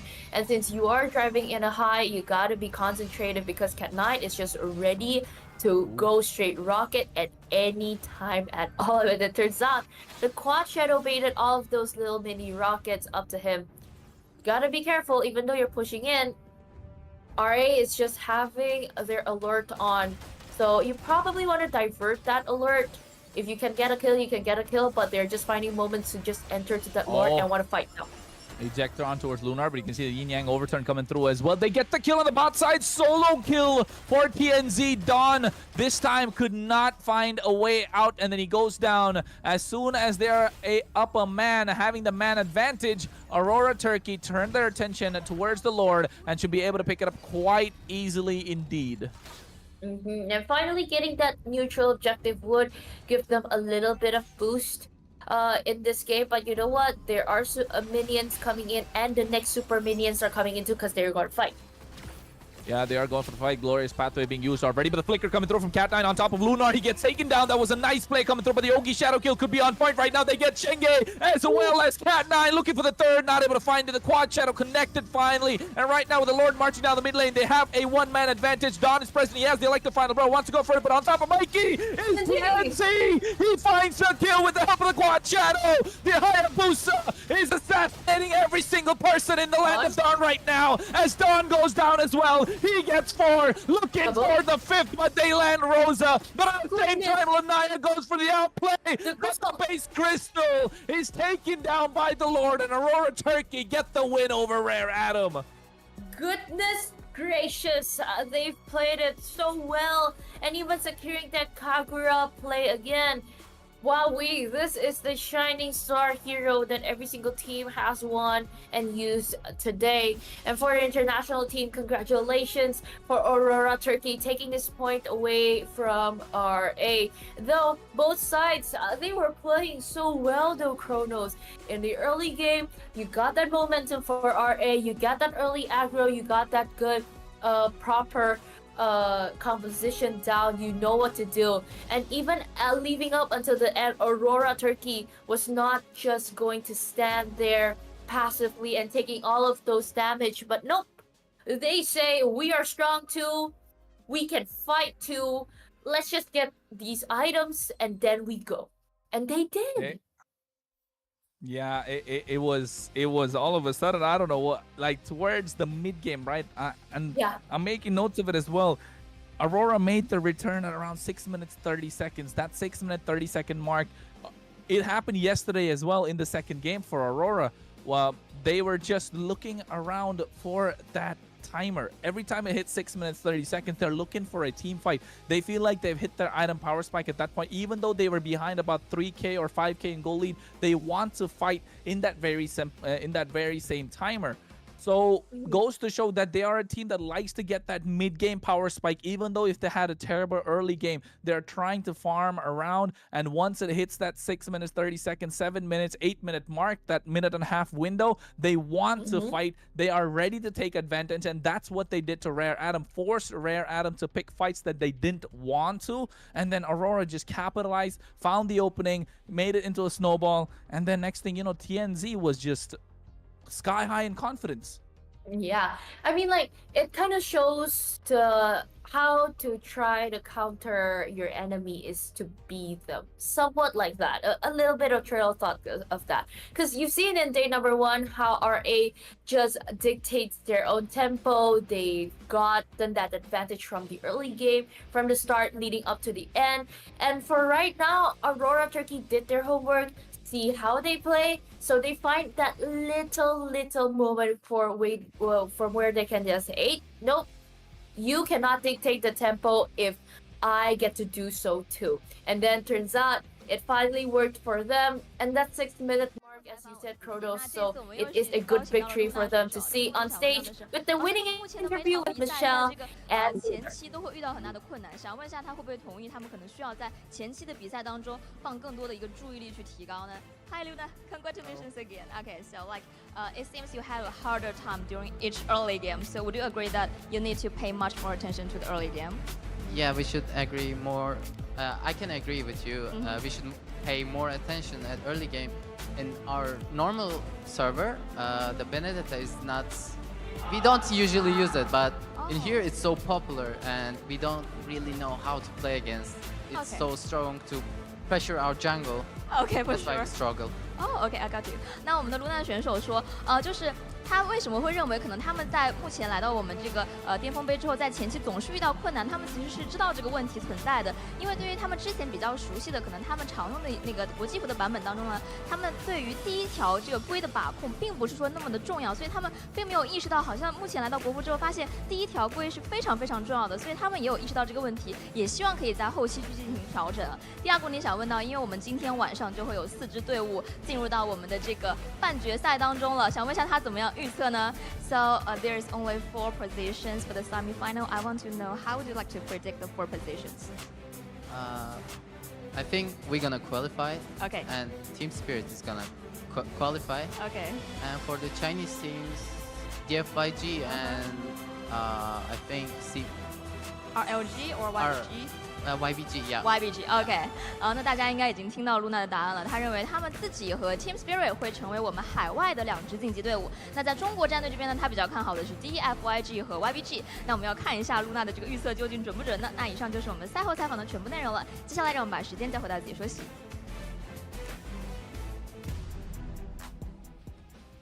Wow. Looking forward to battle it out with the top 2 teams from the China region. That's a bold move, and I'm pretty sure those will be more exciting matches to see if they match up today. Not just that, right, Vey?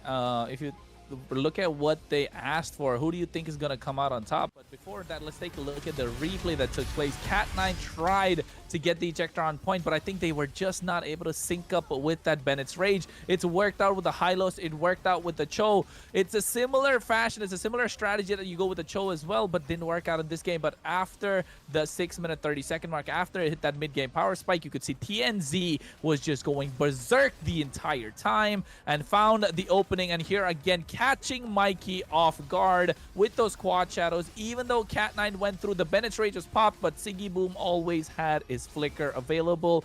And here it was Lunar trying to zone out or Rare Adam, but at the same time, Cat9 is trying to find a pickoff. Didn't work out there, but right now you could see over here, it was basically a 1v5. He found himself a double, and then now he found the third here as well. It was 4 kills in the hands of TNZ, but the 5th one just not there. As you could see, Lanaya tried to go for the outplay, but could not take down the Lord, and Rare Adam have to concede a defeat to Aurora, who picked up the victory. I mean, like, we're talking about how overall that Hayabusa was just snowballing from the early leading up to the late, and even securing that triple, almost a maniac, but sadly was turned out by the Suyo. And we've seen here that TNC performed very well and also helped out by Siggy Boom at the end because with the Sky Piercer that we've seen. But Rosa, though, he did a lot of work to help both of these players and their team to create so much space other than just shooing away Cat9 on the jawhead, because you know how aggressive RA can get once you get in target. But for right now that we're talking about overall the performance for Aurora Turkey, it was just well executed, I might say. Even with those items, it's just a Malefic Roar, a BOD, a Hunter Strike for TNZ. It's just way too much for our friends from RA to tank all of that, because at the end of the day, the MVP for Aurora Turkey is TNZ. He performed the Hayabusa so well. He found those little openings. He went a little bit aggressive slowly but surely, and even without that Sky Piercer, he still hurts a lot because he focused on a lot of that from the War Cry, focused on the jungling and a killing spree also. So that's why he made that Hayabusa strive so well. So that's the key to victory for Aurora Turkey here in the third match of the day. It was a somewhat different game, right? Coming through. We really thought Rare Adam could take that away. They were moving like a well-oiled machine early on, and then towards the mid-game, Aurora just wanted to pick fights that Rare Adam did not. Found their opening, and then TNZ just did TNZ things with the Hayabusa, and it just worked out. And again, it came down to another Kagura pick, right? That Kagura in the hands of Rosa, I'm not sure if something that we like to see quite often, but it did work out. 2 games in a row, we've seen 2 Kaguras come through, and both the Kaguras worked. Is this the Chinese meta? And of course, also at the same time, Lunar did mention like how the Chinese teams like to play the Benedetta to put early pressure on. So Chinese teams like to play for the early snowball, while some of the other teams like to play for that mid-game power spike.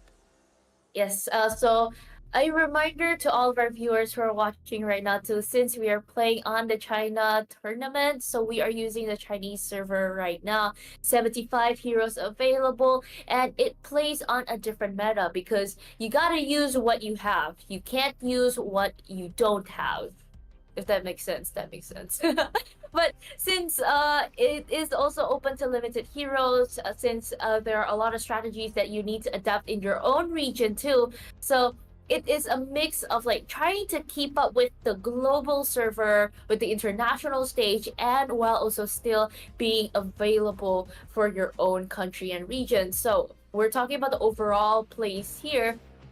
It is well and fun. So since with the patch also a little bit different than the global server, we're playing on the February patch, guys. It's not the April newest update, it's not the ongoing May later on update, but in February. So for those who are questioning why the Benedetta, why is it still played, because it is popular and well used in China. Even the international teams, they get to have fun with that Benedetta right there in Guangzhou, China right now.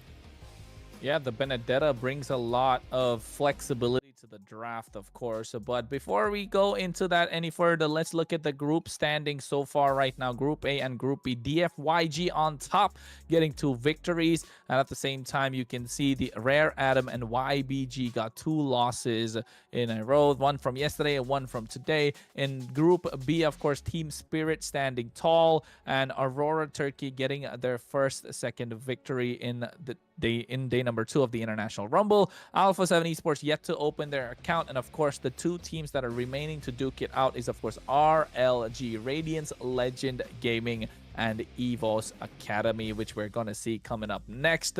So all the white tigers in the chat, make sure you roar, make sure you get your fans, because yes, they're calling Academy, but they definitely have 3 veterans on their side, and who better to give you more information about that than the Indonesian herself, Abe?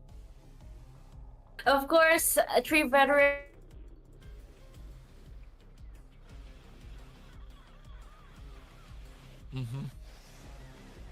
Yeah, I mean, Wei will give that info indeed. I think Kat got her tongue at this point. She got so excited. So we gotta make sure you list it up correctly. They played very well. You have multiple MDL, MPL, and even Psychox got IESF 2022 under his belt. And also the rookies. coming in the young White Tigers. They can also perform well. They can also play well because they have an academy for that. So a place where new players, new talents can grow, and EVOS really supports that very much. Because right now you're coming in live and hot because those White Tigers are not standing alone. They are ready to pounce at any time at all because they are rushing in strong with the same lineup as yesterday. Right now, you see Psychots on the EXP, their jungler Kizan, mid Krite, the gold laner Super Villa, and their rover Kinsey. Yes, indeed, and that is EVO's Academy. 3 veterans in their lineup, in their side, and right now representing the White Tigers of Indonesia, indeed.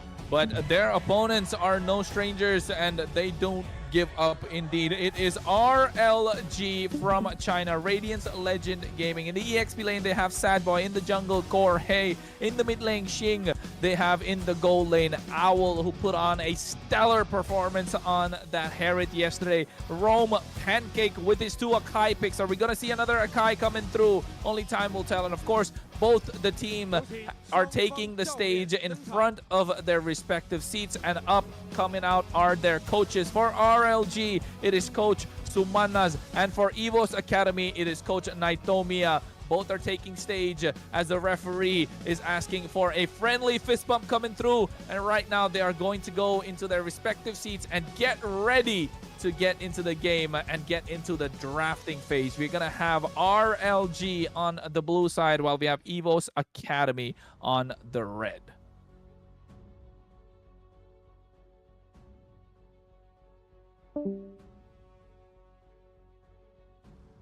And at the same time, ladies and gentlemen, let's not forget this is the 4th match of the day, of course. Match number 12 out of all the matches that took place. We had 8 yesterday. We've had 3 today already. And this is the 4th one. We're almost halfway through the day. RLG versus EVO's Academy is going to be an exciting one because you're going to have a super difficult time for both these teams. They need to get that win to take themselves into 2nd place to make it towards the playoffs, and RLG are looking to capitalize off the mistakes that came through by YBG as well as Rare Adam.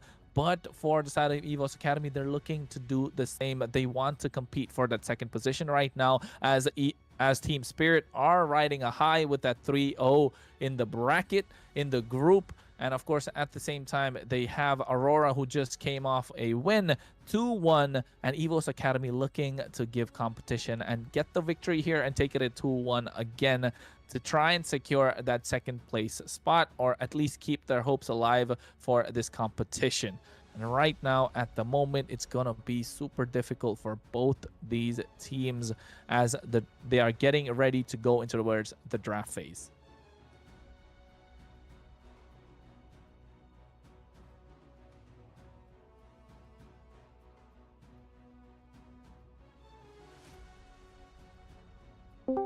And now we can see that both these teams are getting ready indeed. And from the performance that they had yesterday, RLG were the team that lost out to Team Spirit, who put on a fantastic display. But of course, in their 2nd game, pulled off a victory against Alpha Esports, which goes to show that they are no strangers to taking a win against the Giants, as they got the victory over the Latam Giants indeed. But right now, going up against the White Tigers of Indonesia, who've made a name for themselves all around the world, M1 champions with the brand of EVOS, indeed.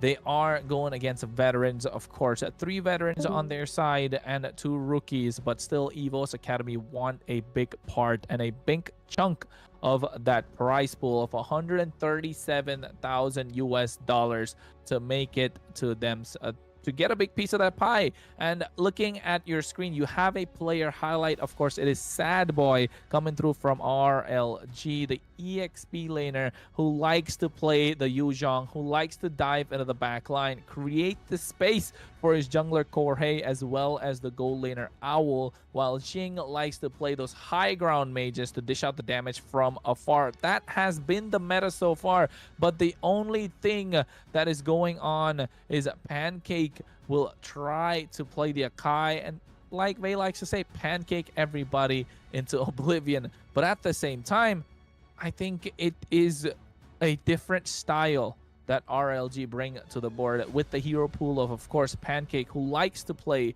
the Akai and likes to disrupt the enemy composition. But at the same time, looking at their opposition, EVO's Academy, they've done it all. They have the best of the best on their side. And representing Indonesia, of course, they are looking to take the games by storm. For the first match, they did try and play those level 4 power spikes, a big ultimate heavy heroes, and they paid the price going against YBG, who clapped back with that re-engage without the need of a lot of ultimate. So it was difficult for EVO's Academy, of course. And then now looking at the way that EVO's Academy did get their victory last night over the contenders on in the second match of the day for them. It was match number 5 against DFYG. Nonetheless, it was a late game win coming in for their side. It took a really, really long time, a lot of back and forth, but still EVO's Academy came out on top.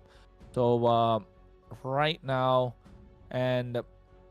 EVO's Academy might not look super confident, but definitely have a little bit of momentum on their side. As you can see, RLG have the former Blacklist gold laner Owl on their side as well, who, oh my goodness, yesterday played that Herod on a different level that we've seen in this competition so far. So goes to show that they definitely have synergy on their side. Their comms are clean. They know their targets. They know how to get it down and how to make it easy for themselves. Right now, both these teams are looking for any sort of issues that might be there on their devices or not, making sure everything is all right for them. But oh my goodness, we have a treat of a match for ourselves right now, ladies and gentlemen.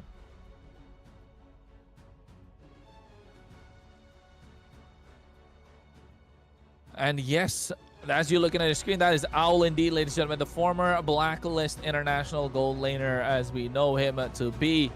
He definitely has the micro, he definitely has the macro, and now with the communication on his side as well, with his friend Pancake in the roam position, woo, that roam and gold lane combo is deadly indeed for the side of RLG. As RLG right now will be looking to try and take advantage. They did come up short against Team Spirit yesterday, but right now they are looking to get the victory and an upset over EVO's Academy. So EVO's Academy, they better watch out, because they definitely have a lot of heat coming to them from Radiance Legend Gaming, as both these teams are getting ready and geared up to get into the Land of Dawn for the drafting phase. And I'm just trying to think about what the draft will look like, and just making sure that both these teams have their game plan, because we know both their coaches definitely want to get the advantage for their team in the draft. While we have RLG on the blue side, Coach Sumanas is looking to take advantage of that first priority pick, while at the same time EVO's Academy coach Naitomiya is looking to try and get that red side advantage, getting those 2 power picks in return. And of course, ladies and gentlemen, let's not forget we are looking at a 6-ban phase, not 10 bans like we are used to as we are in the Chinese server. That is the nature of the competition. We got 2 first phase bans and 1 in the second phase coming in from both teams. And of course, that is going to be a big difference maker. Not just that, there are 75 heroes accessible only in the Chinese server, including the hero Wu Zetian that is not yet available or accessible in the global server just yet. So that is slight bit of an advantage to the Chinese teams, but also at the same time, we know and we've seen Krite play that yesterday from EVO's Academy. Wu Zetian has a global ultimate with the Fury of the Phoenix, providing vision as well as CC on use of that skill. But right now, with the limited hero pool that's accessible to them, and at the same time with what they have in store, they have to find a strategy. They have to find a way to kind of make that comeback. So it will be slightly difficult for them, but I think they will make it happen indeed.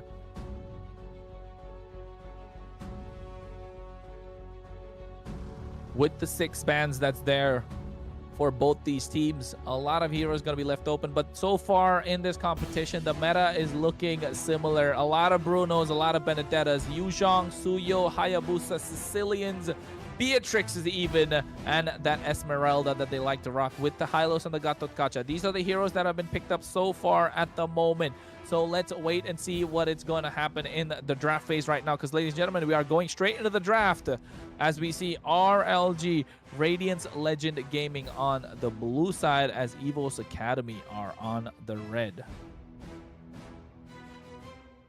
Wow, okay, a lot of heroes they picked up, again, respecting on the Hayabusa, and after this, probably Wu Zetian or even Fanny will be closed off. So it would be a good consideration here if they want to try to bang those heroes out.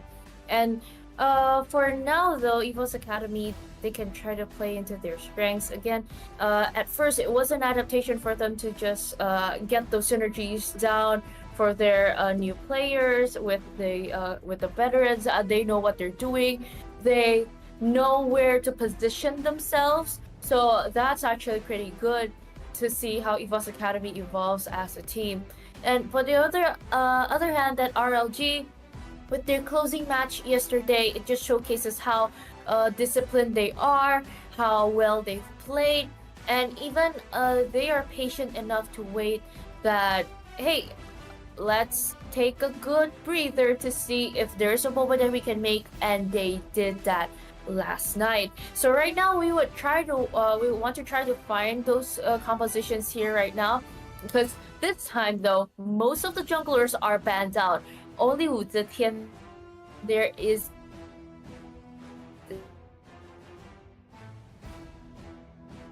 the mage. So probably a battle of like who gets the Granger, who gets is bring up for a first pick prio right now.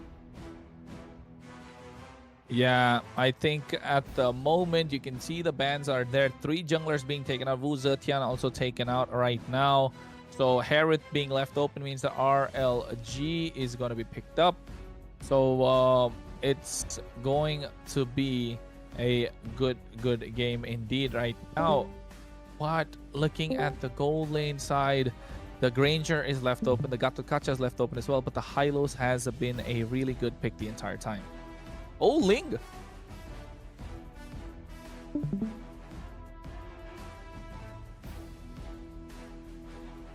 Ling being picked up in the jungle. They're looking for the assassination attempt right off the bat.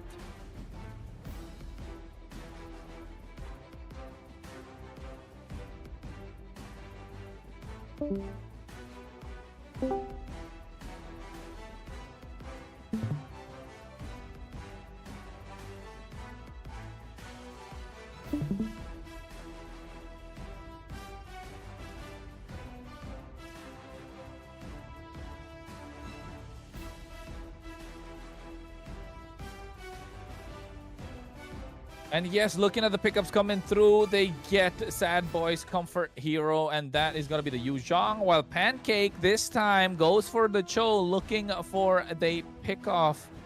Again, with a different style compared to yesterday, where he was playing the Akai. But right now, they get their hands on the Cho, while finally EVOS Academy pick up that Granger.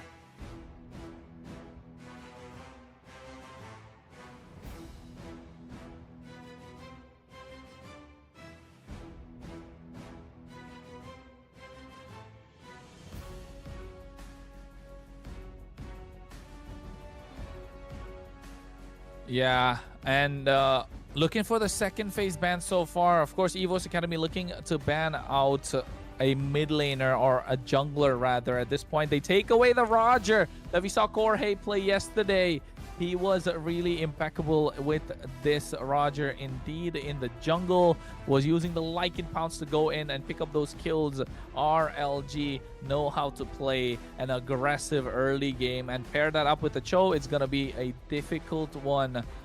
And right now, it's looking a little dicey for the side of RLG. Indeed, without a lot of jungle picks left open. Right now, they're looking to target down probably an EXP laner, but the flex of this Hylos is going to be a little troublesome. They take away the Esmeralda, finally, making sure that their goal laner, Owl, has a better time and doesn't get countered, indeed.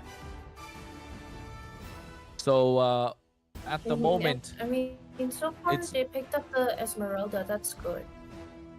Yeah, the Sicilian comes through as well right now. So they have the high ground, they have the range, they have the poke, and they have the front line with the help of this Hylos. They have the assassin with this Ling also. But you can see the Farsa, and once again, a D-Roth being picked up here to counter. Or rather, is that a D-Roth in the jungle?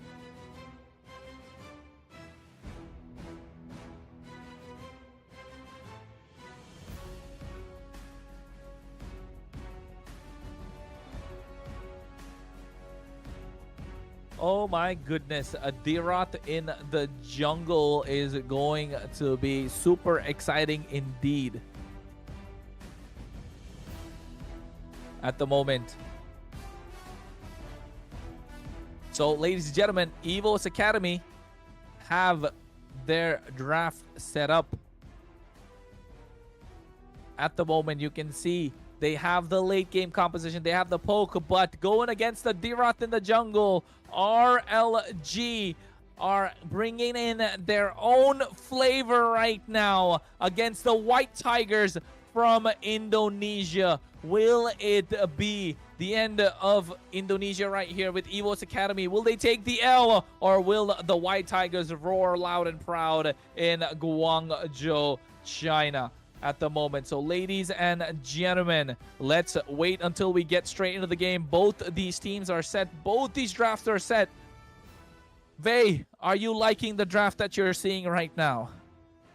So far, Kronos, it is a very nice draft that they've tried to pick that up. Because, I mean, like, it is a new thing to show up with a direct jungler there for RLG. On the other hand, EVO's Academy, I say that it's a pretty solid pick to pick this up. But remember, those strong suit heroes that you've seen in RLG should perform well in the Chinese server. So let's see how this will go right now. Into the light of dawn, RLG versus the White Tigers Academy from Indonesia.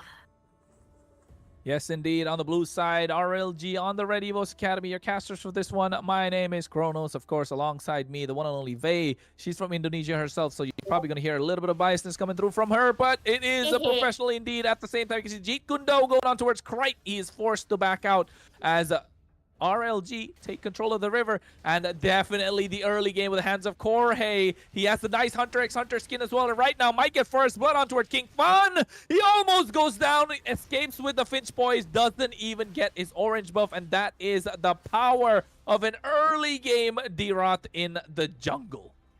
Wow, and since then you have that Pancake just scouring around with the Cho, trying to even deal damage with Kinsey though. Even King Von, he on the Ling though, sure it is a powerful hero, sure it is an assassin, but you might take some time. It's not those typical Fanny or Suyo Hayabusa type of jungling style, but you have to be as fast at them. But on the other hand though, we see how they performed so well in the last series yesterday for EVO's Academy. They fall, they learn, they try new things, and they won too yesterday. So for this match, I really hope they can also win this against RLG. But let's see how they perform later on, because right now so far, only the middle lane is a little bit of hectic, I might say, because they are preparing to, hey, let's get the 4th level power spike first. After that, let's go to the turtle, because at the end of the day, it's that neutral objective that you want to get.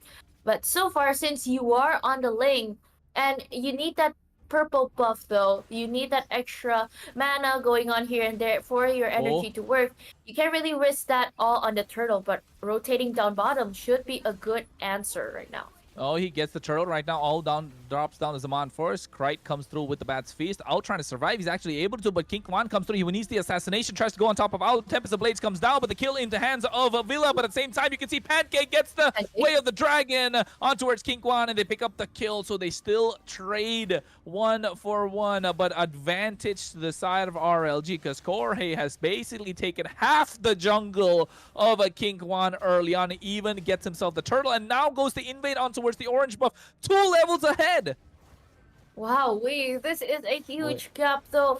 If you really want to talk about it, even Psychots tries to get him, but a Fist Crack didn't commit Fist Break combo, but coming in that is quite strong. Wow, Kinsey picked off that easily with the Dyrus, with his damage in the early game with a 3-level lead. This is hard to watch if you can burst down that Hylos easily. Oh no, Sad Boy gets caught out. Tempest of Blades comes through quite early, and preemptive use of it from King Kwan as well.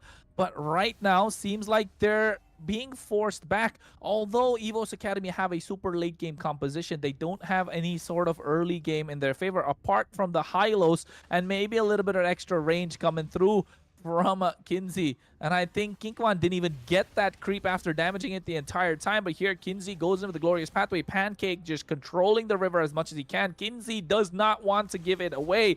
Psychots is present as well to provide some backup. And you can see EVO's Academy need to protect that purple buff of King Kwan. I mean, right now it comes to a dilemma. If Psychots roamed too fast, too early, it's kind of hard to catch up with your own laning phase, but thank goodness they still have the time to do so because Sad Boy didn't get the chance to just fully push and get that gold shield though from the top lane. But if everybody will focus on the turtle there in the top lane, it would give them an advantage to see the vision though for EVO's Academy. Hey, it's there.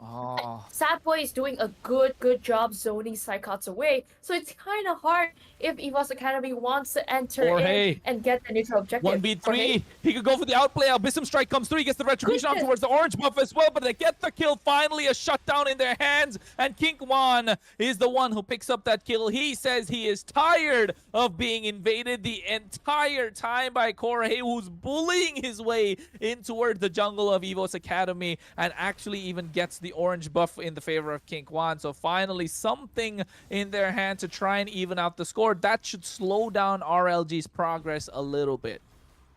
And coming in here though, EVO's Academy, they will just try to rotate down at the bottom lane. Since you can't really push down on what happens up on top, you can try to push down the Harris down at the bottom lane.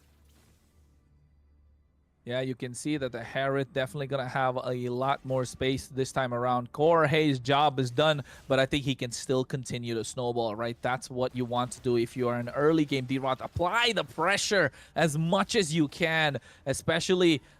I'll be honest, Vey, I love that skin coming through. It's one of my favorite shows to watch out there. Hunter x Hunter, the collab working out really well. Well, of course, there's another collab on your way. We're talking about the Naruto collab that's coming through, but that is, I'm not sure if it's available in the Chinese server or not, but it is in the global one. But you are, of course, watching the MLBB Super Cup Invitational taking place in Guangzhou, China right now as we speak. Your casters for this one, once again, my name Kronos, alongside me, Vey, as Pancake just wants to be a complete nuisance and a menace, able to immune out the Law and Order from Kinsey as well. I mean, like, again, we've talked about how RLG did a lot of sandwich gameplays on how they will try to invade coming in later on because they want to go aggressive. But hey, for this scenario, it's not you getting sandwich, it's you getting pancaked. But since Pancake is not on the Akai like the previous match that we've watched yesterday, still coming in strong, RLG getting the neutral objective that easily because you know what, Pancake is just there to provide the vision. Psychots and Kinsey even rotated down bottom lane. Ooh, coming in hot right now with the Zaman forced out. But so far, no fighting incoming whatsoever, but Pancake getting chucked down with all that damage here with the Black Dragon form coming in a little bit of late, but so far no casualties, only Pancake is down and a good trade kill for EVO's Academy. Yeah, you can see Evo's Academy trying to find their footing, but here the glorious pathway was used at the right time. Owl dropped down to Zaman Force. Pancake with a beautiful pickoff on top of Psychots, but he was able to run away, and the rest was done by Krite and King Kwan with that Bat's Feast, using the Finch Poise to travel around the map. Yes, they did have the backup from the Black Dragon of Sad Boy, but it was a little late to the party. Didn't get the memo. And RLG, though, still the aggressors. Even though they lost out on that fight, it was just losing one small battle. They might just end up winning the war. And you know what? That war is something that we need to wait for, because that war will probably be the momentum change for both sides of the team. So either one could actually make that work. But so far, again and again, we need to focus on the objectives. And so far, it is mirrored though down at the bottom lane and also the top lane. A turret is taken down. So far, they will try to push in and play from the far lane since you have the lane. And for right now, though, it's just Villa on the eyes of getting stacks. Yeah, nice feather airstrike coming through from Xing as well. But you can see Jeet Kundo comes through. Tempest of Blades baited out. And with the concealed play, Pancake is looking for King Kwan, but he has fast fingers indeed. He is from Indonesia. Evo's Academy right now. And you can see it is coming to fruition. All the experience that he has in play. And right now, so far, Evo's Academy are finding a way back in this match. Although gold lead is in the favor of RLG. Evo's Academy look comfortable thanks to their late game composition, especially having Krite not going down one single time. Glorious pathway expended as well.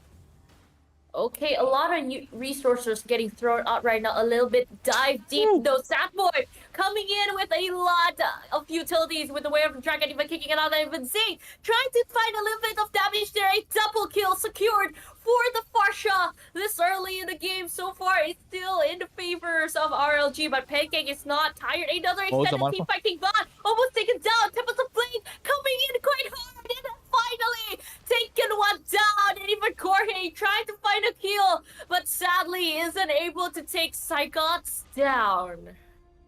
3-for-1 trade again in the favor of RLG. They're keeping that goal lead to about 2.5k. They got 3 turtles. They getting the Lord. They have 3 turrets. All the tier 1s are down. RLG definitely have the early game snowball, right? That's what they were looking for. They got that. Now they need Owls to start dishing out the damage. This is where they need Xing to get those feathered airstrikes down and poke out the enemy. But of course, at the same time, now you're looking in towards the mid to late game phase. This is where Evo's Academy starts shining with their draft, with the Ling, with that Granger, and with that Sicilian. And I mean, like, looking at their positions, though, a lot of team fights were just sudden. A lot of them were just, it's not even pickoffs. It's just like, I'm coming to pick a fight. It's not a pickoff. But you know what? With the Lord coming in and marching into the middle lane, Evo's Academy, they need to put their defense up. They definitely need to do so. Holy shields are there. You can see the Lord already taken down. Should be easy to defend for Evo's Academy. Thanks to the help of the high ground, the range, the poke that they have had. King Kwan right now in a good position. Xing is the target. You can see at the same time he gets taken down. Tempest Blades comes up and Pancake is the next target. Jorge caught in no man's land. Glorious pathway as well. But here comes Owl along with the Black Dragon. They take down King Kwan. And now they're looking for the re-engage. Evo's Academy want to get the kill. They target down Sad Boy. He doesn't have any way to escape. Another kill in the hands of Villa, and Owl is the only one left standing right now. He has the Zaman Force drop down. He wants to get the kill on top of Villa, but the Rose Gold Meteor helping him survive. But the Chain CC on top of him, he gets taken down. Evo's Academy found their opening, and now are making the comeback possible. And coming in quite strong again and again. Evo's Academy finally gets the middle turret tier 1 down. But here in Evo's Academy, they really need to like wait a little bit more time because they need to build those items up. They really need to go head to head to this. So throughout the whole things here, it's Evo's Academy finding those little bits of moments that they can create. Because like so far, if King Van doesn't rise up to the occasion right now, it's just all funneled into Villa. But since you're not on the 15 level mark yet for King Van, it's just all Villa helping to King Van. Inkwan just hit level 15. It was quick. I can't believe he actually caught up after half his jungle was taken away in the early game. But here comes the engage from Kinsey with the glorious pathway. Black Dragon form from Sad Boy to run away to immune that Law and Order. And now that ultimate is not going to be present. So that means Evo's Academy can go for the engage once more and can go for a pick-off angle the entire time. The Lord is up in about 30 seconds, so that should be enough time to get the cooldown for both these big ultimates. That is very important to either team. I mean, slowly but surely, if you can't get those kills in the early game, again, you're on the link, so you are more flexible, you are more fast, trying to travel all the way down or playing the far lane later on during the team fights. Because like right now, you've seen those items popped up here. Even for Evo's Academy, Villa has a good kill Sad here. Boy. Oh, nice cheat. No knockup coming through as well. He catches two. Glorious Path already used. Owl has the damage. He is poking them out. But meanwhile, on the top side, Kinkwan trying to get a split on there. But you can see Pancake. He does have the flicker. He has the Jikundo. He has the Way of the Dragon looking for the target. That's either Krite or Villa. But Krite has the Purify Core. Hey gets the Lord started. Owl is there dishing out the damage. The Mon Force has already dropped down. They want to melt this Lord quite quickly. No Glorious Pathway means Kinsey cannot engage. But here comes Black Dragon form by Sad Boy. Even the Feathered Airstrike being used. But they get the kill on toward King Von. Even Kinsey goes down. They find side cuts in the process as well, only sacrificing Pancake. Krite is the one left standing, wings by wings, to get there. And Xing gets the kill. They find 4. The only one left standing is Villa, and they trade only 1. They get the Lord in their favor. And now RLG are looking to take the base. Goodness gracious, and RLG still standing on strong. Only 1 left to defend the base for EVAC Academy. Villa with the Death Sonata throwing here and there, but it is not enough to take down RLG's players. Coming in strong even with Kinsey, but the base is just wide open like that. Almost killed down, but a double kill secure for EVA's Academy. A triple for him. That Skypiercer is online. And with that Lord marching in, EVA's Academy prolonged their lifeline, prolonged their breaths for this game right here. They did indeed. They found themselves a lifeline. They found themselves a breathing room. And they've done it again, Vade. This is the same story with Evo's Academy yesterday that took place. It was difficult for them to get the clean finish. And now, again, they're finding themselves in a similar position. They are the ultimate comeback kings. We've seen them do it before. Evo's the brand. Definitely have that in their favor. Right now, they are back online. They are playing for this late game scaling composition. It was the same story yesterday when they went against DFYG. They did not have the early game. They did not have the mid game. Late game, they made the comeback possible. And now 15 minutes in, the Skypiercer stacks on Villa are going to start racking up. He definitely has 4 right now, so that should be about 40 something. And at the same time, Kinkvan on the Ling will be looking to split the map around, reach the back line, and Krite with a 0-2-8 KDA is looking to poke them down from afar. 1 glorious pathway, and it could change everything for RLG.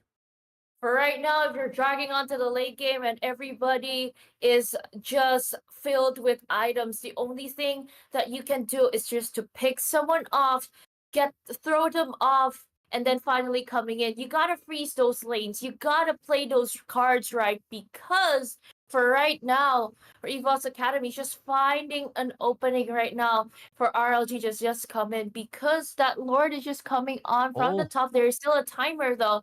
Sneaky beaky players though, even though Kinsey was there, somebody's just opening that up. Yeah, you can see Glorious Pathway is used at the right time as well, just after the Feathered Airstrike. That's a clear go signal for them, and Pancake was forced to use the Conceal to back off as well. So that means they're not going to have the Conceal to make the play. No Zaman Force as well, although that has a low cooldown. The Lord is going to be up soon, and this is where Evo's Academy wants to be. This is where they want to pick the fight. You can see the Feather Airstrike coming through once again to zone them away, poke down Kinsey as much as possible. The target is definitely that neutral objective, the Lord. The Lord is, of course, coming in quite hard there. It's just standing there, We're talking about the Lord, a crucial Lord on the 16th minute mark, where EVO's Jorge. Academy, they so far controls that area for now. But for RLG, Jorge, though, he's just chunking those damage downs again and again, and so far finding a moment where they can try to manipulate this area because they want to try to enter in and get this huge objective. Half HP down. EVO's Academy is not giving this Lord up that easily. Even it is resetted though, but they are just there, present, waiting for Jorge to just try to engage in. But that's a hard fight with a concealed play to just shoo everybody off. But then again, it's just resources out again and again. He caught them. G Kundo gets a knockup, but they get Pancake right now. Here's the comeback coming through, but Owl has the damage. They get the back line as well. No flicker from Xing means he goes down. Xing and Pancake sacrifice for Kinsey and Psychots, and they find Sad Boy, but they trade Kinkwan. 3 for 3. No jungler for our EVO's Academy. RLG are looking to capitalize, but the Lord is doing way too much damage, and Jorge is too low. And right now with the backline present, Villa and Krite, they're looking to snipe him down. They want to get the Lord going, but Jorge is just not present. Okay, since Jorge is not there, even though he's still alive in that area, but retribution power-wise, RLG still has that power though. But if you go up against Villa on the Granger and also Krite on the Sicilian. Even now, Von and also Villa securing that Rose Gold Meteor for support here. It is going to be hard because their presence is just staggering coming in that fight. Careful with the Jit Kundo, and even a triggered summon for Stan early and getting that Lord! Owl though! Finally popping off, and even Psychot stashing in quite well, finding a moment where they can try to pick everybody off. But so far, they need to disperse this fight right now, because there's more of an importance that you need to defend your base with the Lord taken to the side of RLG. RLG get their hands on the Lord. It's marching down the mid lane right now, and they're looking for the possible end. The Feather Airstrike comes through as well. They poke them down, but Owl's damage is way too much. Comboing with the Feather Airstrike, they take away Krite, who is a crucial factor in this defense. So Villa right now has his own to defend. They get the Lord in towards the top side aggro, and you can see right now Pancake goes through. He has G Kundo, but Psychots is there with the Fist Break combo, and Villa trying to dish out the damage. Sky Piercer stacks are present, but you can see finally Kinkbon comes through, but the way of the dragon catches him. Zaman Forces dropped down. Feather Airstrike is there to pick up the kill on towards King Von. Krite is down. Kinsey is down. And so is Psychots. Villa is the only one left standing. He is a 1v5 situation, but he's not able to do much. Goes forward with the flicker as EVO's Academy succumb to the pressure of RLG, who are victors in this best-of-1 series. Goodness gracious. And even up until the end, you can see Villa was just there, leaving up a lot of spaces, because you know you can't really do much on the Granger. You have good clearance on the laning phase, but you cannot go for the high ground defense. And a victory for RLG right now. And even you can hear that the crowd goes wild listening to them, that the Chinese team right there in Guangzhou, China, live right now, that they are winning this, and they got a point up against the White Tigers. Sadly, though, they need to return back and do more studies because they have another match later on. And so far, RLG is the winning team coming in alive right now. So, after all of this team fight, after all of what they've done, this right now is just so satisfying to see on how they performed, how they drafted, how they played. But we're just talking about the overall things. I am good with those drafts they picked up from both sides of the team either way. Both these teams put on a fantastic performance indeed. And if you ask me, there's no better way for them to make that comeback possible. But right now, EVO's Academy did succumb to the pressure that came in through RLG. And RLG are able to pick up that victory indeed, getting that 2-1, while EVO's Academy are not looking good so far. They have one more match to play, and that match will come later on against Rare Adam. And Rare Adam are a strong team indeed. So they need to find their footing. They need to find a way to make that comeback possible. And that was, of course, your fourth game for today, ladies and gentlemen. RLG, Radiance Legend Gaming, picking up the victory against EVO's Academy. Ooh, Vey, that was a spicy one indeed. Because right now, if you ask me, who do you think is the MVP? I believe the MVP's got to be that Farsha or even possibly Owl on that Herod. Yeah, like I mean, a lot of the moments that were created by RLG was really nice. That they could have that space, they could have that moment where they can just chime in and get that. So we're talking about the overall things, but for MVP though, I feel like probably it is a Farsha or it can be Pancake. I mean, not KDA wise, but how he helps around in the team, who the space was created because of him also, and he is actively searching about information where Psychots is, where the Yuzhong is also. So like, even though they were on the Badong, it was a good scene for him to just like, hey, I'm a Cho, I can just go come in and out here. So clearly, so it is easy for them right now to just execute everything. So that's why RLG is winning and having their performance and online interview right now with Michelle on the stage. To be honest, the only thing I adjust is the language because no one of my teammates speak English. Okay, so like, is there any translator in your team for you? Only our boss. OK， 我们的猫头鹰选手说到，他认为可能来到 RLG 之后，需要最大做出改变和调整的是语言方面的一些问题啊，因为现在可能他们队内的话，在沟通上还是不断的在磨合。然后我问他呢，队里平常谁给你们去担当这个翻译的责任？他说是他们的老板在亲自为他们翻译，非常贴心。那下一个问题想问到的是，其实我们看到每场 RLG 的比赛呢，我们的猫头鹰选手都是负责了很多对于后期伤害、后期输出这方面的责任，尤其是刚刚我有看到他尝试甚至一个人去打了我们领主的这么一个景象，所以想问，会不会他认为自己承担了过多的责任、过多的压力在他的身上呢？So like seems like you take a very huge part of the late game damage. I just saw you try to take the lore by yourself even. So do you agree that you take too much pressure on your shoulder for the late game damage? I think it's because of our draft, because our draft is for early game and I'm only the late game, so.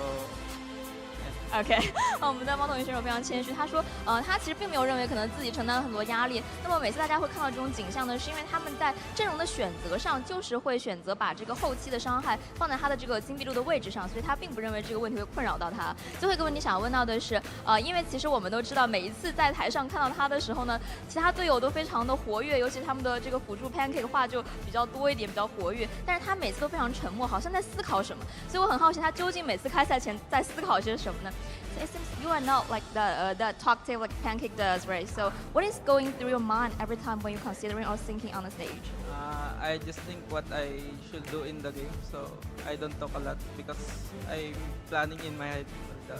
OK, just focusing on the game. 那我们的猫头鹰选手说到，他其实每一局的时候呢，都是在思考说这一局我到底要干什么，所以他可能并不会在赛前跟队友做过多的沟通，而是集中在游戏之上，把自己的每一局的一个整体的思路在不断的在脑海当中进行一个复盘。那非常感谢奥选手接受我的采访，以上就是我们赛后采访的全部内容了。接下来让我们把时间交回到解说席。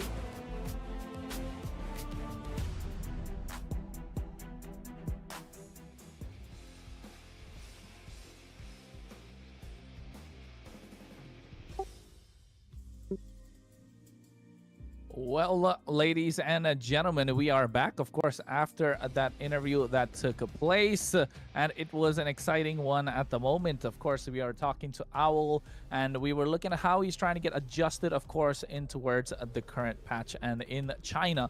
But at the same time, if you take a look at the replay that happened for the previous game, that will come through, RLG versus EVO's Academy, it was an exciting match indeed. And it was back and forth. EVO's already almost made that comeback possible, but then RLG were just too good to kind of let that through. Actually, we were expecting some maybe a comeback for the other team, but they just wouldn't take the lead. They just finished the game. It was really beautiful to see this. Yeah, and you know what? While we had that back and forth game, all of a sudden you see on your screen Gabriel appears. That's the magic trick we like to call it in production. But of course, I will be joined by the one and only Gabriel, the analyst, the caster, the coach from MPL Latam and from the Latam region. Indeed, it's going to be a pleasure to have you on board, Gabriel, for this one and from games here on out. You were watching the game. What did you think about that one? Yeah, actually, I was really amazed at how Harif could was doing his magic, because they were trying to finish the game. They were getting a little hard time to could focus the Nexus, the Crystal, but in the end of the day, Harry do what it needs to do. So beautiful, beautiful finishing. That's why actually he was the most damaging player on this match. Yeah, not just that, right? He was able to find the space. It came down to the synergy between the team, the communication that's going on their side, and you could see the KDA 9, 3, and 4. EVOS Academy, they've gone for the same draft before as well, Gabriel. And I think playing for the ultra late game, it works out. But then every time you make a single mistake, you'll throw away the entire game. That's what EVOS did. And RLG did it first, but EVOS did it again. And I think EVOS right now, with their score, not going to be happy about what happened. But of course, someone who's going to be happy is the MVP for that match, Owl. 934 KDA, 43% damage, 72% kill participation. And hey, coach, you're looking at the builds. You see something different or something that helped him survive? Actually, that's the perfect building for the Harry needs to do on the gold lane. All clear good, all perfect. The magic crystal increases the power of Harif. We also know that a really well played Harif with this spell could protect itself. It's nothing to change, and that's why Owl is the MVP of this match. All right, a chef's kiss to his performance. He did that yesterday, and against Gusto Lagusta of all peoples, right? He performed the Harith against Gusto Lagusta, and it was a mesmerizing performance indeed, that Harith.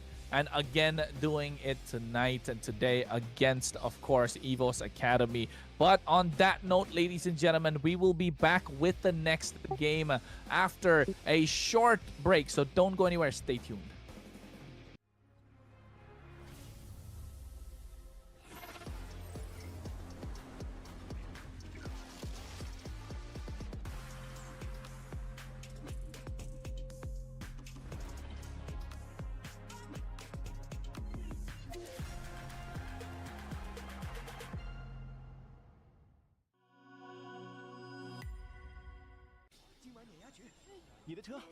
就这样了吗？或者说，开一局吗？开就开。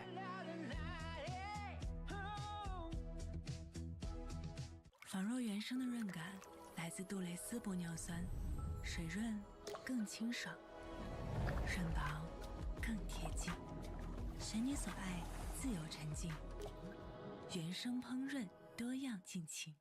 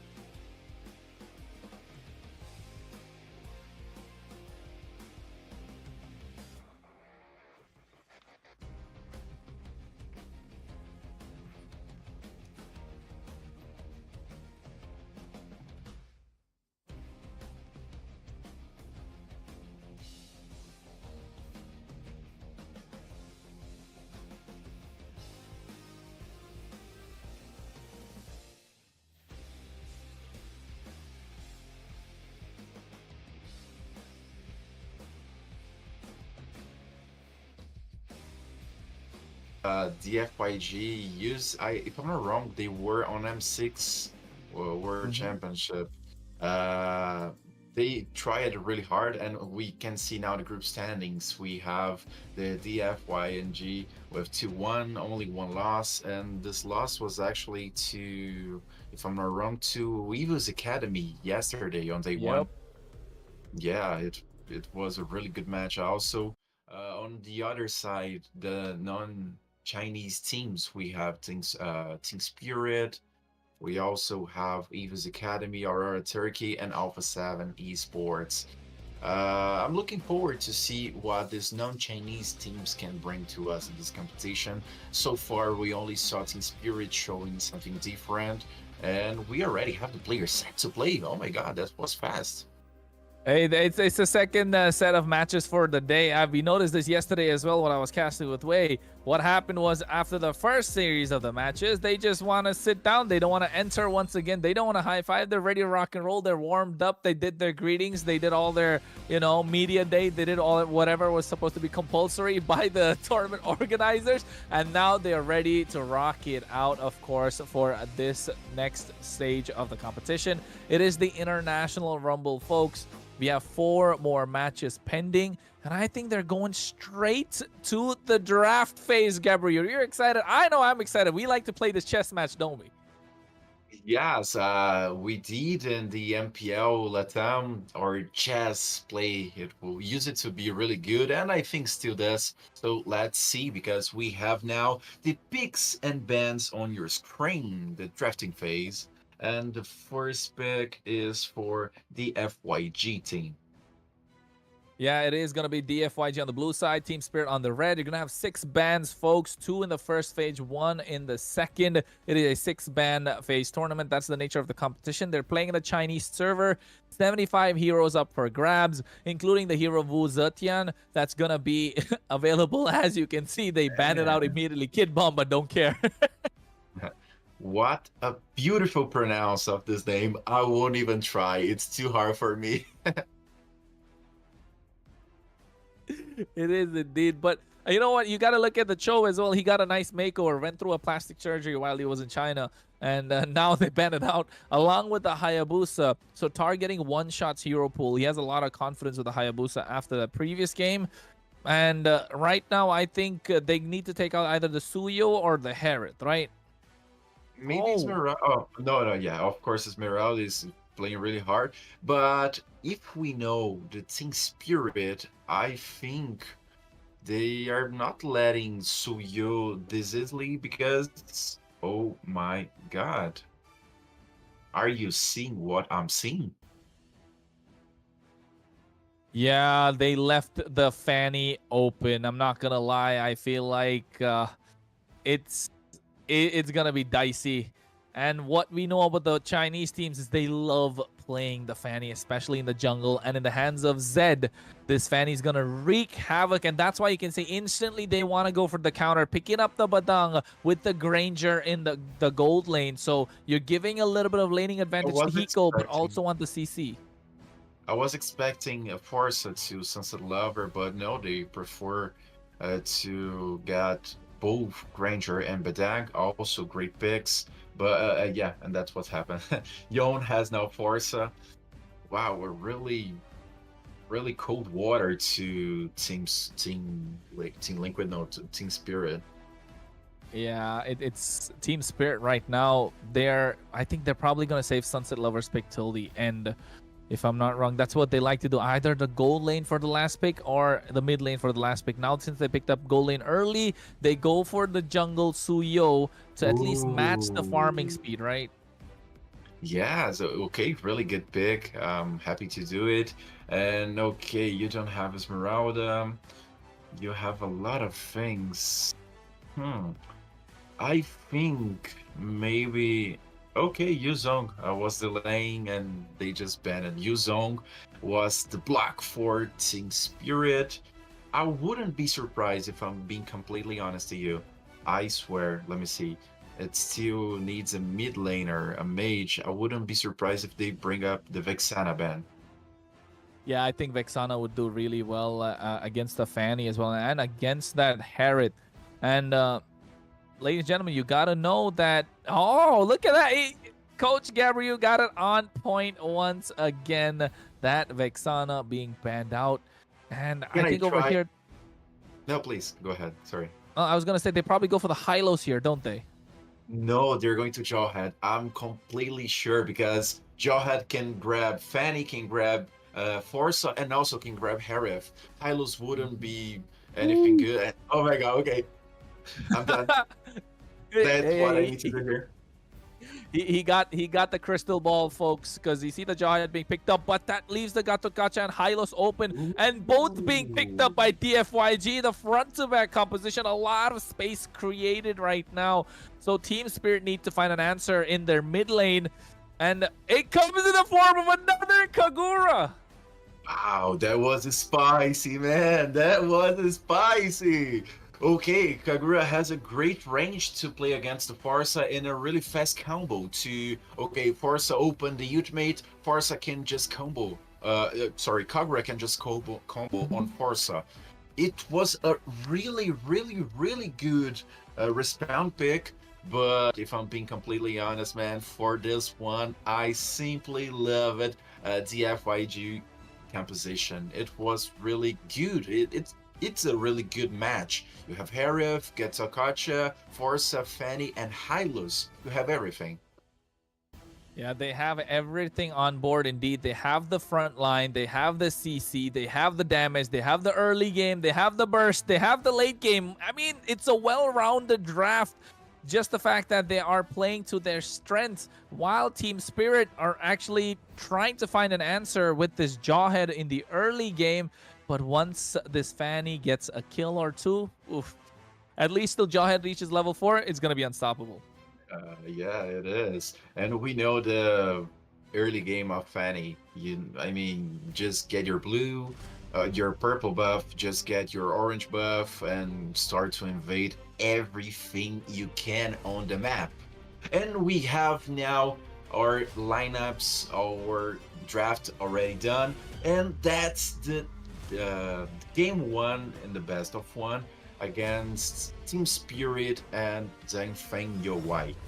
I will try to get my pronunciation better. Hey, I'm not even trying that. I've been saying DFYG the entire time. You can see the fans are cheering for the top Chinese team indeed. Team Spirit on the red side looking to pull off the upset. If they get this victory, they go undefeated in the International Rumble stage. 3-0 right now, looking for that 4-0 against the Chinese teams. Will they be able to do it? DFYG stand tall in front of them. As you can see, Pshu right now just trying to zone and provide vision for his own jungler. Yes, and we saw that Jawhead starts all the creeps of the jungle for one shot. The first try of the gank was really good. A lot of damage dealt by Hiku to the Forza.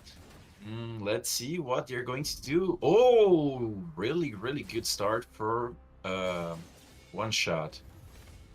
Yeah, it's a good start for one shot. It's a good start for Team Spirit overall. Hiko is able to play aggressive on the Granger, and against the Harith, it's an age-old competition. You got to pick up one or the other. The Turtle's not up just yet. Zed is still to make the play. He hits the level 4 right now, so he'll be looking to pick somebody off, and I think he'll be looking at Sunset Lover first.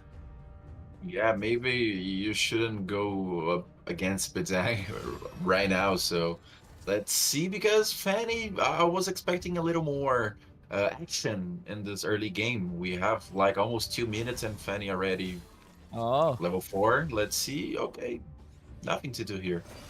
Oh, look at Savo though. He's just standing there menacingly. You're right. I was looking at some early game aggression coming in from the Fanny also, but at the same time, right now goes into the steel cable. Savo forced to flicker out, but he's almost able to get that revitalized coming through to help them survive. Sunset goes through, and now he just throws away Sunset. But look at that, they catch the Kid Bomb was down, and now Savo has to force to go back as well. One shot is present, but he's not having the retribution. He finally gets his hands on the turtle, but Pshu goes down with the Yin Yang overturn coming in through from Sunset Lover. Okay, but let's look. I think Fanny might goes to orange buff. No, just getting the creep. Okay. Yeah, really good start. Really good start Okay. indeed. I was assuming Zed should go and try and invade into some jungle creeps, right? Yes, but I know why he isn't doing that, because on the other side you have a Jawhead. A Jawhead in the early game has a really high damage, and a funny don't can tank that much. So if you get mispositioned, you probably will pay with your life in this way, man. They definitely will. And right now, DFYG are looking strong in the early game, even against the Jawhead so far. You can see Team Spirit have the advantage because they got the turtle. But apart from that, I want to see a little more aggression coming out from the Fanny. We're just not seeing it. Yes, and now we have Jawhead. Right? Goes through. You can see Feathered Airstrike comes as well, but they catch Kid Bomba off guard, and even Zed the Fanny went in and paid the price. 1-for-1 trade in the advantage in favor of Team Spirit. Okay, 1-for-1 trade, but we need to say, Team Spirit has a turtle, so had a little bit more advantage on the experience of the heroes, and now they're marching to the top lane to... Oh, okay, they're just trying to get control of the river. Yeah, they need to get control of the river, right? Because I think that's super important, especially if you're DFYG. They have a good composition for team fights, especially these neutral objectives. But Savo is looking to pick somebody off the entire time. Yes, and actually I think the DFYG has a better late game than the Team Spirit, even though Fanny on the late game get a really decrease of the damage. And let's see the turtle. On comes through, they get the kill with the steel cables as well, and he uses the cutthroat but on the wrong target. But you can see at the same time Kid Bomba comes through with the fist crack combo. They get the kill on towards Shu, and right now the glorious pathway being expended. Kid Bomba is the target, but look at the back line. Zed is flying left, right, and center, but they still get the kill in towards Kid Bomba. And right now the focus is on the turtle, but one shot is there, goes on towards Long. He's able to find the kill, and he secures it indeed. Team Spirit make the comeback, but Sunset with a yin-yang overturn, and the help of Hiko, they find the kill. Zed goes through. I'm not sure what he's thinking. The kill is not there just yet, but they find the turtle. Damn, what a beautiful play we can see in the replay. Jawhead was killed by Fanny, but this, in this way, we thought that the FYG would won the team fight. They were better positioned. They had better. They had better position on the river side, but from nowhere shows up a dunk, and oh, look at that! Oh my goodness, one shot just looking to breathe down the neck of Yone the entire time, and even with the presence of two frontliners, the mobility that they have, the assassination attempts that could come through, you can see that on the cards with the help of the range from the Granger as well. And now Kid Bomba looking on towards KLVJ. Oh, it was looking so dicey, and even Hiko gets the Sky Piercer now. Just simply lovely how Team Spirit can manage to win every turtle. They start losing the team fight, they can control themselves and just turn it back. And also we have the both sides already the turrets down, and let's see Bedanger going again. Oh my god. Oh, KLVJ, he's doing everything to survive, but the Sky Piercer's way too much. Shu goes in with the AOG, but at the same time, Unstoppable Force, and now the Chain CC is on. The Sky Piercer could come through. Netsonata being blocked by the rest of his team, and he barely survives. And now they're sieging at the mid lane in tier 1, but Kid Bomba goes for the flicker play. He wants the kill. He's out for blood, but Team Spirit got what they came for. All tier 1s from 3 lanes taken down. Wow, what an aggressive and amazing start for Team Spirit. We were expecting to see this aggression, this early aggression from the FYG, because let me see, Fanny has a really good early game. Hylos can hold a lot of damage on this initial phase, and let's see. No. Oh my god. Savo was off position, overextended, and instantly got burst down once he was spotted. The turtle being given away though, and now they're invading into the purple buff of Fanny. So definitely this early game aggression that we wanted to see, if we could see it in the mid game, it's not going to happen because Team Spirit are being so aggressive now. Okay, Fanny, it's a purple dependent. You don't have your purple anymore. You probably will get per energy. You need to split, and that's what Fanny is doing right now. But Bomba was really aware. Bomba won't let Fanny do this, and now until Fanny gets the orange buff, the purple buff again, that's the only thing Fanny can do because won't have energy enough to sustain a team fight. Oh, concealed play comes through. Kid Bomba looking for the target, but at the same time, Savo is as well. He gets the ejector on point. KLVJ is the target. He's getting choked down, but at the same time, Sunset Lover in the back line catches Yone with the Yin Yang overturn, and now they find Zed as well. They find 2 in the process, and now looking to go down the mid lane to take their tier 2. The damage dealers are out. DFYG are backed into a corner. 7,000 goal lead for Team Spirit. What amazing playing by Team Spirit. Yeah, and that's why they are undefeated so far. That's why they are willing to go further to won't let this, to don't get this big L on the screenshot. Yeah, you can see right now they definitely need, but right now, oh, Long taking down half HP with 1 Death Sonata coming through. That's a lot of damage that's on board. And right now, Team Spirit, they snipe him from afar. How is that possible? They find 2. Kill VJ as well as Long are down and out. Now they're looking for Zed. The steel cables are not enough. They pop the holy shields in the mid lane quite early before the Lord even comes through. So that is good news for Team Spirit, but very grave for the side of DFYG, because now Team Spirit can end it with just 1 Lord. And I don't have words to describe how perfect is being the game of the Team Spirit so far. Okay, you trade Jawhead kill for a turtle. You change maybe a gank on Badang for 2 turrets. You change the river for the mid lane turret. Oh no. Oh, Hiko. It was so dangerous, Gabriel, at the moment. And right now, they're going through the steel cables. He almost got the kill. Wow. How strong is this Granger, man? Come on. What?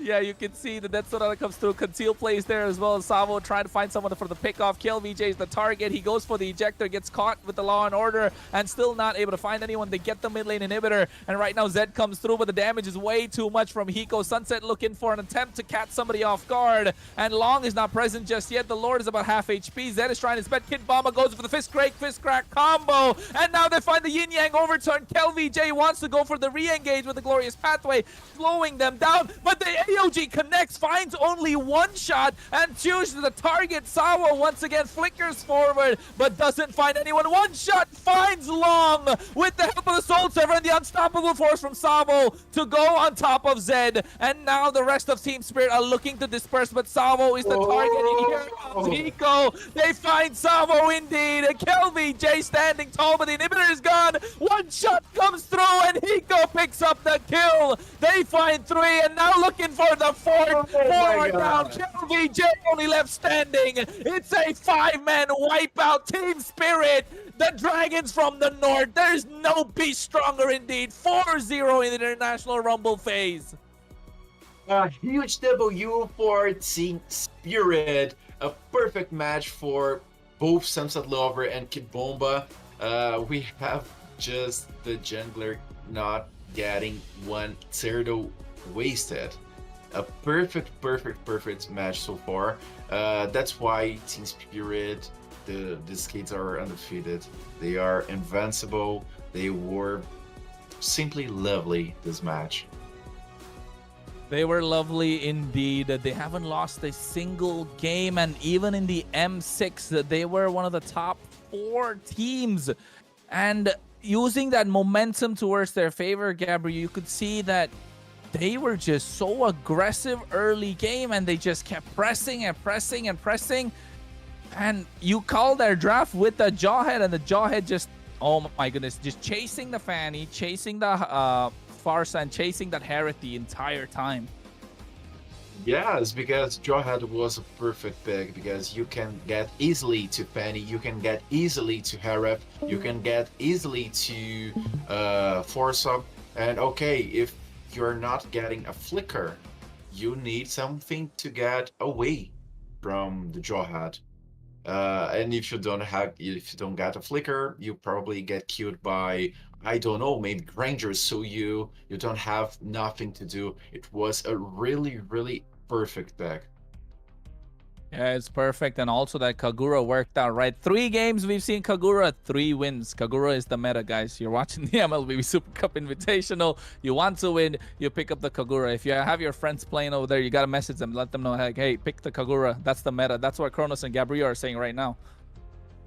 Yes, and trust us, because Sunset Lover just show you what Kagura can do. Yeah, he did indeed. And I mean, for so far, the games have been so exciting. And this is the game that I was looking forward to most, at least. DFYG versus Team Spirit, because they're 2 big teams going against each other. And Gabriel, correct me if I'm wrong, when 2 big teams go against each other, it's either very one-sided or it's very long, isn't it?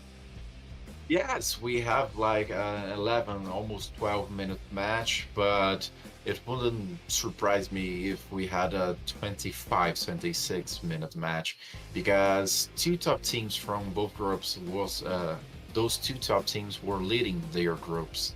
The non-Chinese group is still led by the Team Spirit, and the Chinese group was led by the DFYG.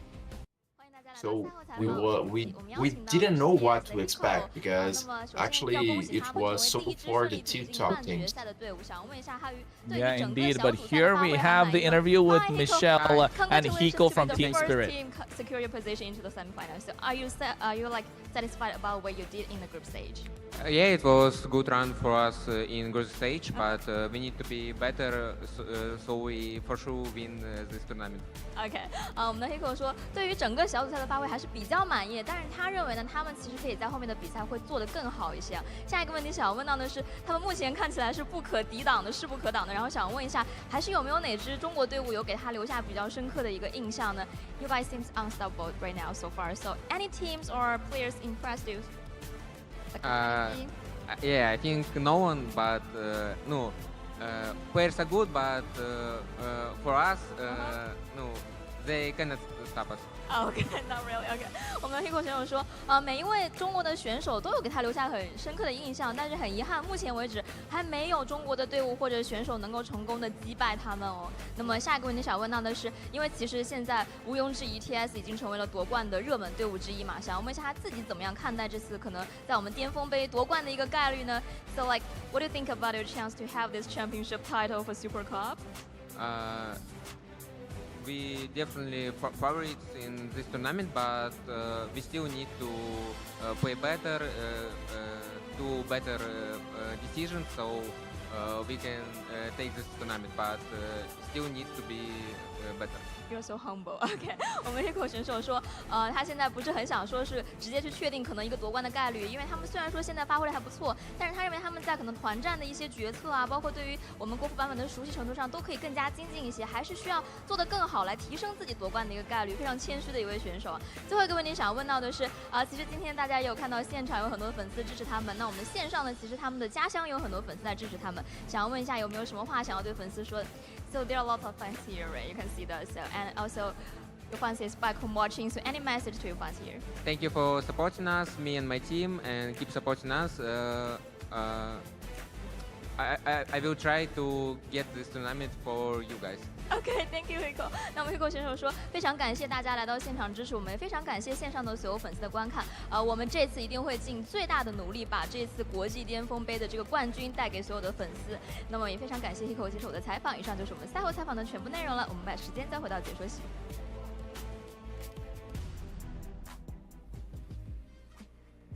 Well, he said the Chinese teams are good, but not good enough for us. That's what I heard from that.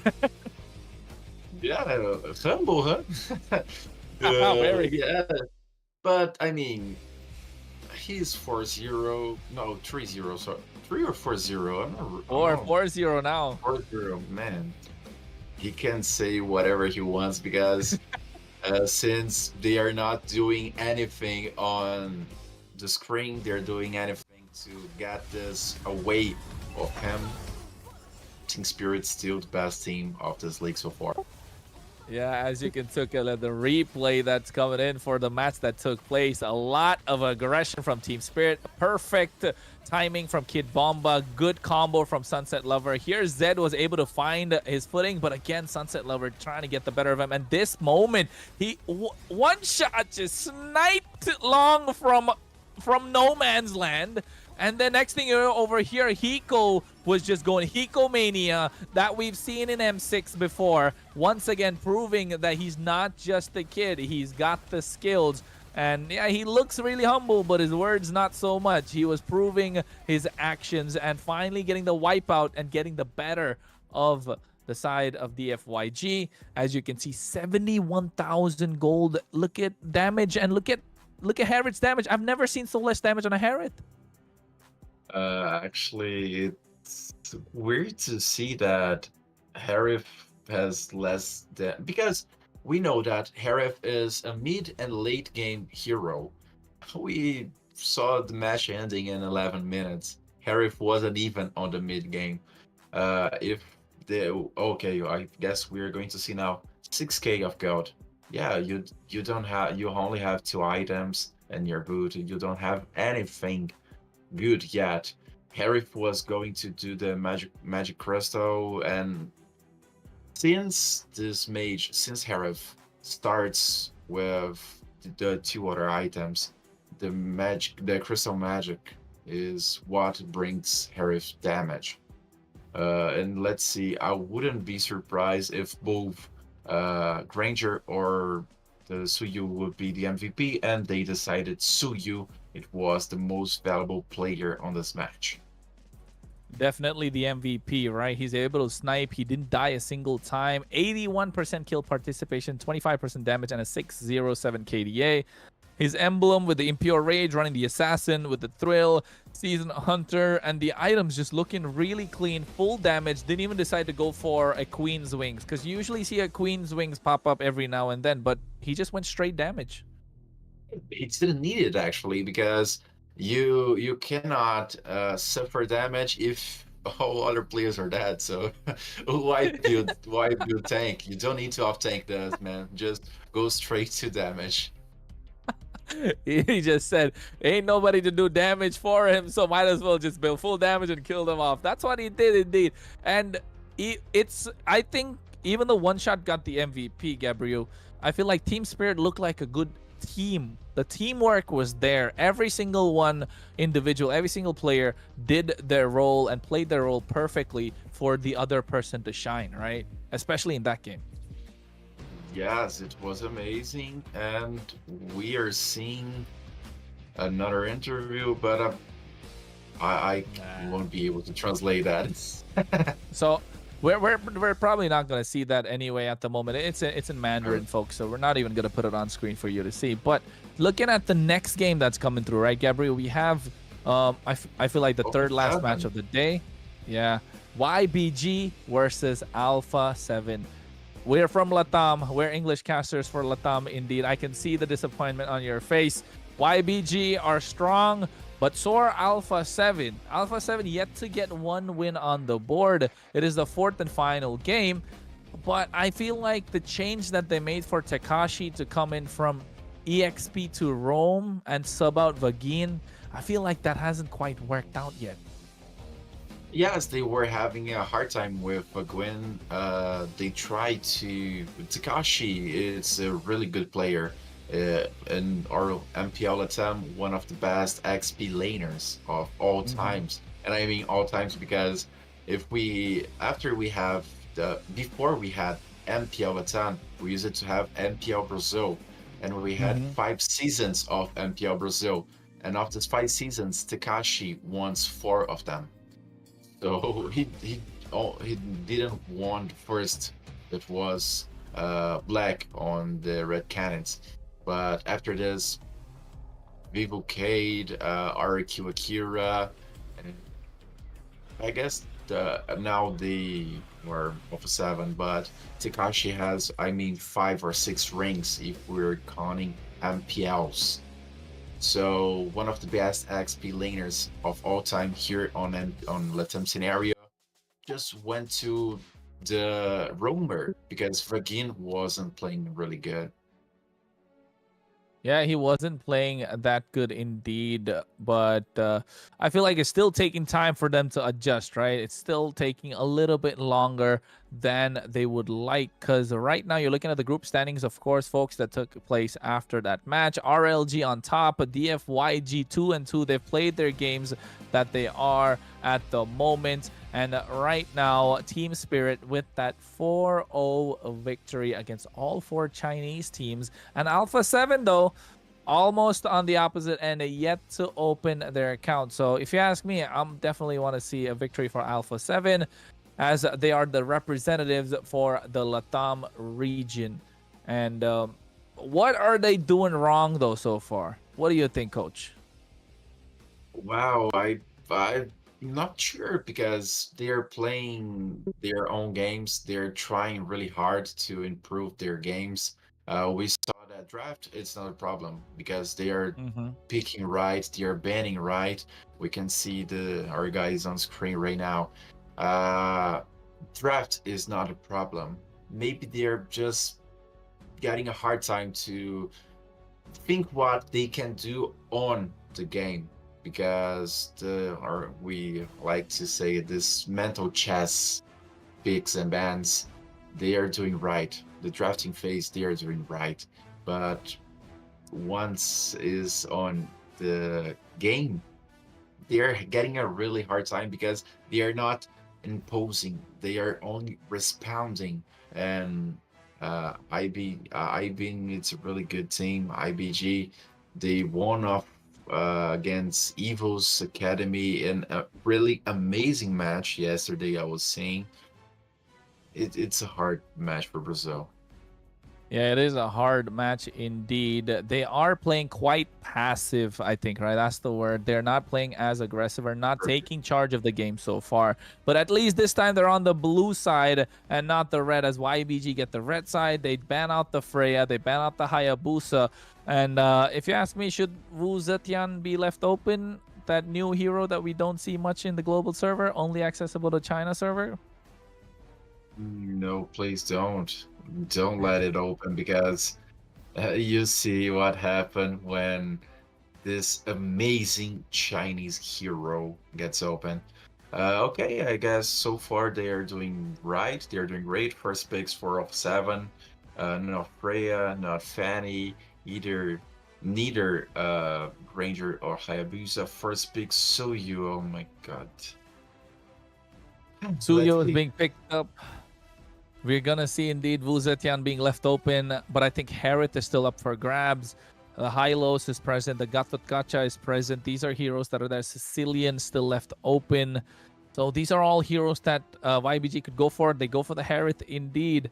Will they go for the Wu Zetian? And yes, they do. This is a hero that has a global ultimate, has so much range, can zone out 5 members of the opposition team just by herself. I just can't wait for the release on the global server. But yes, this hero definitely is broken, if you ask me. Yes, now we have Takashi with Sho and Syndra with Forza. Takashi likes to play with Sho, used to be one of the best on Latam scenario. Luis was a really good Sho user as well. Syndra is on comfort zone. Forza, we don't have anything to say because it's a really good mage. But Benedict, wow, YBG is coming really strong, really hard to Brazilian team. Yeah, YBG are coming super strong indeed with the Benedetta. They want to be as aggressive as possible. They have the late game secured with that Harith. They do definitely have a lot of power with that Wu Zetian.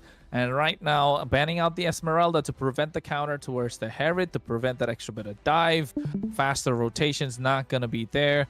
And right now, Ling being banned out because the Chinese teams like to play these assassins. No Fanny, no Ling, no Hayabusa. These are 3 assassins that we know that are usually in the meta most of the times. But right now, the Badang is just picked up. Good chain CC presence. That's going to be a Badang in the roam position. So still waiting for the jungle pick till the end. Jungle as last pick is always a great strategy. We use it to see that Chinese teams were giving the last pick to their mages or to the gold laners. But this time they just choose, okay, let's hide our game. They don't know what jungle we are thinking to bring. And I like Gusta Legusta with Beatrix. It's a comfort zone for him. Gatakacha, strong as always, strong as usual.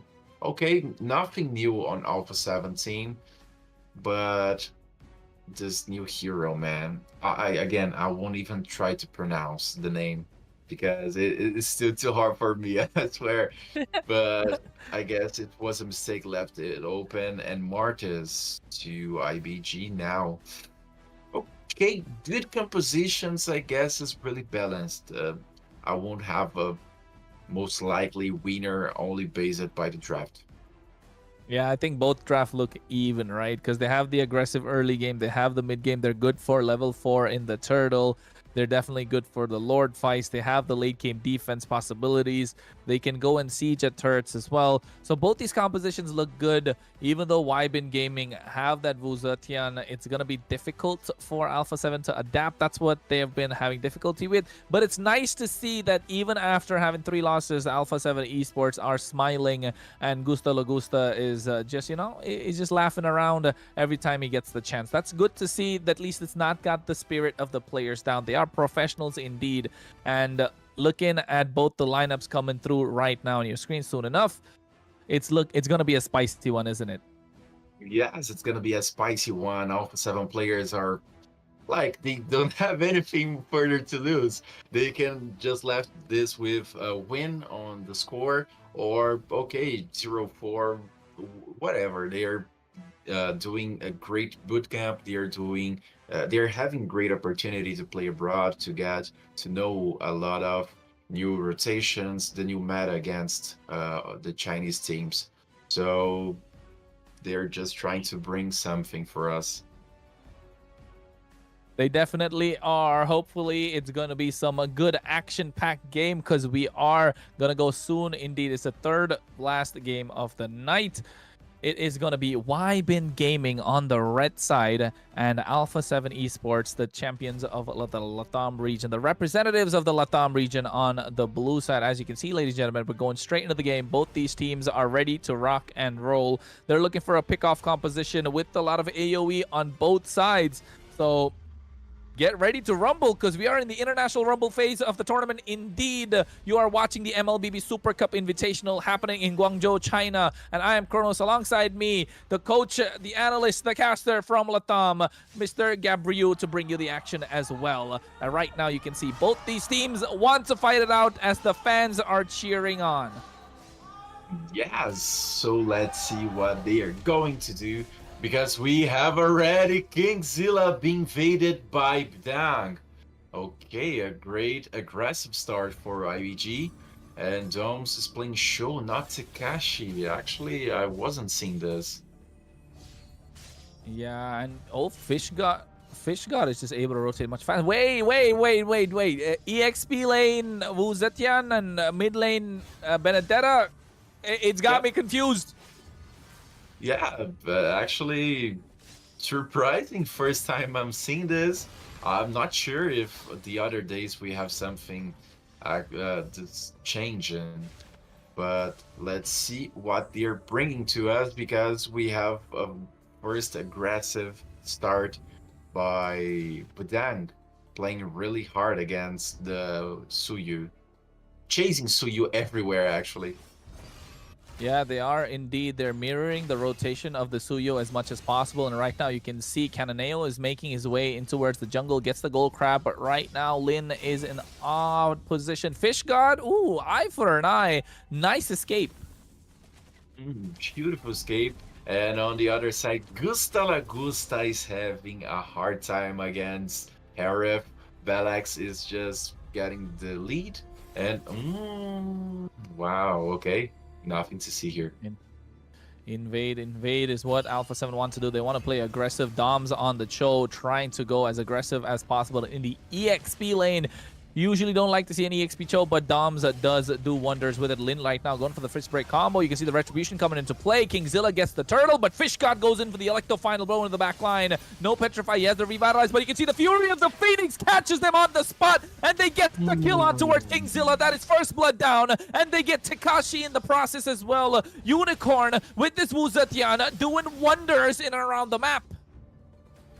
Yeah, you probably shouldn't get Visitiana open because that's what happened, because King got the turtle. It was a good thing to Brazilian team. You just need to escape. You just need to get off the turtle zone, and Visitian won't let it.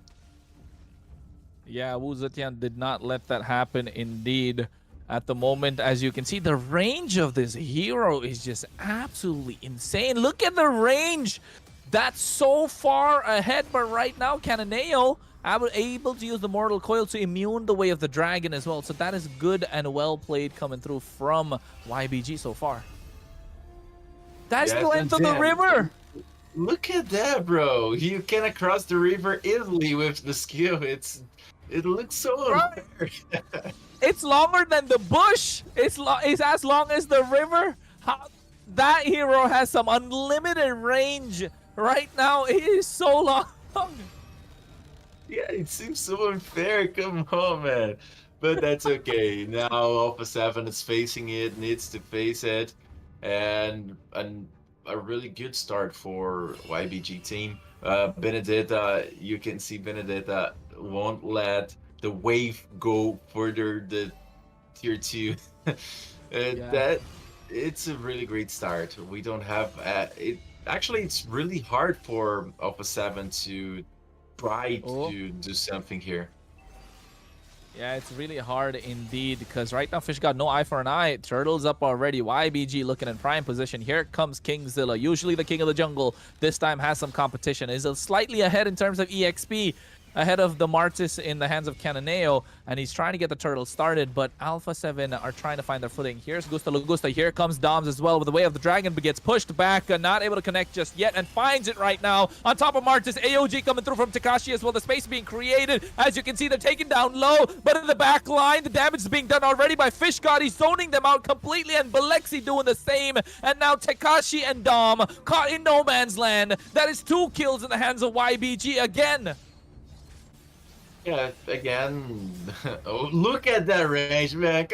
But again, Alpha 7 decides to prioritize the turtle and change 2 kills. It was a good Jet Kundo and Way of the Dragon for the XP laner of Alpha 7, but he didn't get his teammates to follow. Yeah, you're right. I think he did try to get the rest of the team to follow. It's just Fish God went in with the Electa final row with the Benedetta, and we've seen that the Chinese teams like to play this Benedetta, like to be aggressive as possible, zoning out the back line completely. So Alpha 7 just couldn't find a way to make things possible for them. And right now, again, playing so aggressive, trying to take down the tower. You're right, Gabriel. That range is just unfair.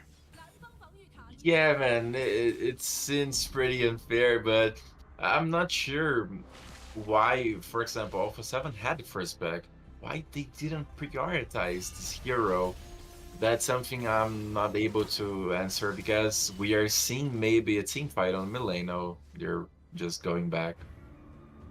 Yeah, it's just such fast wave clear as well. It feels like a Farsa with extra bit of range. And then you have the ultimate of Yi Sun Shin prior with the CC lockdown as well. So it's just look, the minions are not even halfway in the river. It was half cleared out. But right now the damage being done. Syndra taking a half HP as well. Lin looking for the pickoff. Doms goes through the Jeet Kundo as well, getting poked out by Unicorn. The turtle is up. Alpha 7 wants to contest, and so do YBG. Look at that. Okay, I won't say it looks unfair anymore. I would just say, what a good hero. I'm looking forward, actually, for this hero to come to our servers too, because it would be the top 1 banning on my Hackets, of course. For sure, for sure. I mean, to be fair, even Farsa has extra bit of range, right? But that's just the ultimate. The others are going to have a much more difficult time in terms of just range. Here right now, Wu Zetian is dominating the river with the help of this Badang, with the help of this Benedetta, and of course with Martis. He hasn't got one kill just yet. We know Martis is. They get a kill, they want a lot more. And now they're looking to rain down the mid lane. The clear is just present with Gusta Lugusta, but look at Lin, his position. Oh, Takashi spots him out. Yes. Okay, now I think, if I'm not wrong, this Harif is already really strong because don't have any Q and assist. Oh, let's see. Feathered airstrike, Fury of the Phoenix at the same time. They get the kill on towards Gusta Lugusta. Takashi trying to save his friend, but he's not there. Lin is the sacrifice, and they get Kingzilla alongside as well. A treat for YBG. They get 2 for 1. The only kill that Alpha 7 has secured so far, thanks to the help of that unicorn skill coming through with Fury of the Phoenix, catching them in place and not letting them go. Oh, but Fish... Yeah, Benedetta can do whatever he wants because Fish God is playing really aggressive since like the 3rd minute of the match when he wasn't letting the minions go further the tier 2. He definitely wasn't letting it go, but look at Lin right now. He's looking for the pickoff angle. Kingzilla able to get out of harm's way thanks to the high mobility that's present in this Suyo. And right now they're trying to pop that holy shield, and Feathered Airstrike's been used just to clear out the waves, and good range coming through from both teams. Good high ground potential as well, but right now the Lord is up. They are looking to catch that for themselves. And Chrono, so far we haven't even spoke Harif's name. I'm really concerned and I'm really worried for the time we start to think, oh, okay, look at Harith, look at the enemy. Oh, you don't see anymore. Yeah, I'm about to say the Harith 002. Belexi's only been farming level 11. He even has the Purify. It's looking dire for Alpha 7 Esports, the representatives of Latam. But what do they have to do, Gabriel? What do they have to do to make that comeback possible? Remake, maybe. Because at this stage, I don't see how it's possible because you have a lot of... look, I said before they were getting good draft. Oh, look at that, man! I said before they get a really good draft. But looking now, I'm saying you can let this new hero open because you have range, you have huge, global huge mate that. Look. Okay, yeah, but you see it come through as well. The chain CCs there. They get Gusta Lagusta and Syndra. Cataneo unleashing the decimate. They find Tekashi as well. Now Doms is down and out. Kingzilla the only one left standing as YBG force their way through and take the base crystal against the Latam representatives, Alpha 7 Esports. A perfect team for YBG, perfect game for the new hero. Benedetta was a really strong name, and Batang won't let Kingzilla being hide on anywhere because Batang was giving the information about the whereabout Kingzilla every time on the game. Every single time Kingzilla show up on the map, Badang was there. Everywhere you say, I'll be watching you. Every place you've been, I'll be watching you. And that's what Badang did. Badang was just mirroring Alpha 7 the entire time, not letting Kingzilla, not letting Gusta Lagusta do what he has to do. It was so difficult for them to try and create any sort of opportunities. And Alpha 7 Esports just weren't able to adapt. They were just not able to adapt to the meta. They were not able to adapt to the server. But at least they are smiling and they don't let that break their spirits, of course, because they do get a part of the prize pool as well, which is $137,000 US. If we see even a little bit of it, I'll be happy. But at the moment, YBG that though, pretty good, man. Trust me, I know it's a lot of food. It's a lot of fun times, especially if you're living in Brazil as well. But for YBG, they showed us why they are one of the top teams, and that they are ready to take on some of the top dogs of the international stage as well. They did beat EVOS earlier on, if I'm not wrong, but they did also beat the champions from the Latam region. So they're definitely looking to put up a fight, these Chinese teams. Yeah, actually, the 2 losses, it was from the undefeated Team Spirit and, if I'm not wrong, the Aurora Turkey. 2 great teams also, and the non-Chinese league. I don't have anything further to say about Team Spirit, and let's see the 有没有 interview. 想到对面居然是周去走边路？ Yeah, but I think the 那你认为他们为什么会做出这样的一个选择？ 我其实也不太懂，我感觉金家边路更厉害一点。是的，我们好奇的观众也可以去他们的这个社交媒体平台下面去留言去问一下啊，我们非常的好奇究竟是为什么有这样的一个选择啊？那因为其实今天第一局的时候是跟我们的 TS 有交手嘛，然后他们现在确实也是第一支已经确保可以晋级到半决赛的队伍了，你怎么样评价为什么他们在我们这个版本这么的强势呢？ 我感觉是他们队伍整体打得比较好吧，他们的抱团比较紧凑，然后给的压力很大，他们一旦拿到优势，基本上是输不了的。 是，所以感觉也有从第一局当中有学到很多的东西啊。那目前因为虽然赢下这一场，感觉离奇也没有特别的激动，是因为现在这个命运的走向还不明确，我们这个中国赛区的这个晋级形势非常的不明朗，还要看后面的比赛才能知道我们的这个加时的情况。那你自己怎么样评价一下我们中外突围赛这2天你们的一个发挥呢？ 感觉我们的发挥的话，其实不是特别的好。打欧罗拉跟打 TS 其实都是有赢的机会的，但是我们打的比较着急嘛。如果是比较冷静的处理的话，是可以获胜的。是没有关系啊，我们之后还是有这个晋级的可能性的，还是存在的。那么之后我们后面的这个战况如何呢？还是要把时间交给后面的比赛。那以上就是我们赛后采访的全部内容了，感谢离析。接下来让我们把时间交回到解说席。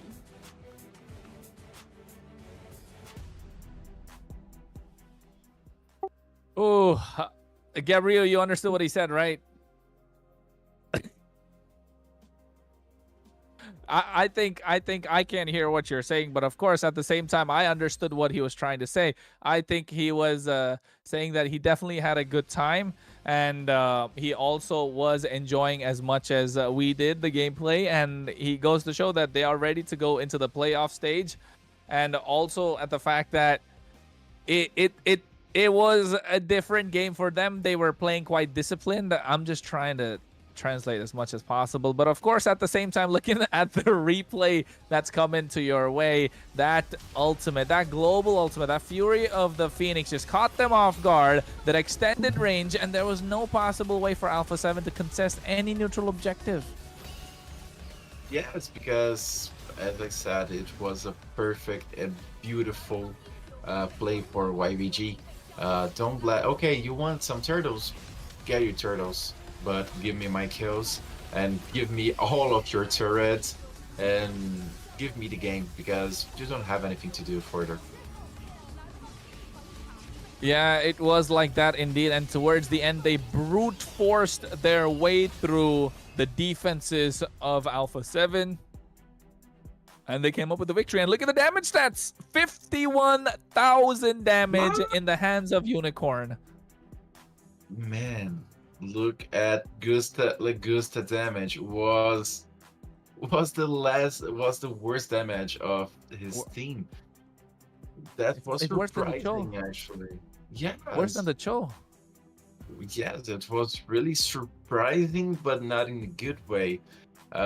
We can see I simply love the losing face they are doing. It's actually a good thing for us to bring to MPL Latam. I'll think that on our next season. But what can we say about YBG? A perfect game for Unicorn, a perfect game for Benedetta. It doesn't surprise me this MVP going to Unicorn, because I mean the hero speak for himself. You know what though? I'm actually taking a look at the emblem setup. You're going for the basic common emblem. That means this hero uses up a lot of mana, right? Even with the Impure Rage. So you need that mobility in the river to dominate the river, get that river control, but also a lot of mana usage. I think that's some extra information for us. Hey, when the new hero gets released, we know what emblem to use for that hero indeed. Because, you know what, we can say it. That hero is just unfair. You just cannot play that. That has such a long range. It covers the entirety of the river. It's longer than a bush. You can just use that one skill and you can check that bush quite easily. Quite easily, a lot easily, because just bring, if I'm not wrong, is the second skill, okay? Just use your second skill and you can see, man, if you're on the almost ending side of the river, you just can check the blue. I mean, it sounds unfair. Yeah, it is unfair indeed, but at the same time, ladies and gentlemen, don't go anywhere. We'll be back after a short break for the next and the last few matches of the night. This is Kronos and Gabriel. Don't go anywhere. We'll see you soon.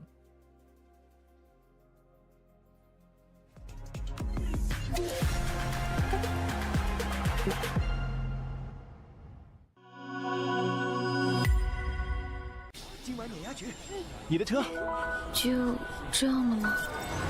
或者说，开局吗？开就开。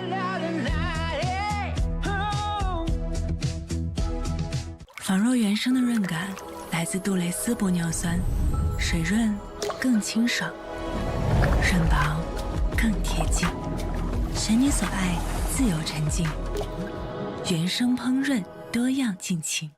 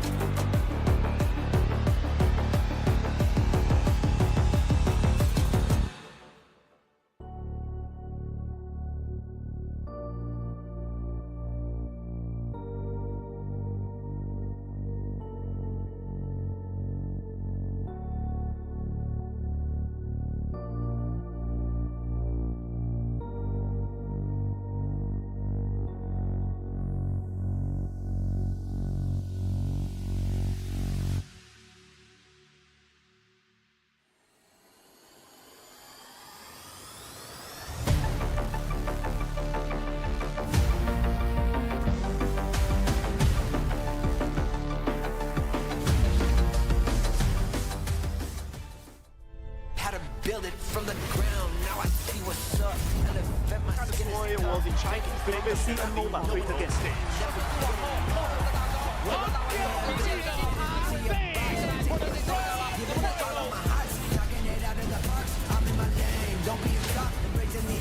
part of the block. I'm building my legacy up from a block. It's time to go up, so you ready or not?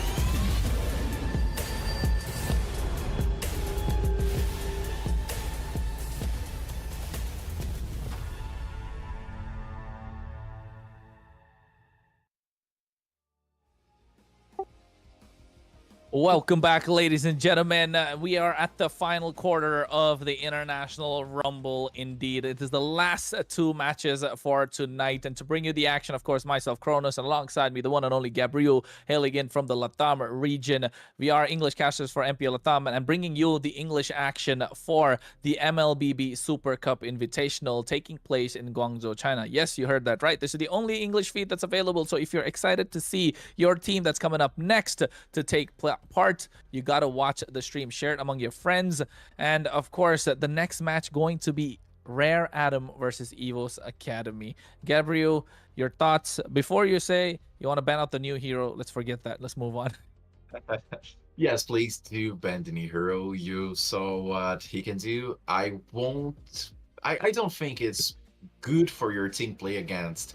But we have Rare Atom, who lost to Team Spirit, won from Alpha 7, facing EVO's Academy. The EVO's Academy just lost the last match of RLG and won against DFYG.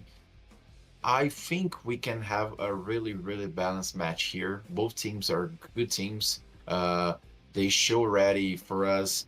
Good place, good, and actually they are showing really, really, really good power of getting back, because EVO's Academy started losing the game for the DFYG and just made a huge and beautiful comeback yesterday. Meanwhile, the RA team is still facing a huge loss against the RORT, but they are not that in the championship yet.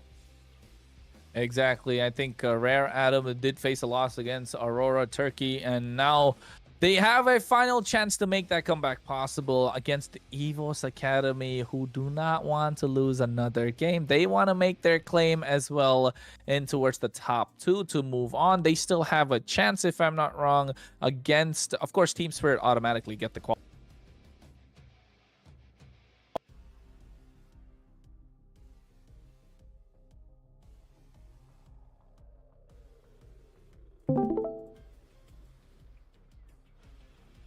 EVO's Academy, if I'm not wrong, going to be on the red side, and maybe that will be a difference maker. It can be, because when you are first pick, you have only in this Chinese competition we only have 6 bans, so a lot of things are open. Okay, we have only 75 heroes, but only 6 bans. You can play with a lot of heroes. So I think it's really good for you being on the first pick side. Yeah, I agree. And at the same time, yeah, while you took a look at your group standings over there, ladies and gentlemen, it is just going to be something of a tight match indeed. They don't want to lose. They want to get the win. It's a 50-50 kind of situation. It's kind of tough, of course, for both these teams. And both these teams want to get the advantage, of course, especially Rare Adam. They are a strong team. And you know what, Gabriel? I am a fan of Rare Adam. I like their roamer, Cat 9. As Vey says, he is a cat that has 9 lives. And I think this guy is a smooth criminal when he plays in that roam position. Give him the Cho, and we're gonna see a delightful game. I'll be honest, I became a fan of his Cho watching that being played yesterday. You know what Cat 9 is, right? He's a smooth criminal. Exactly. Yes, actually, I like very much Dom, the explainer, is showing really good plays with sustained heroes, so I won't expecting nothing less than a really drafting phase that's showing for us right now. We have EVO's Academy against Rare Adam. Hey, you got your wish come true. But even though they're on the blue side, they ban it out first. They just don't want to see this hero whatsoever. Why is that? Hey, it's unfair. That's why you don't want to give an unfair advantage already, because this hero just has that extra bit of range that we don't want to see. They take away the Fanny because we know that King Kwan likes to play the assassins. He's picked up Ling so far, and it's kind of not worked out. They like to play this late game composition with the front to back, and having the poke, the range with that Sicilian in the hands of Krite, and now with the fast bands coming through, the Granger taken off, the Suyo taken off as well, they pick up the Hereth for themselves. Yes, we won't face any Fannies, I guess, further in this championship. Team Spirit let Fanny open because they know how to deal with it. They were using Jawhead. They also got Kagura. It's a really quick player, a really fast combo. But in the other hand, Hayabusa is on our screen. Hayabusa ping picked up in the jungle along with the Cho, and in the hands of Cat9. I am happy indeed. And right now on the other side, the pressure is on Benedetta, locked down with that Gatot Kacha. We are seeing Benedetta almost in every match, and Esmeralda. I like this pick, Esmeralda. It's still really strong on Chinese meta. I'm looking forward to see. Okay, no Kagura for Evo's Academy, and actually no mages for both teams because Super Villa is bringing the Hereth on the goal lane. Yeah, the good counter for the Hereth in the goal lane. They pick it up before it gets banned out in the second phase. You can see the Kagura being banned out already because they've seen the threat coming through. They know the mid laners from the international teams can play this Kagura, the high mechanic, high IQ hero. And the Beatrix being banned out so that Mikey has a little bit of a hard time. They lock in the Farsha for the high ground, even against the Gatot Kacha. And wait, are we going to see it? No! Oh. This is real, man. Come on. We have Lancelot. And we also have Nana. Really good. This happened yesterday as well. Rosa picked up the Nana in the mid lane, and this time it's going to be in the hands of Krite, and a Lancelot being picked up in the hands of King Kwan from EVO's Academy, or rather representing EVO's Academy here, as they give Bruno in the hands of Mikey, the goal laner from Rare Adam. This is going to be a spicy match. We're going to see a lot of flashy plays. I know Gabriel and myself are excited for this one. And for those of you who are watching, if you're a fan of the White Tigers, put in the EVO's roar in the chat indeed, because we know you are. We are excited. Rare Adam is definitely excited. And looking at the draft, Gabriel, I know you're going to say one is better than the other, but I'm excited to see the Lancelot come in the Land of Dawn. Yes, I'm really happy about this Lancelot, but EVO's Academy has a lot of group control, has good CC, and late game, Nana and Hereth will be a really good duo, but I don't think we are going to see this match going to the late game, because on the other hand, we have Hayabusa, we have Forza. Bruno is also a strong marksman on late game. Yeah, of course, I like more the composition for Rare Academy, Rare Adam, but I love to see a Lancelot and again a Nana for EVO's Academy. Yeah, same thing. It's going to be exciting indeed. Will the White Tigers arise after the downfall from the previous game? They are making these late game comebacks, and this time going against an early game composition, they might be doing the same. But right now, let's look and see if a Rare Adam will get the better of them. The players are set. The stage is set indeed. We're going to take a look at the lineup before we get into the Land of Dawn, ladies and gentlemen, as we have EVOS on the blue side and we have Rare Adam on the red. Yes, and I'm looking forward to see Cat9 with the Jet Close, Way of Dragons, and show beautiful plays.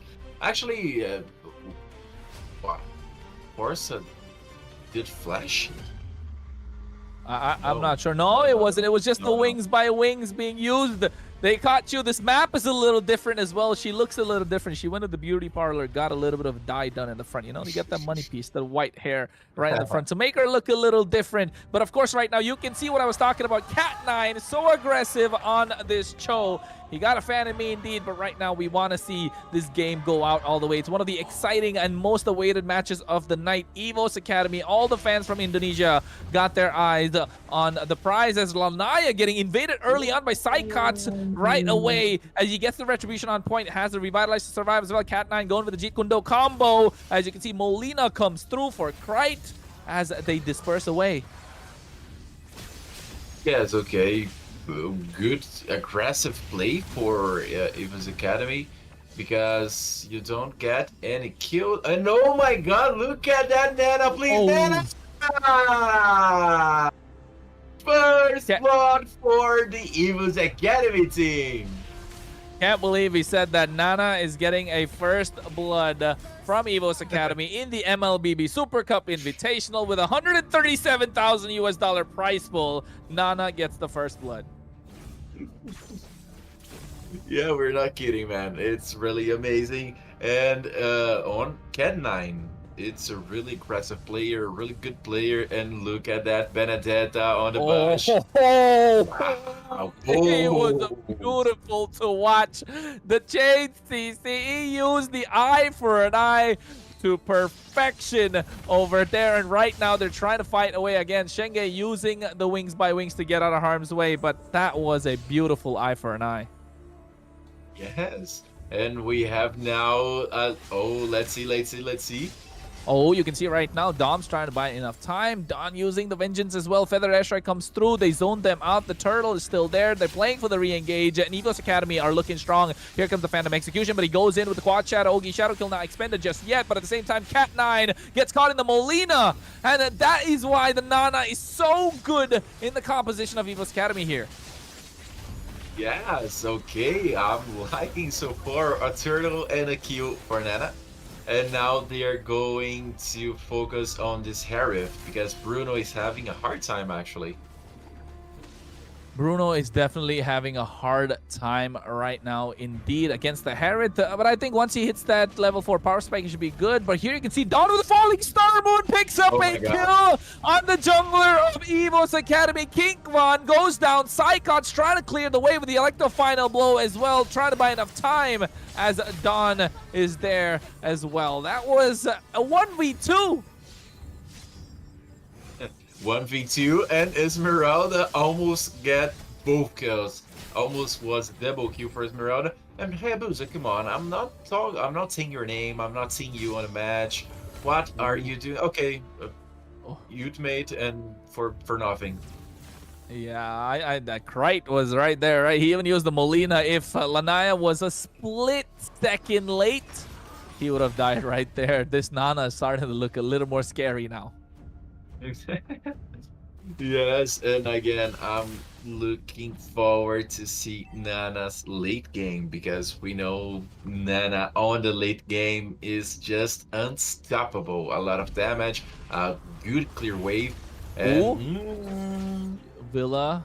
Oh, he drops down the Zaman Forest, but yeah, at the same time, Way of the Dragon coming in from Cat9. You can see the Feathered Airstrike is there. Krite popped the passive, but nice follow through from Don. He gets the kill. AOG was almost being used, but they still get the kill. They trade on the top side, and they get Villa as well. 3 down for the side of EVOS Academy. Rare Adam are pulling up and doing really well at the same time. Kinkwan invades, gets the purple, but now taking down low. Phantom Execution to run away. Thorn Rose to try and get some HP back, but guess what? Rare Adam wants to go for the chase. Here's the Jeet Kune Do. He's trying to go for the play. He has the flicker, but no Way of the Dragon, so they don't commit. well, now we can. Oh my God, Forza! Look at that! Look at that! And Rising Cat9! side. He flickered for the kill just by himself on towards King Kwan, and he got that indeed. How is he able to do that? He caught King Kwan off guard, and right now Dawn is there trying to survive, buys enough time for the Frost Moon shield, using everything he can get away. Meanwhile, in the mid lane, Villa gets taken down by Lanaya as they trade Dawn, who bought enough time, and he even steals away the purple buff. That is getting really hard for EVAC Academy right now, because we have like 5-minute match, 2k goal difference. Let's see. Okay, we have Dragon, but just to push away, and Bruno is getting a good damage so far. He definitely is, and you can see right now Lanaya going into the quad shadow, Cat9 zoning EVAC Academy with the help of Shengei's feathered airstrike so far. As you can see, Psycot's trying to apply pressure, but Dawn is doing the exact same thing, and Mikey has the damage already online. Oogie Shadow Kill comes through, but he gets the kill on towards King Kwan, who tried to immune it with the Thorn Rose, but was unable to do so. Willa goes through with the Zaman Force drop down. Mikey still survives, and Dawn is zoning them out. As you can see, Psychots was trying to pick up something, but Dawn is just there to save the day. Was on the right place at the right time. Dawn, you are really good. And now we can see EVAC Academy trying to do something in the mid lane, but Forza gets the split.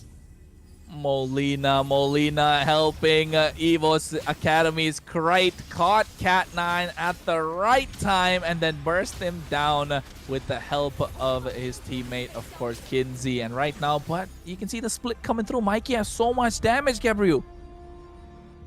I mean, Bruno, it's dealing true damage and it's hurting a lot. We didn't say anything about Bruno, so he was only farming, and 001 didn't show anything. Look at that! Way of the Dragon comes through onward, and you can see at the same time they go revitalize to help him survive. King Kwan is there to try and save the day, but not there. Dawn is just doing so much damage, zoning everyone out just by him lonely self.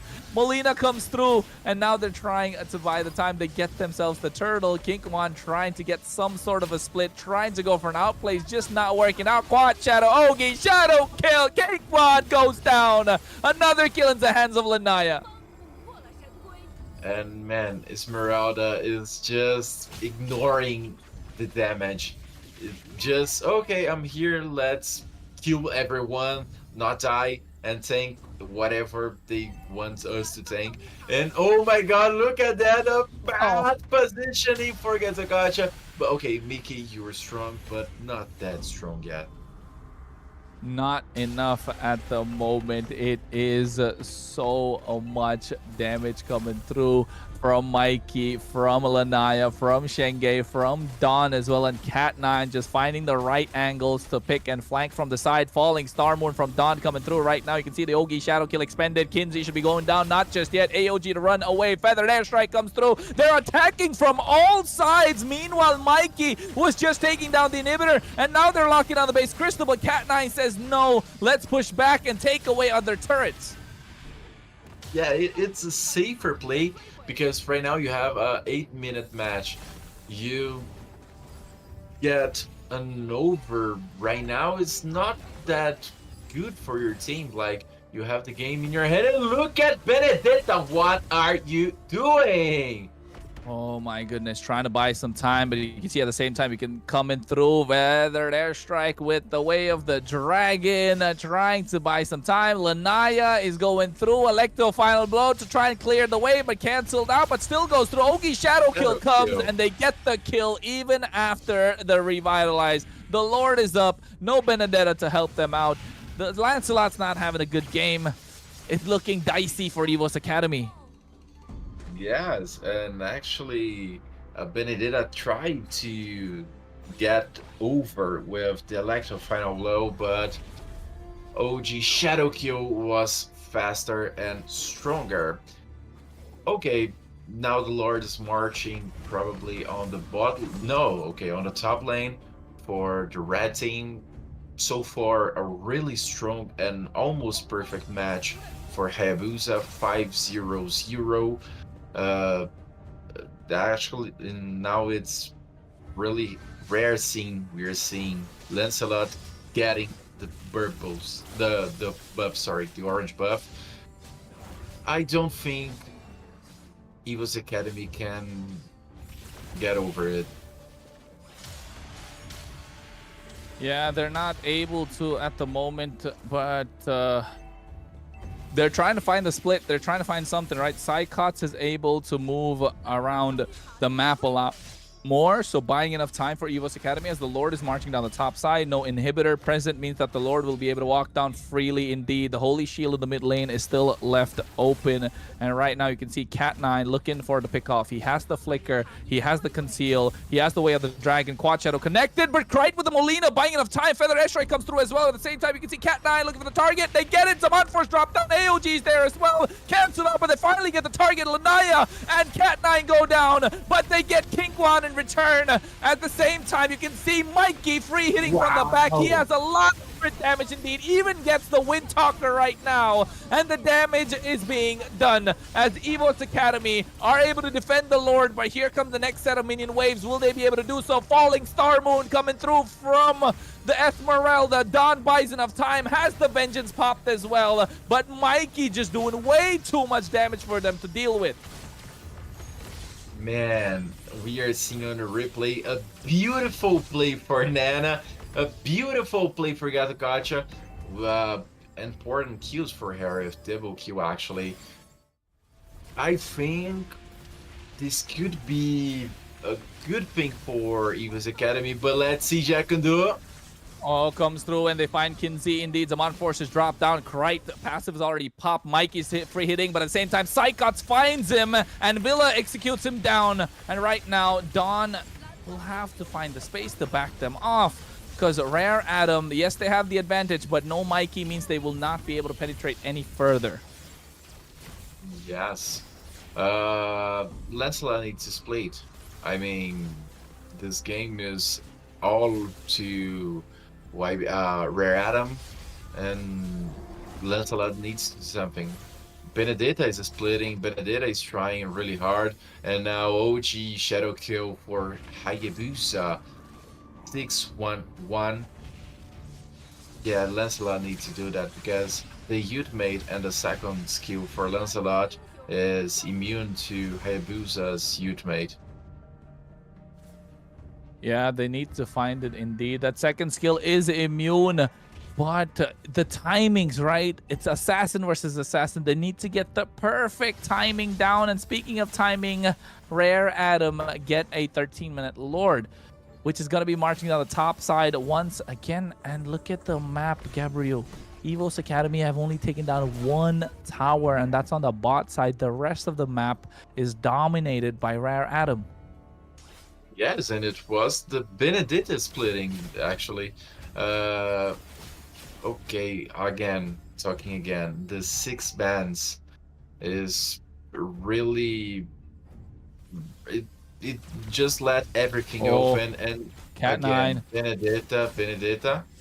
Oh, Zaman Force dropped down. Way of the Dragon already expended, but right now you can see Lanaya with the Quad Shadow going through. The Lord is on the top side. Only Immortality popped, so that means they'll still be able to engage, but Villa goes down. Mikey gets the kill. Falling Star Moon to zone them out. AOG coming through to try and dispatch them from the Lord, but you can see the Phantom Execution and gets the kill on towards Tank 9. But right now, Mikey's the damage dealer. He finds 1. They find 3 in the process. Only Cat 9 able to go down, but here's the Falling Star Moon from Dawn at the same time. Kinsey has to back away, and so does Krite. Shenge standing beautifully, positioned well with the Feathered Airstrike as Rare Adam pull 1 up against the Indonesian White Tigers, EVO's Academy, and they get the victory.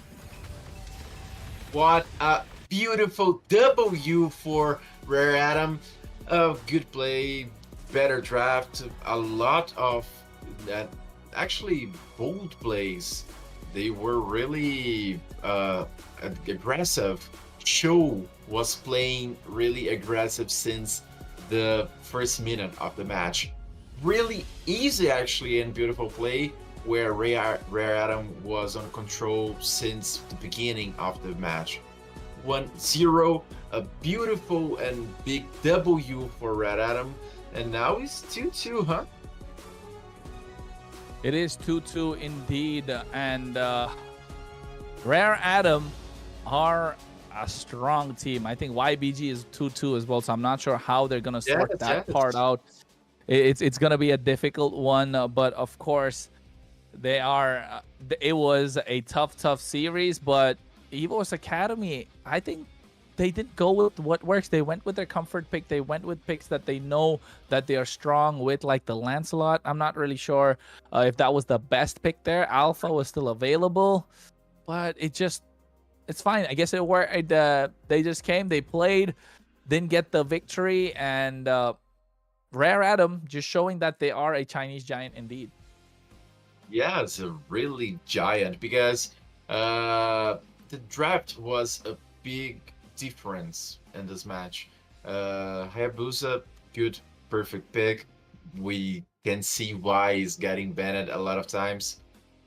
We saw Lancelot as a response to Hayabusa, and as you said, Kronos, I think it was really way more better if you just brought Alpha.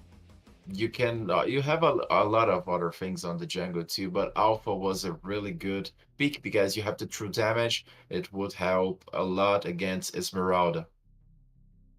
Yes, indeed. It could have helped a lot, but they went for the Lancelot. They wanted to go for the flashy outplays, as we know Indonesians like to do. But of course, at the same time, Rare Adam coming out on top. And I told you, right? I told you that Cat9's Cho is really that good. He bought so much space. He bought so much time. Yes, and it was beautiful to see because when Cat9 was playing, he wasn't using the first skill of Show to avoid the enemies. He was only using the joystick, and it's amazing. It's brilliant how you can easily improve your gameplay by getting not wasting resources. You don't need to use the first and the second skill for Show to get mobility. He was playing so well with the joystick. Like on level 1, he was avoiding Gatsukacha and Nana skills by just moving the joystick. Really, really good, man. Yeah, true. And the mobility, the micro skill, knowing whom to target down. I mean, there was a moment, though, where Psychots got the better of him in that river with the eye for an eye. That was nice to see, though. And coming out on top there. But they just goes to show that definitely EVOS Academy had the skills, but just weren't able to adjust to the Chinese server and the patch that they have as fast as possible, or as fast as the other international teams did at least. But for now, the victors, of course, are going to be Rare Adam. And if you ask me, who do you think was the MVP over there, Gabriel? I think it was probably Mikey, right? Yeah. Oh, Mikey. Maybe. What do you think? I would say Hayabusa was 6-1-1 last time I checked. Really strong, good splitting, was doing great plays, really good entrances, and for example, if I'm not wrong, All Turtles and the Lord was for the Rare Adam team. And we were saying about the Cat9 Show. First blood was on him. Nana got the first kill. So the first blood was, yeah, it was amazing. It made my day, really. And not just that, right? That moment in the bot side where King Kwan was so low on the Lancelot. He used every skill to get out.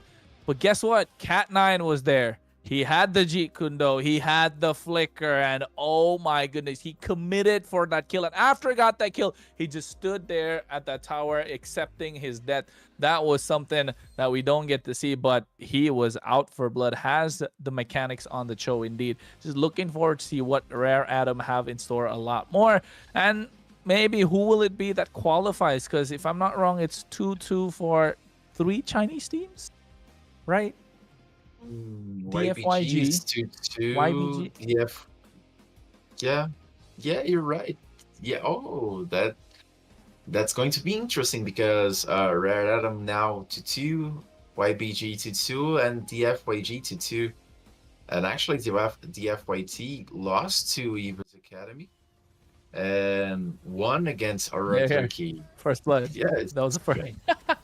That was the first blood indeed that went through. And over here, Dawn just going ham at the back line. You can see Cat9 getting the right target at the right time. Lucky for Krite, he had the passive, but Dawn was right around the corner. And again, they were just dominating the map. Lanaya getting the kills, getting the better Kinkwan, and over here as well. Cat9 finding the right target and still making it work, while Psychots was in the back line. Mikey was just free hitting every single person, not leaving any sort of space.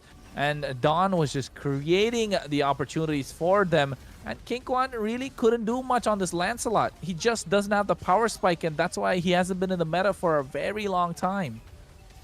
Yes, and now I guess MVP could go to Farsa as well, because it was on almost every single kill, if I'm not wrong. It was really good match for Farsa. Let's see, because Mike had a lot of damage. Bruno was unstoppable. Bruno was really strong. But we do have Hayabusas too. Okay, I only would be surprised if Cat9 became the MVP. The other 4 players can easily anyone be the MVP. I agree. Any one of the 4. I mean, even it could be either Lanaya, Shenge, or Mikey, right? The Bruno, Farsa, or the Hayabusa in this one. But look at Evos, though. Look at the poses that they're hitting. It's always funny to see different poses come out for these players. They're just having fun. But the MVP is going to be Dawn on that Esmeralda, creating all the space, and went shopping, got some new clothes, get a new look as well. 314 on the KDA, 22% damage, 47% kill participation, running that support emblem on the Vengeance.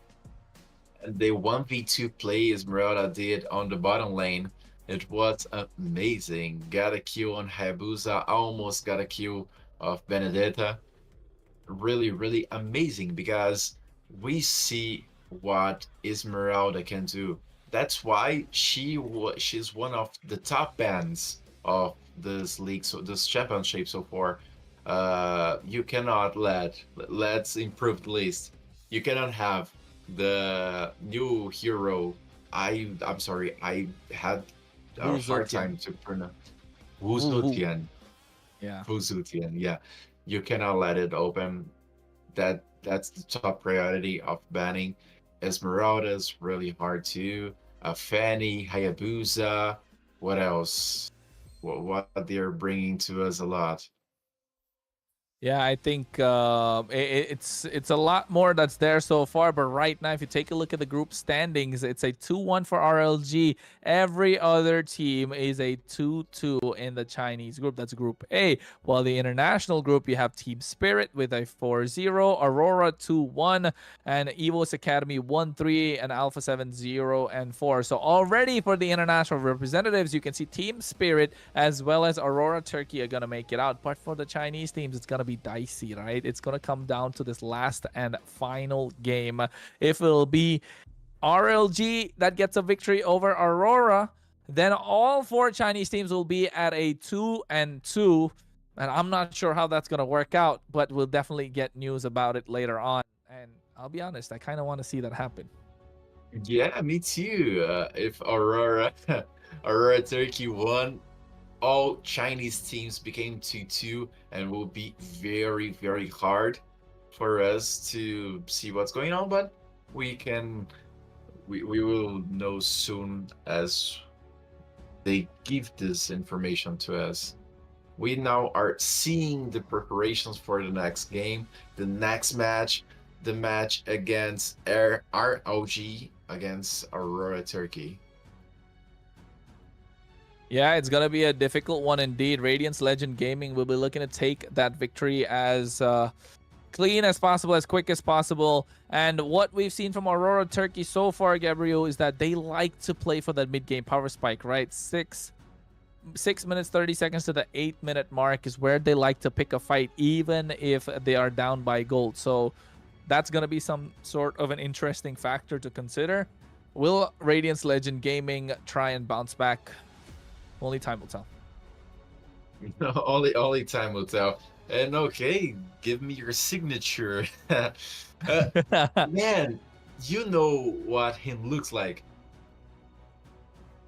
Yeah, I mean, we do. Rosa, of course, you can see he's just laughing and having a fun at the same time.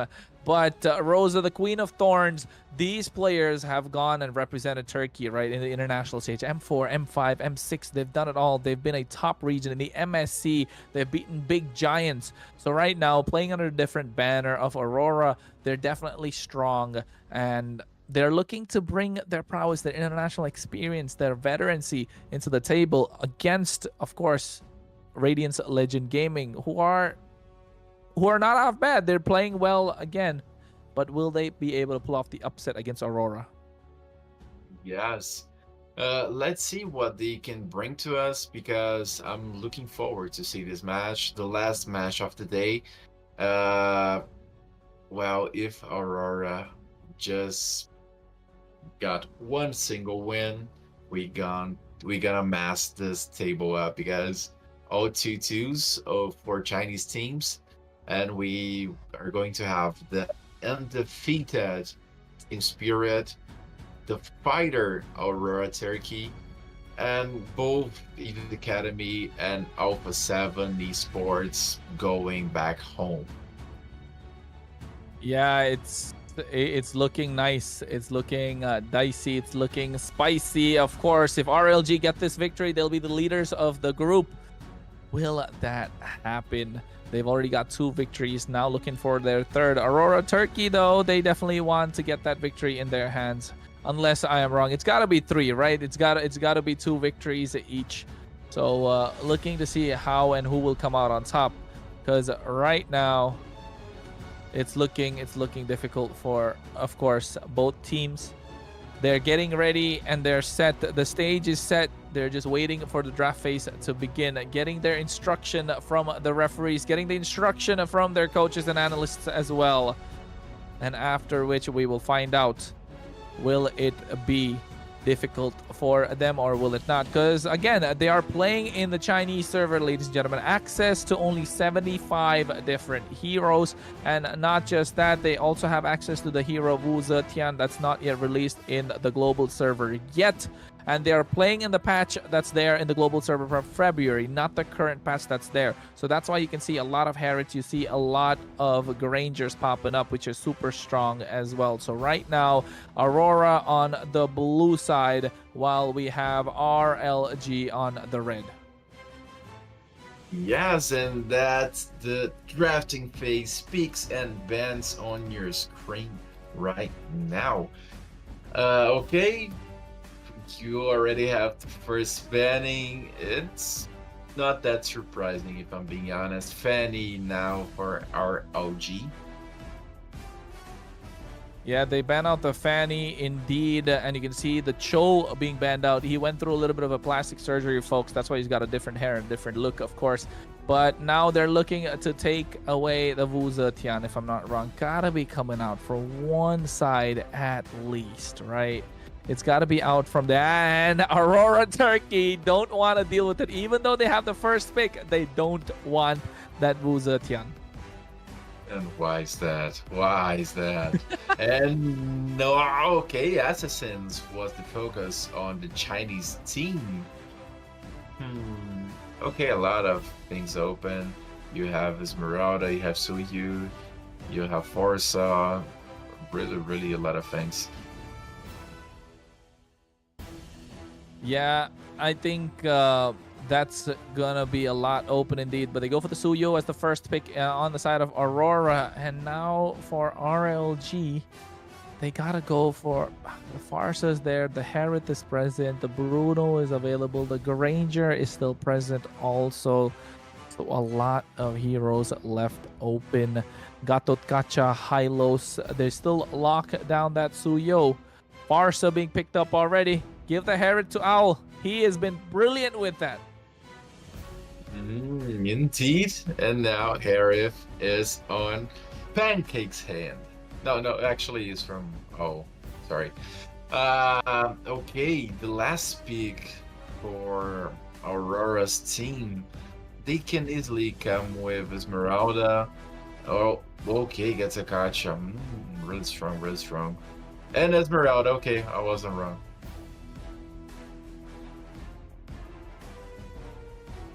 Yeah, I mean, so far, right? The Gato Kacha Esmeralda being picked up quite early because they want to counter the Herod. Yep. Okay, last pick now for RLG. I wouldn't be surprised if they just... they just bring us... Okay, I was surprised because they bring us Daroth. The Dairoth from RLG, we saw in the previous game as well. Korhei has been super aggressive with it in the jungle, but also, let's not forget, you can play the Dairoth in the EXP lane, just a natural counter to the Esmeralda in the laning phase. So until you hit that level 4, you can abuse the mechanic and try and be a problem against the Esmeralda. It's an age-old story. Dairoth just 100% counters the Esmeralda. And now they banned out the Granger, they banned out the Hylos. Left open currently, of course, they get Pancake with his comfort hero, the Akai. And now getting the Moskov in the goal lane. Another Nana! Oh my god. Another Nana to our Turkey. Really, really good. And we have Ling on, oh my god, on Radiance Legend Gaming. Okay, good. I like both drafts actually. Yeah, I mean, it's gonna be a super, super exciting one indeed. The draft is set. And right now, ladies and gentlemen, boys and girls, friends of all ages, it's gonna be the last match of the night. It is RLG versus Aurora Gaming from Turkey. Looking at the draft, Gabriel, who do you think got a better draft? Don't tell me it's the Nana. I know you like the Nana, so do I, but you gotta be honest. Yeah, if I'm being honest, I really like the Radiance Legend Gaming draft. I mean, we have Ling as a potential split push, but also a good team fighters. We have Harry for late game. We have Akai, a comfort pick zone for ROG. Meanwhile, okay, Nana is strong on late game, but we are not seeing any matches going to the late game. Moskov also unstoppable on the late game, but needs to get in there, man. Yeah, they do. Nana so far has been working wonders in the MLBB Super Cup Invitational that's taking place in Guangzhou, China, ladies and gentlemen. As you can see, Aurora this time on the blue side, RLG on the red is the final game of the night right now as we are heading straight into the Land of Dawn. This could change the tide of the entire competition because they need a victory to try and secure their slot. Of course, both these teams right now, as we are taking a look, Aurora on the blue, representing the international teams from Turkey, as RLG on the red side. And we can see now the mid lane. Oh my god, Nana! Oh, the damage coming through from Pancake and Xing is just way too much. Passive already popped. That means Rose is going to be soft for the kill coming through soon enough. Meanwhile, we have Akai getting vision for the team. Xing is on the bush. Really, really... Oh, wow! Look at this damage, bro. It's so aggressive as well, right? Just so aggressive coming in from RLG. And thanks to the help of Pancake, they have the Akai that can tank and do a lot more damage as well with that passive that comes through. And right now, Korhei gets his hands on the Ling, which is going to be moving around the map, looking to take down Rosa. The split second he is out of position. So right now, looking at RLG, they definitely have the advantage that'll be coming through in the Turtle Pit. Yes, look at that. The Lunar with Esmeralda facing the counter, facing Set Boy. And okay, Set Boy just had the advantage. The natural counter for Esmeralda is Dairoth. We have the truth damage. We have a lot of explosive damage with the Dairoth, but nothing really aggressive, nothing really further so far. Nothing so far. The turtle is up right now. As you can see, Jorge making his way there. Sad Boy present as well. That's some good rotation coming through. Right now, TNZ is nowhere to be seen. He's on the top side. Jorge should be able to get his hands on this turtle quite easily. Xing not level 4 just yet. That gets that flicker burnt out already. Now has the feathered airstrike. Could be a problem. Pancake level 4. And RLG get the turtle. Aurora just disperse. Oh! Flicker. That was expensive. A nice feathered airstrike as well as heavy spin coming through, but the flicker burnt out from Rosa. I think they were just eyeing that kill on Rosa because no passive, right? But right now, Siggy Boom here might get caught out. Zaman Force dropped down, taken down low, and able to flicker out of harm's way. Yeah, it's actually a really, really delayed first Q from Moskov. Strange. And now let's see Rosa there playing against it. A beautiful first blood for Aurora Turkey. Yeah, the Molina along with the Molina Blitz, but here the Falling Star Moon stacking up with the AOG. They get the kill on towards Xing, caught out in no man's land. And now Aurora Turkey applying the pressure where it hurts in that mid lane that's kind of weak early on. Jorge not able to jungle, has to use the Finch Poise to get out. Oh. And now mate. It overextends right now. Pancake comes through. They get the kill on towards Apex 47. Nice heavy spin to cast them on the wall, but they get the kill nonetheless. Sad Boy goes down, but Lunar pays the price as well. Feathered Airstrike already expended as Aurora Turkey lose 2 and take away only 1. Yes. And now I just saw a really good comment. Panda got deleted by Raccoon. That's true indeed. And looking at the replay at the same time, right? It was so difficult for both these teams to try and pull up. But of course, what happened there was a completely different story. But for now, taking a look at how this is going to be turning about, you can see the Farsa trying to get zoned away or zoned out as the turtle is up, and they are trying to get it started at the moment. And so far, the Farsa, they get the turtle started indeed.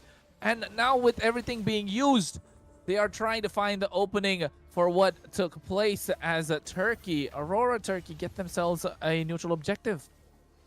Yes, actually 3 kills for Turkey. A beautiful turtle right now. Really difficult smite and beautiful smite by TNZ. And now Suyu is 1-0-1. Okay, a really balanced match so far. Both teams are fighting, both teams are responding, both teams are wanting this victory. Yeah, they both definitely do need that win. And right now, taking a look, Aurora Turkey just buying their time. 6 minutes, 30 seconds is where they like to force the occasion, right? But here they're already ahead. So how are they going to play this out? Because RLG, they do have a late game composition in their hands. They do, in fact. But okay, we see X-Track for Forza just to clean the wave and do a little zoning. Now, first item to Forza. Oh no, TNZ Okay.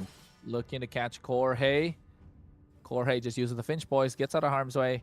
And now Lunar is just scouting out these bushes. Pancake trying to protect Owl as much as possible. He realizes that if Owl is farmed up, if this Hereth has enough items, he can do the damage. But here you can see Lunar trying to force the occasion on towards Jorge, who has the Retribution. Lunar might have to flicker on. Yes, he does. Feather Airstrike expended as well, as Lunar has to flicker out and get out of harm's way.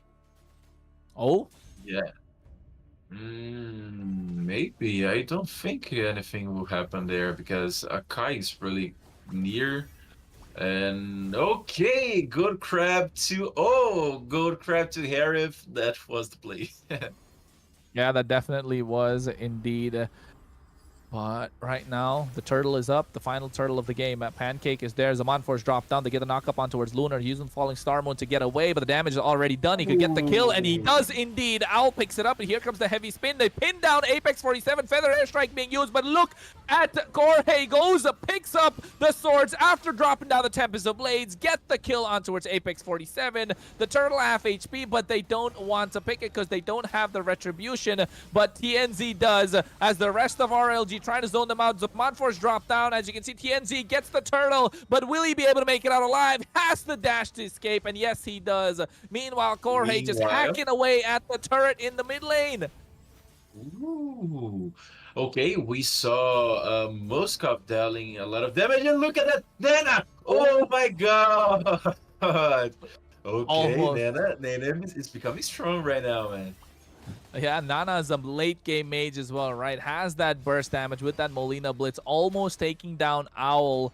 And that means they have a lot of magic damage, a lot of burst potential. They have the DPS present for Aurora as well. They get the top side tier 1. They'll be able to get the bot side tier 1 as well. So 2 towers at the same time for Aurora. That means RLG will need to find an opening. And right now, they find another kill thanks to the Nana with the Molina and Molina Blitz combo in the hands of Rosa.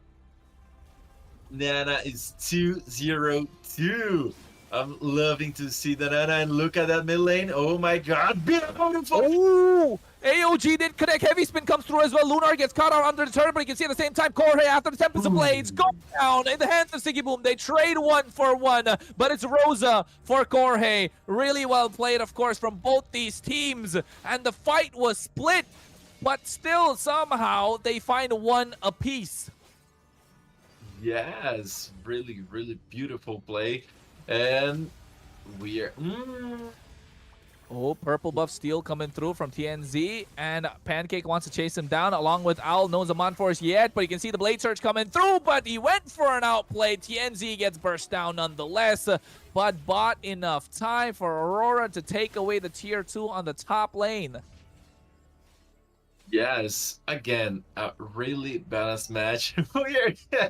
Look at this Nana, man. Look at this Nana. Beautiful, beautiful play. We see the gold lane and Lord is being disputed by both teams. Yeah, it could be right now. You can see Lunar is the target. He's buying enough time, to be honest. I was gonna say he's trying to buy time, but he is. The Feather Airstrike comes through. As you can see, Lunar is right in the face of Xing, but meanwhile, Zaman Force dropped down by Owl. Heavy spin to get away. Falling Star Moon in the backline. AOG connects. He catches 3, and now they lose Pancake along with Xing. Owl and Jorge just have to watch as they give away the orange buff as well as the Lord. Aurora Turkey are dominating the map. Simply lovely. And now Rosa got the orange buff.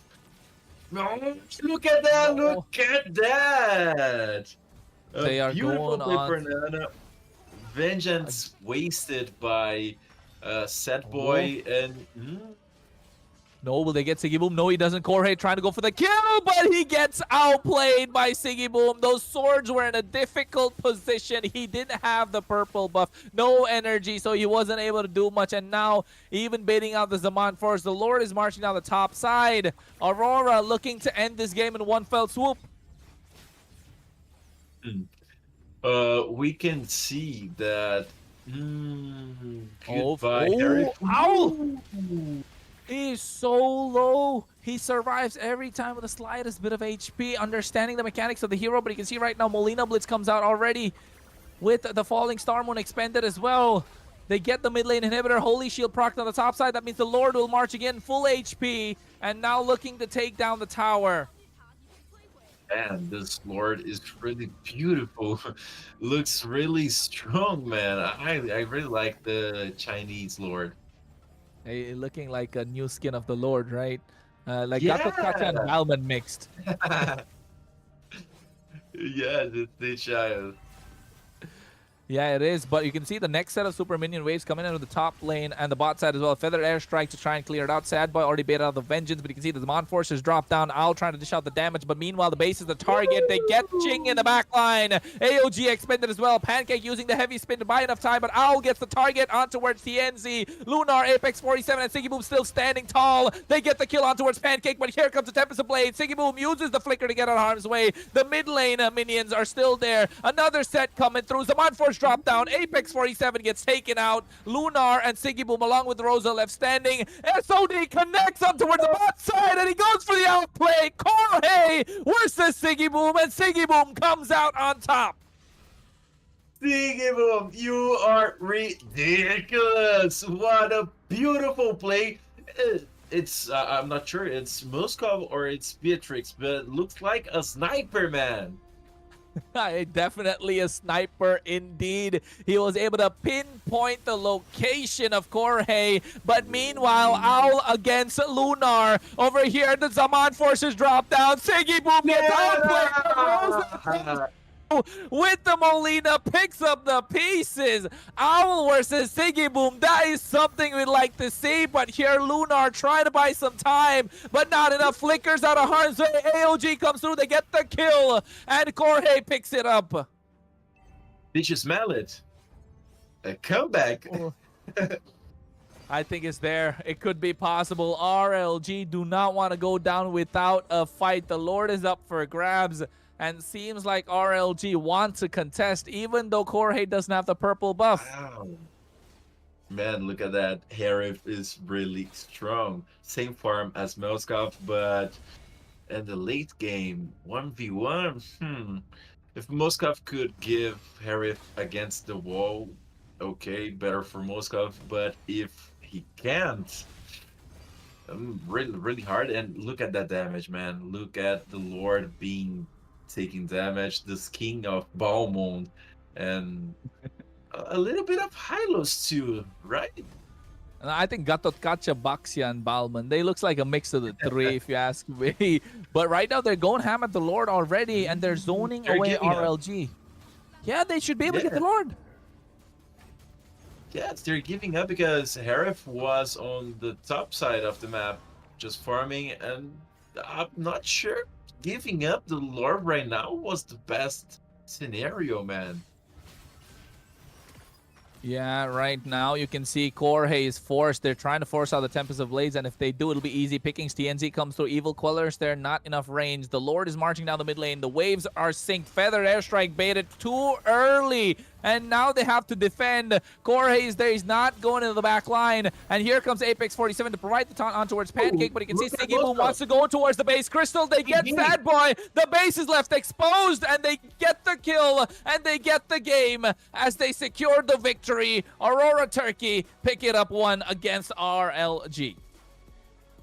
What a mess right now, because RLG is 2-2, the same as DFYG, the same as YVG, and the same as RA. So, I think someone will have to work really hard right now. Hey, it's gotta be they gotta figure out the point system. Somebody's gotta work overtime. Thanks to the result of this game, 4 teams with a 2-2. So of course the victors for this match, Aurora Turkey taking a bow at the stage, playing brilliant game. All they had to do was find their footing, and once they did, they made it happen. And the Nana, that Nana is just the difference maker. The difference maker. If in the last, if I'm not wrong, the match again of Team Spirit against the DFYG, no, not DFYG, against Ibin, Kagura was the top mage. Yes. You can use. Okay, now let's give it a try to Nana. And Rosa actually played it even yesterday. The Nana pulling off the win with it. And again, pulling up a Nana. It worked. Evo's Academy tried. It didn't work. Aurora Turkey tried twice. Worked twice. Is it the key to victory for them? I don't know. It worked. If you ask me, throw all the analysis that every analyst does out the window. Just pick the Nana, get the victory. But in a scenario, Nana against Kagura, I don't know. What you tell me? Vous êtes Vince. Yeah, fair enough. But maybe the first case of a draw in MLBB Chinese, because Wu Zetian cannot even be named, man. It's like you know who from the other scenario, because if you let it open, you have a global ultimate. It's like a Yisun Xing enforce a ultimate. And the interview, I think it's on English right now, right? Yes, it is. It's going to be with Lunar from Aurora, Turkey, and Michelle, our host. Hi, Luna. It's you again. Congratulations to secure your position into the semi-final, which also means you need to face against Team Spirit on tomorrow. So, how much confident? We are not confident, but I feel like it's gonna be close games. Like it's gonna be real close games. OK， 我们的露娜选手说，其实没有什么信心啦，但是他认为明天呢，应该会是一场非常有来有回，双方实力非常接近的一场比赛啊。50-50 ，OK， 改了一下自己的答案，认为可能是一个就是5-5开吧，50%的这么一个概率可以获胜。那么下一个问题想问到的是，因为今天还有最后的一个名额可以进入到我们的半决赛，就是稍后要进行的加时赛，将会由 YBG 对阵上 RA。更看好哪支队伍一点呢 ？So there is one more game to go. YBG versus Rare Atom. Your answer should be like YBG or RA for the last position into the semifinal. I think Rare Atom is gonna win. Oh, you changed your answer. Why? Yeah, I watched their games and they played good. Okay. And after that, I changed my mind. Okay. Rare Atom is good. OK， 我们露娜选手说，因为其实我在上一场跟他采访的时候，他当时预测的我们这个中国赛区进的队伍是 DFYG 和 YBG， 但是刚刚他改变了他的答案，他认为因为 DFYG 已经晋级了嘛，他认为另一个队伍可能会是 RA， 因为他有看到上一场 RA 对阵到 EVAC Academy 这场比赛，他认为 RA 可能会更强一点。那也非常感谢露娜，再次恭喜他们晋级到了半决赛的舞台。接下来就让我们把时间交回到解说席。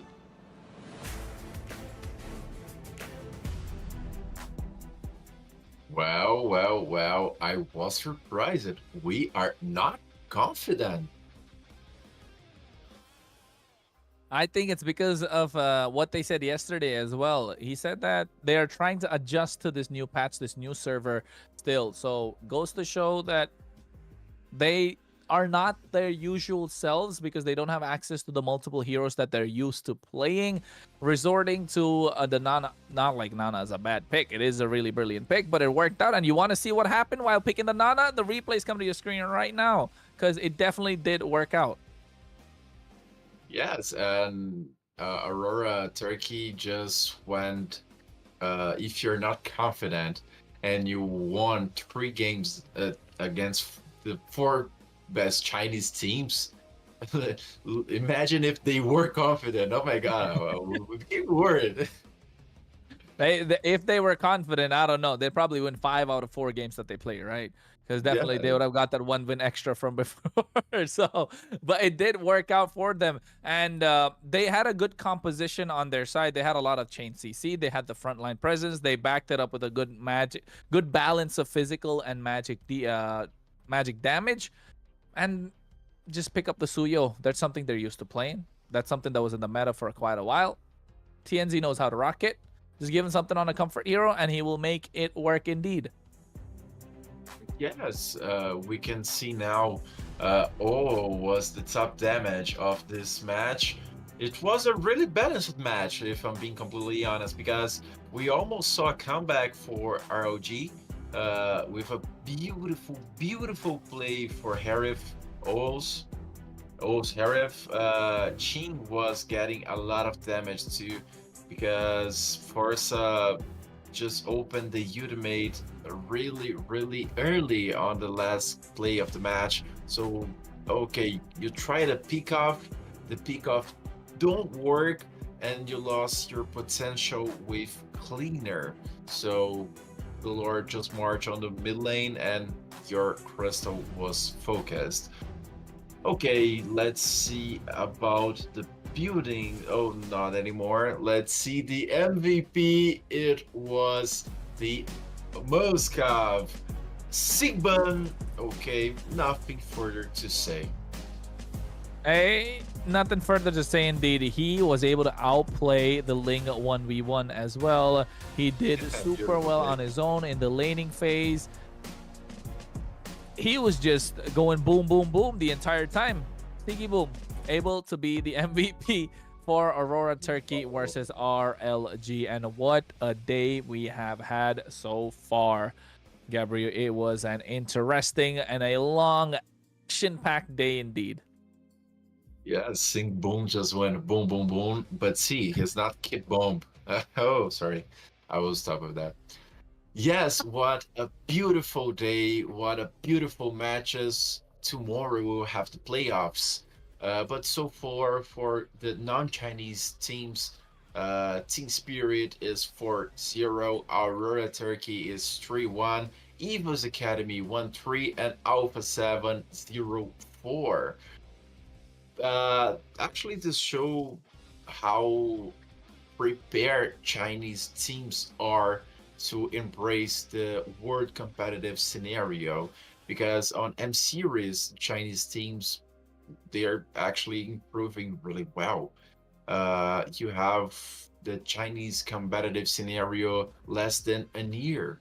So it's really beautiful to see how teams are getting better and better and better and learning. Okay, we know that Chinese server, we only have, for example, in this championship, 6 bans, 75 heroes. We have a hero that's really OP, but they are always getting better and better training with the other Asian teams. So I think Chinese teams could be a really good surprise for our next M series, Chronos.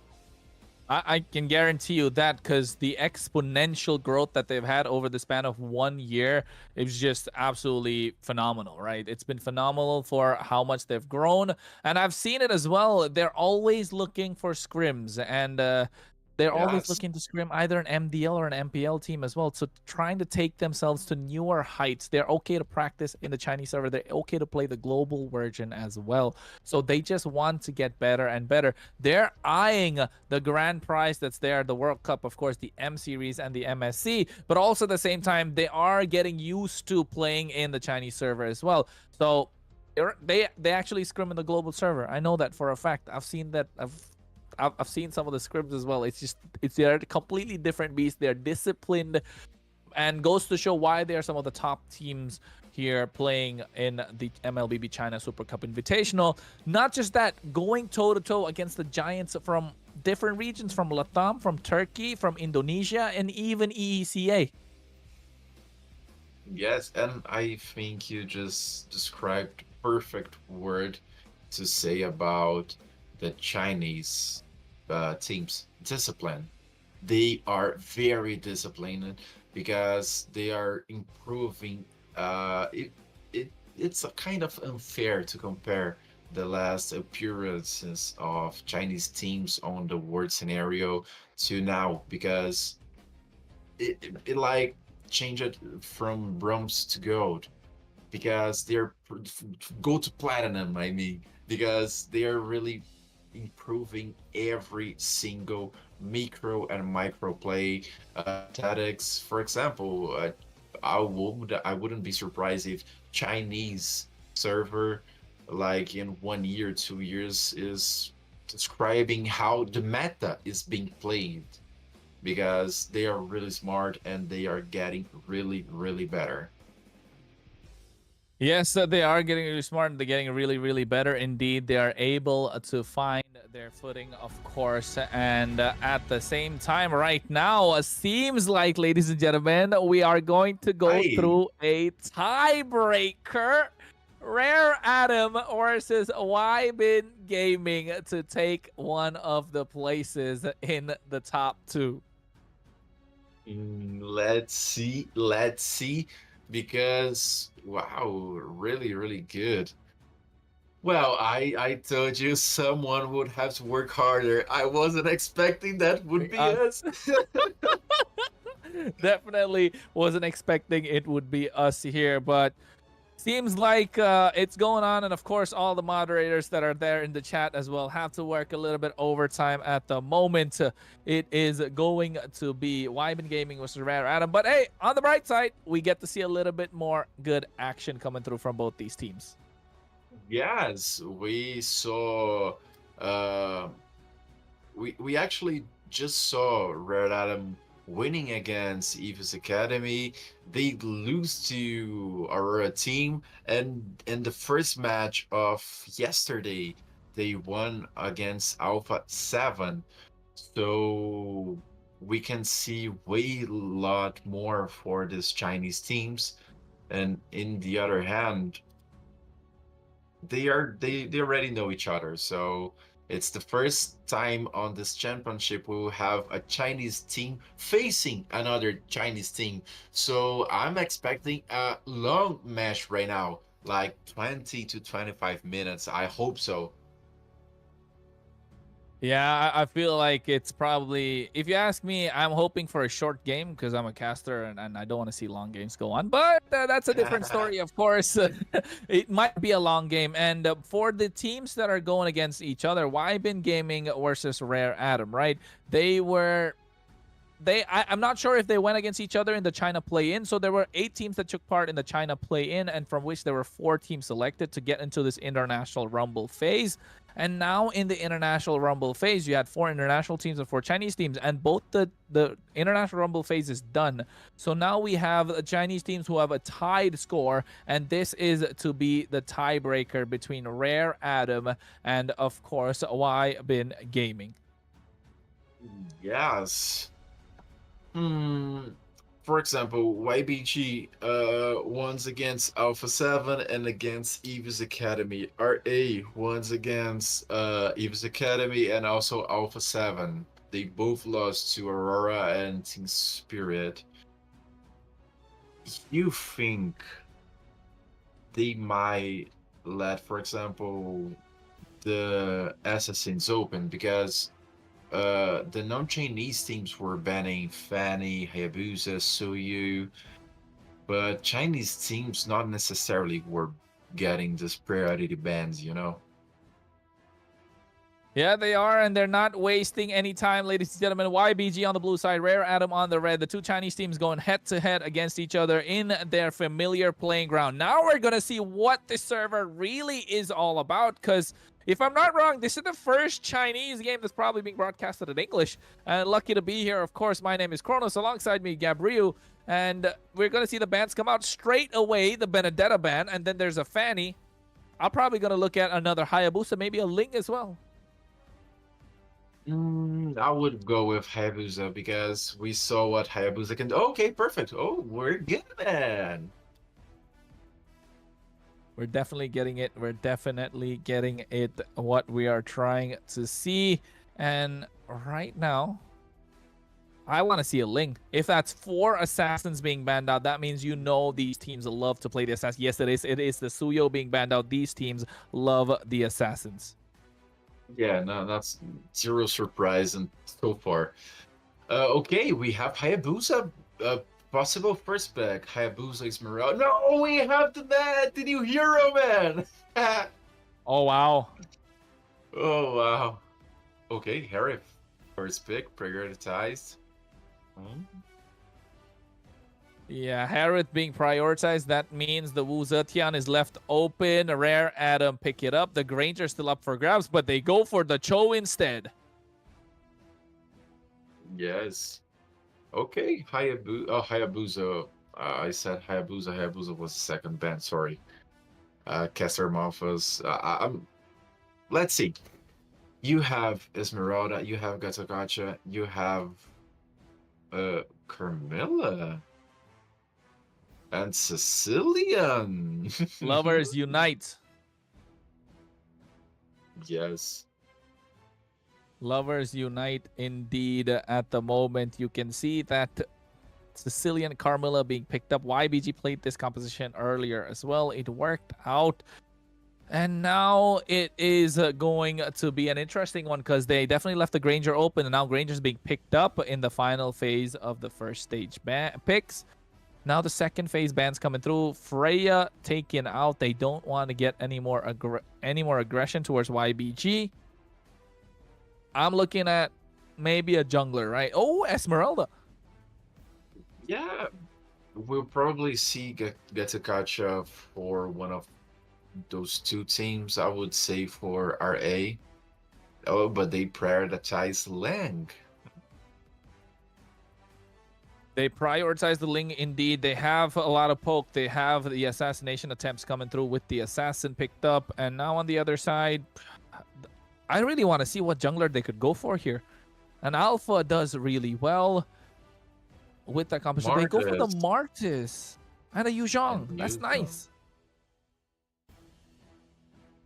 Okay, a lot of melee composition.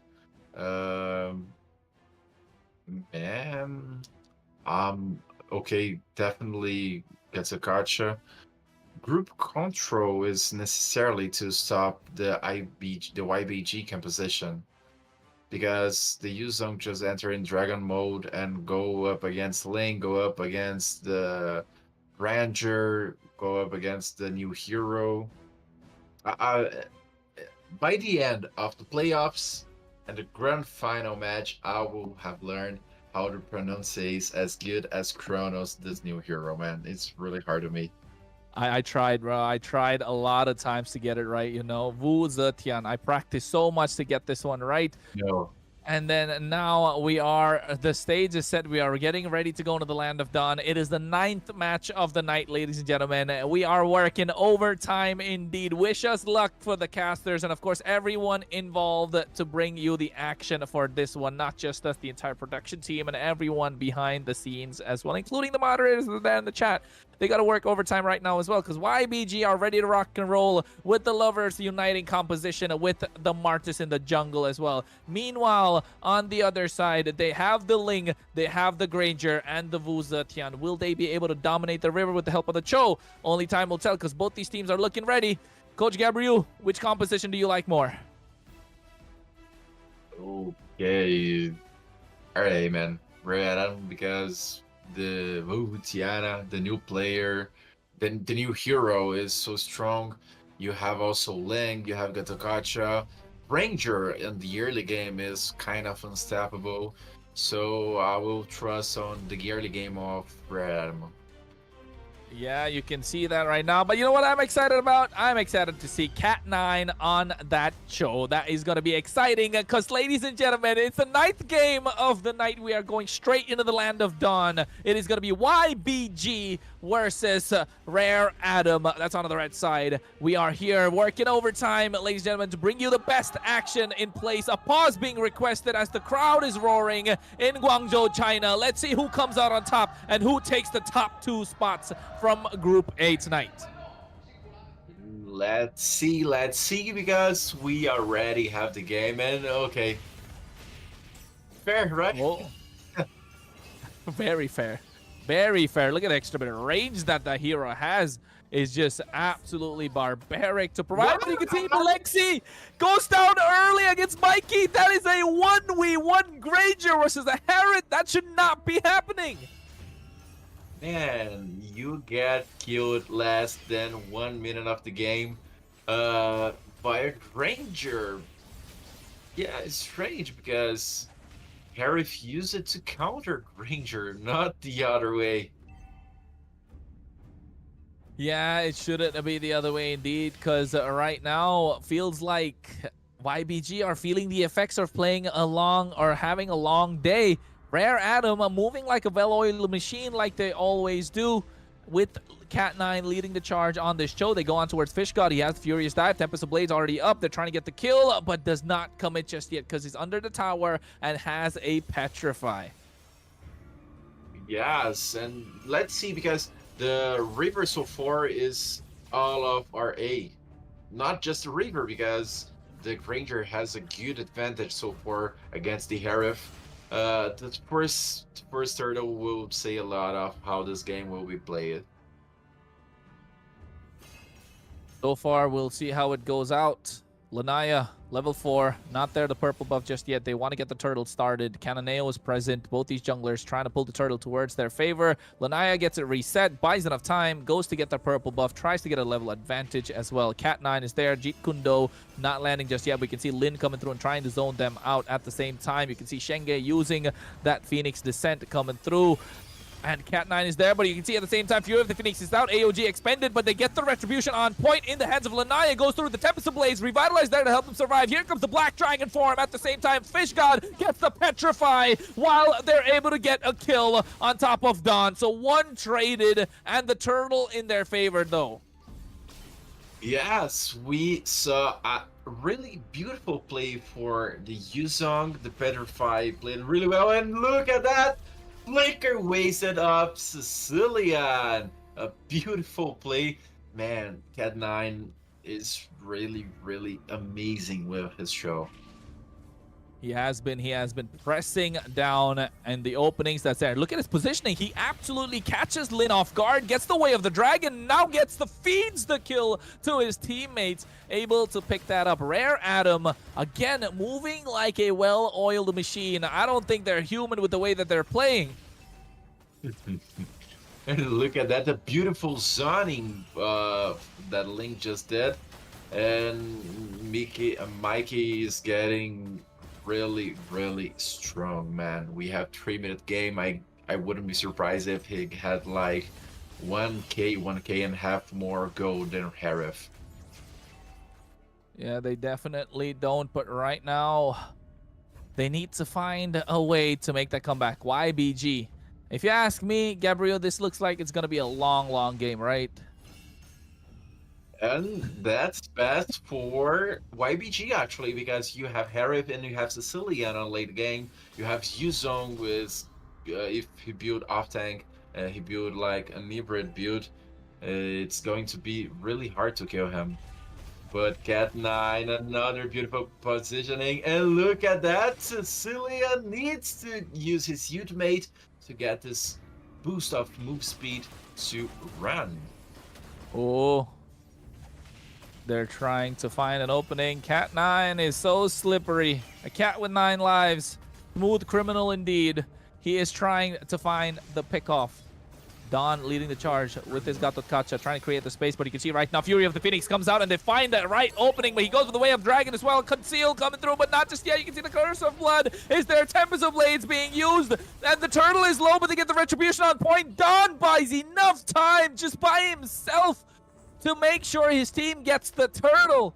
Really well played by Rare Adam. Beautiful, amazing play. Man, for real, in this competition so far, I don't remember seeing the Lanaya getting a wrong retribution. All objectives for him so far that he was disputing. Really, really good jungler so far. Good jungler indeed, able to get the retributions on point. Lanaya from Indonesia, if I'm not wrong. But right now, they are trying to find the opening. They are trying to press down into goal lane. They're trying to pressure Belexi, who already gave away first blood. 1v1 against the Granger while playing a Harith, and oh my god, Shenge just bullying the opposition with the range. And now you add the Granger's Death Sonata. That's just too much. And Cat9 gets caught out. And they might find an opening, but he goes for the Way of the Dragon, commits, but here's the Fury of the Phoenix as well, and they come through, and they decimate Cananeo and find the kill. AOG is there to try and create the opening, but here comes Lanaya. He doesn't have the purple buff, so cannot commit, but the Black Dragon for him is there, and Unicorn finally picks up the kill on towards Shenge, and Don pays the price as well. Belexi finally dishing out the damage that he should, and Unicorn able to pick up the kill.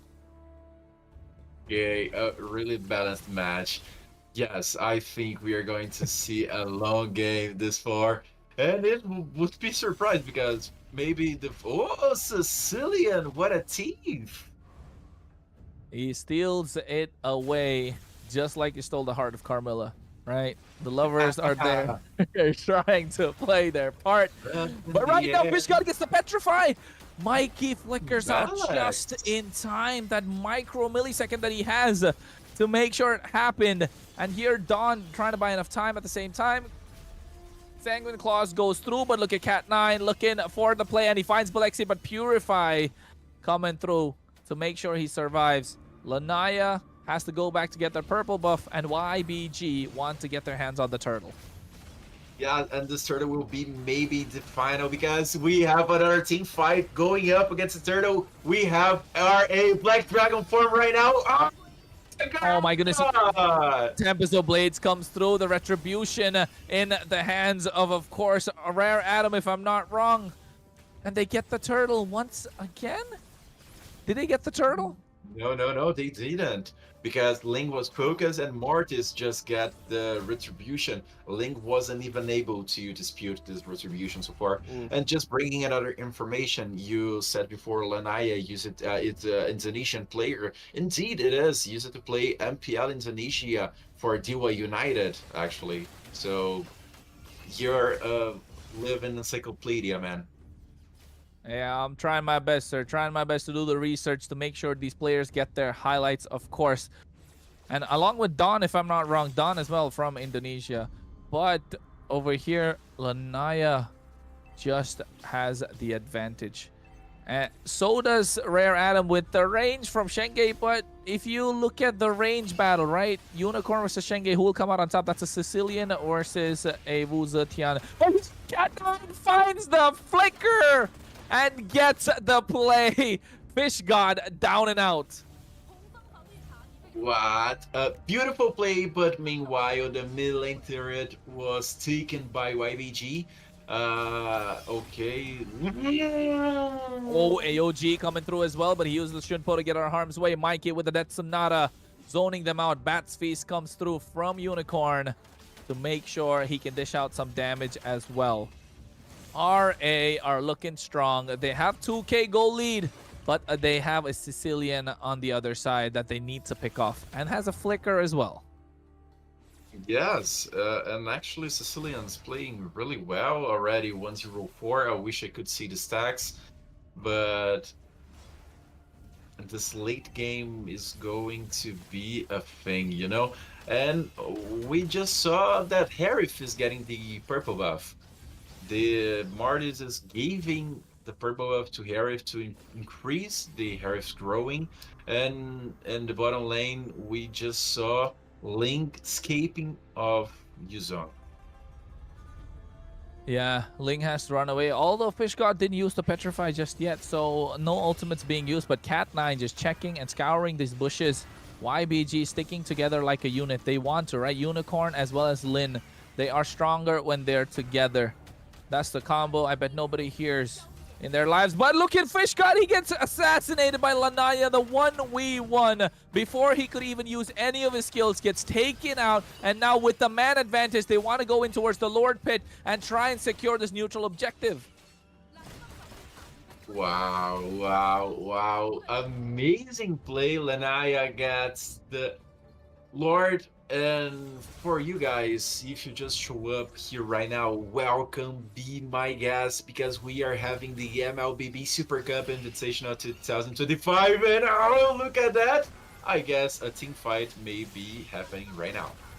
Oh, that range is just absolutely broken, but Fury of the Phoenix comes out, catches them in place. AOG into the back line, catches Lin, but here at the same time, Fish God catches Mikey with the Black Dragon form and the Petrify, and he finds another. Don and Mikey pay the price, but Lanaya comes in to pick up the pieces. Tempest of Blades goes up. He's trying to find the kill, and yes, they do. Unicorn is down and out, but the Curse of Lead being used. Lanaya has the damage. He gets even Cannonale, so 2 traded for 3 in that extended team fight, while the Lord is still marching down the bot side.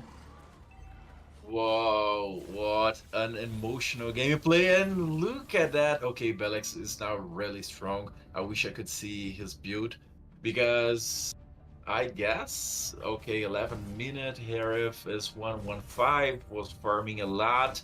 I would say 8k, 9k, almost full builded. Invited them, no, not. Oh, Lanaya the back line. Balexi taken out low. He gets the kill. AOG comes through to secure it as well. He gets himself 2. Lanaya gets the kills. The Lord is still marching on the bot side, overextending Lin and Belexi. Pay the price. However, the Holy Shields are still not proc. Shouldn't make much of a difference. Gonna hit that 12-minute mark, but you can see Cat9 and Don zoning out the rest of YBG as they're taking away the tier 1 and now focus down the tier 2 in the mid lane. Yes, and man, Mikey is strong as something because wow. Fury of the Phoenix comes out. Lanaya is low, but the re-engage from YBG is quite possible as the Black Dragon form being expended. And RA, Rare Adam, pop the conceal and just run away. Kronos, did you saw what I just saw? The damage of Sicilian. Yeah. He's starting to get online, isn't he?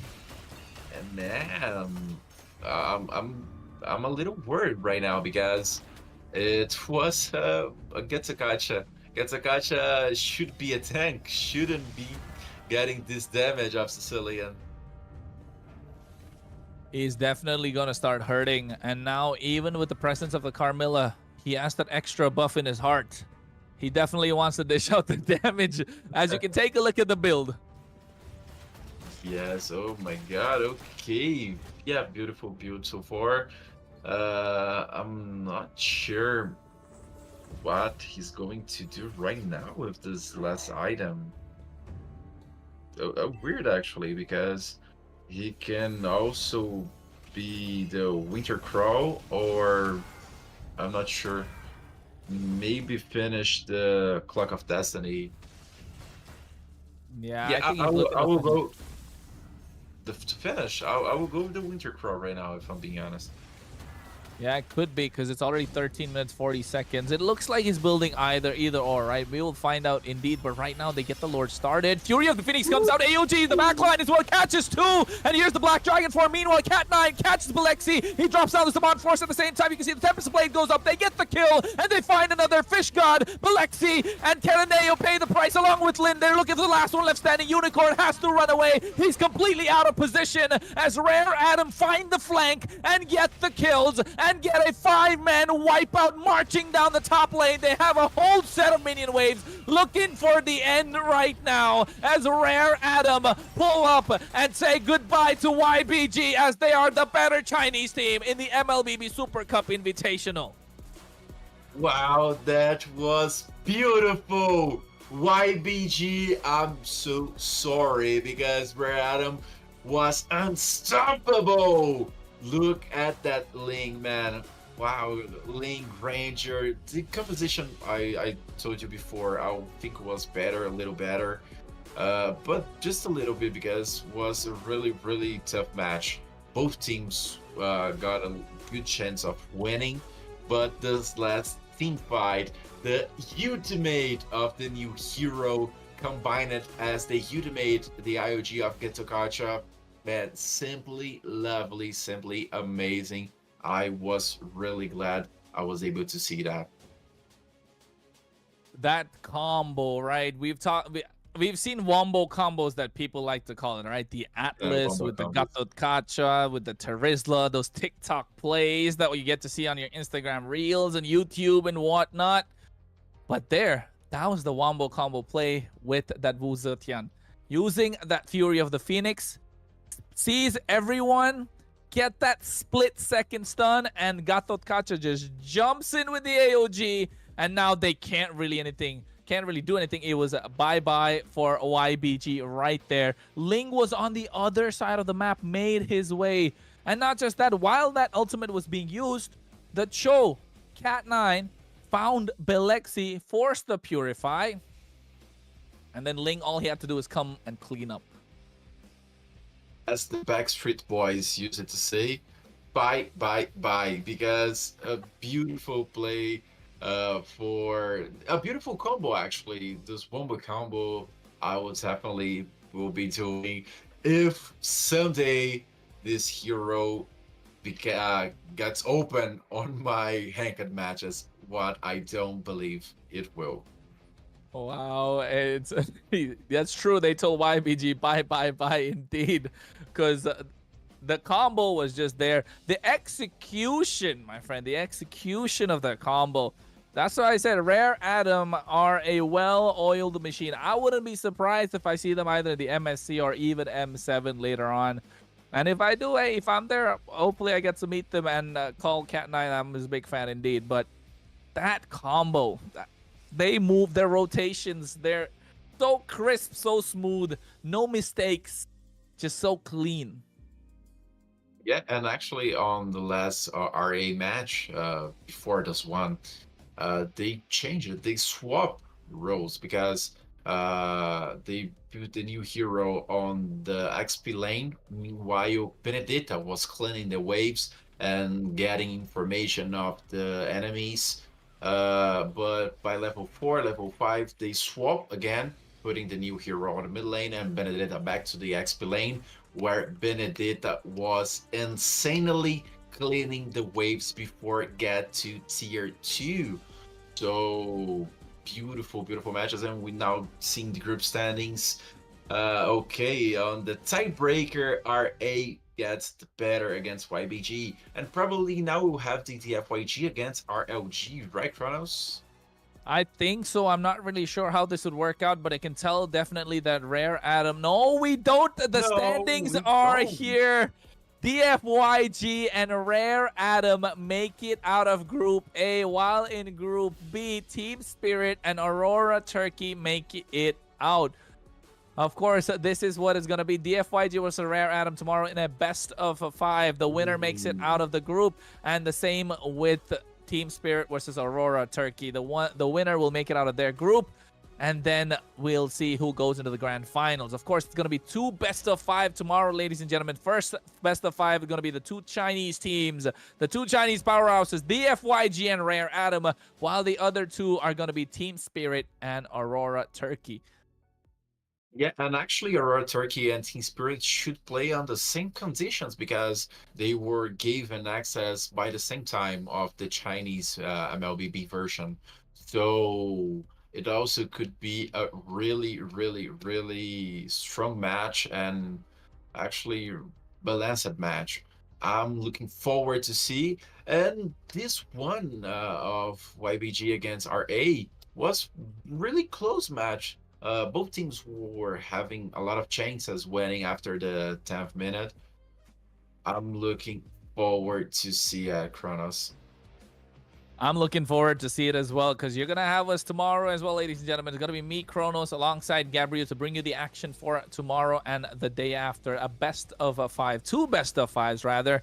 And I'll be honest, the way Rare Atom are playing, the way DFYG have been playing, we might see 5 games indeed. And the same thing with Team Spirit and Aurora Turkey. So brace yourselves for 10 games tomorrow. I got to be talking that to myself and Gabriel as well. We get our glasses of water warm with some honey, cinnamon. Just make sure our throats are nice and warm. And we got to keep it ready for the action for tomorrow. But the games that took place today were so action-packed that tomorrow is just going to be more exciting. The heat is just picking up. And at the same time, Gabriel, we are done with the International Rumble phase of the tournament. We've had the China play-ins, we've had the International Rumble, and now we're moving in towards the playoffs. Without seeing the draft, without seeing anything, who do you think is going to win both the best of 5s? Tell me now, Gabriel. I'm going to put you on the spot. Okay, yeah, I hope 2 best of 5s, completely best of 5s, 10 matches tomorrow. Let's prepare throats, let's grab some water, because we are going to see action tomorrow. Because what RA brings so far to us, I would say, if the draft is balanced and you only have the micro and macro play to decide who is going to win, I will definitely go with RA. Same as I would go with Team Spirit, because, man, they got access to the Chinese server like a month, 2 months ago. They train it a lot because they are winning against the Chinese teams that was built on the Chinese server. I would anticipate that the possible final would be Team Spirit against RA, man. I will put my hand on fire for this. I'm expecting the same as well. I'm expecting Rare Adam versus Team Spirit in the finals. And Rare Adam, if I'm not wrong, they did go against Team Spirit. Yes, they did, and they lost out, of course. Team Spirit won all 4 games, but it was a 4-0. close one. It was a close one when they played against Rare Adam. So now I think they're coming for their revenge. It could be possible unless DFYG and Aurora Turkey have different plans, of course. But ladies and gentlemen, that is going to be all from myself, Kronos, and of course my co-caster Gabriel. We will call it a night, and we will see you here tomorrow. Yeah, I'm calling a day actually, but see you tomorrow.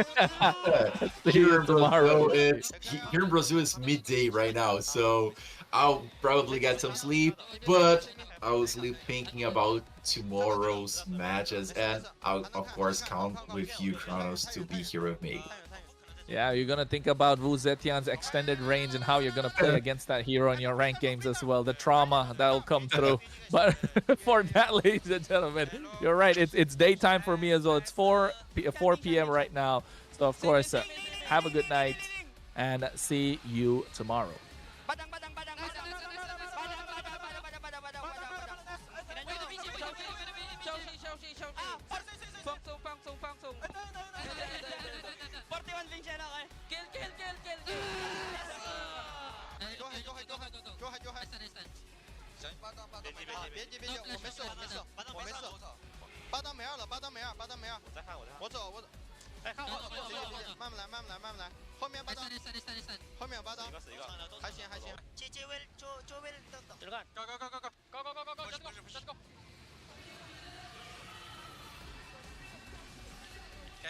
Guys. Be careful. Kadiola push. Kadiola and the push. Wait. So far. Push in. Nice. GG! Better. No, the 100. Fight. Nice! Cannon. Guys. 哎，蓝色，小心麦克。SB no spam. SB no spam. Yeah, SB no spam. Nice. Spam. 진짜. 인갔다. 진짜 no. Nice. No HB. Hey, go. Go, look me guys. Low. 哎 ，Harris。I think Harris die. JG learn on me. Eh, no skill two. Lana. No. Eh, we can. Yeah, we win, guys. We win. Nice! Nice boy.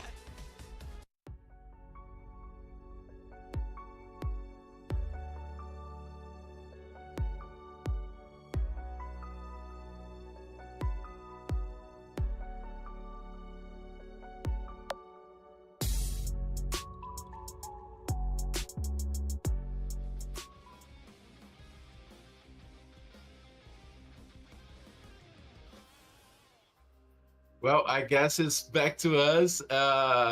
And folks, that's why you saw the upcoming schedule. We have the DFYG against RA tomorrow, TS against Aurora. And that's all for today. We can call it a day and see you tomorrow, guys.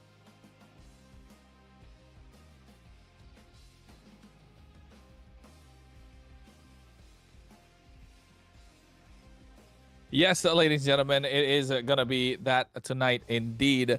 So we are, that's all there is. So have a good night. So, tomorrow, 2 best of 5 is going to be exciting. So see you there.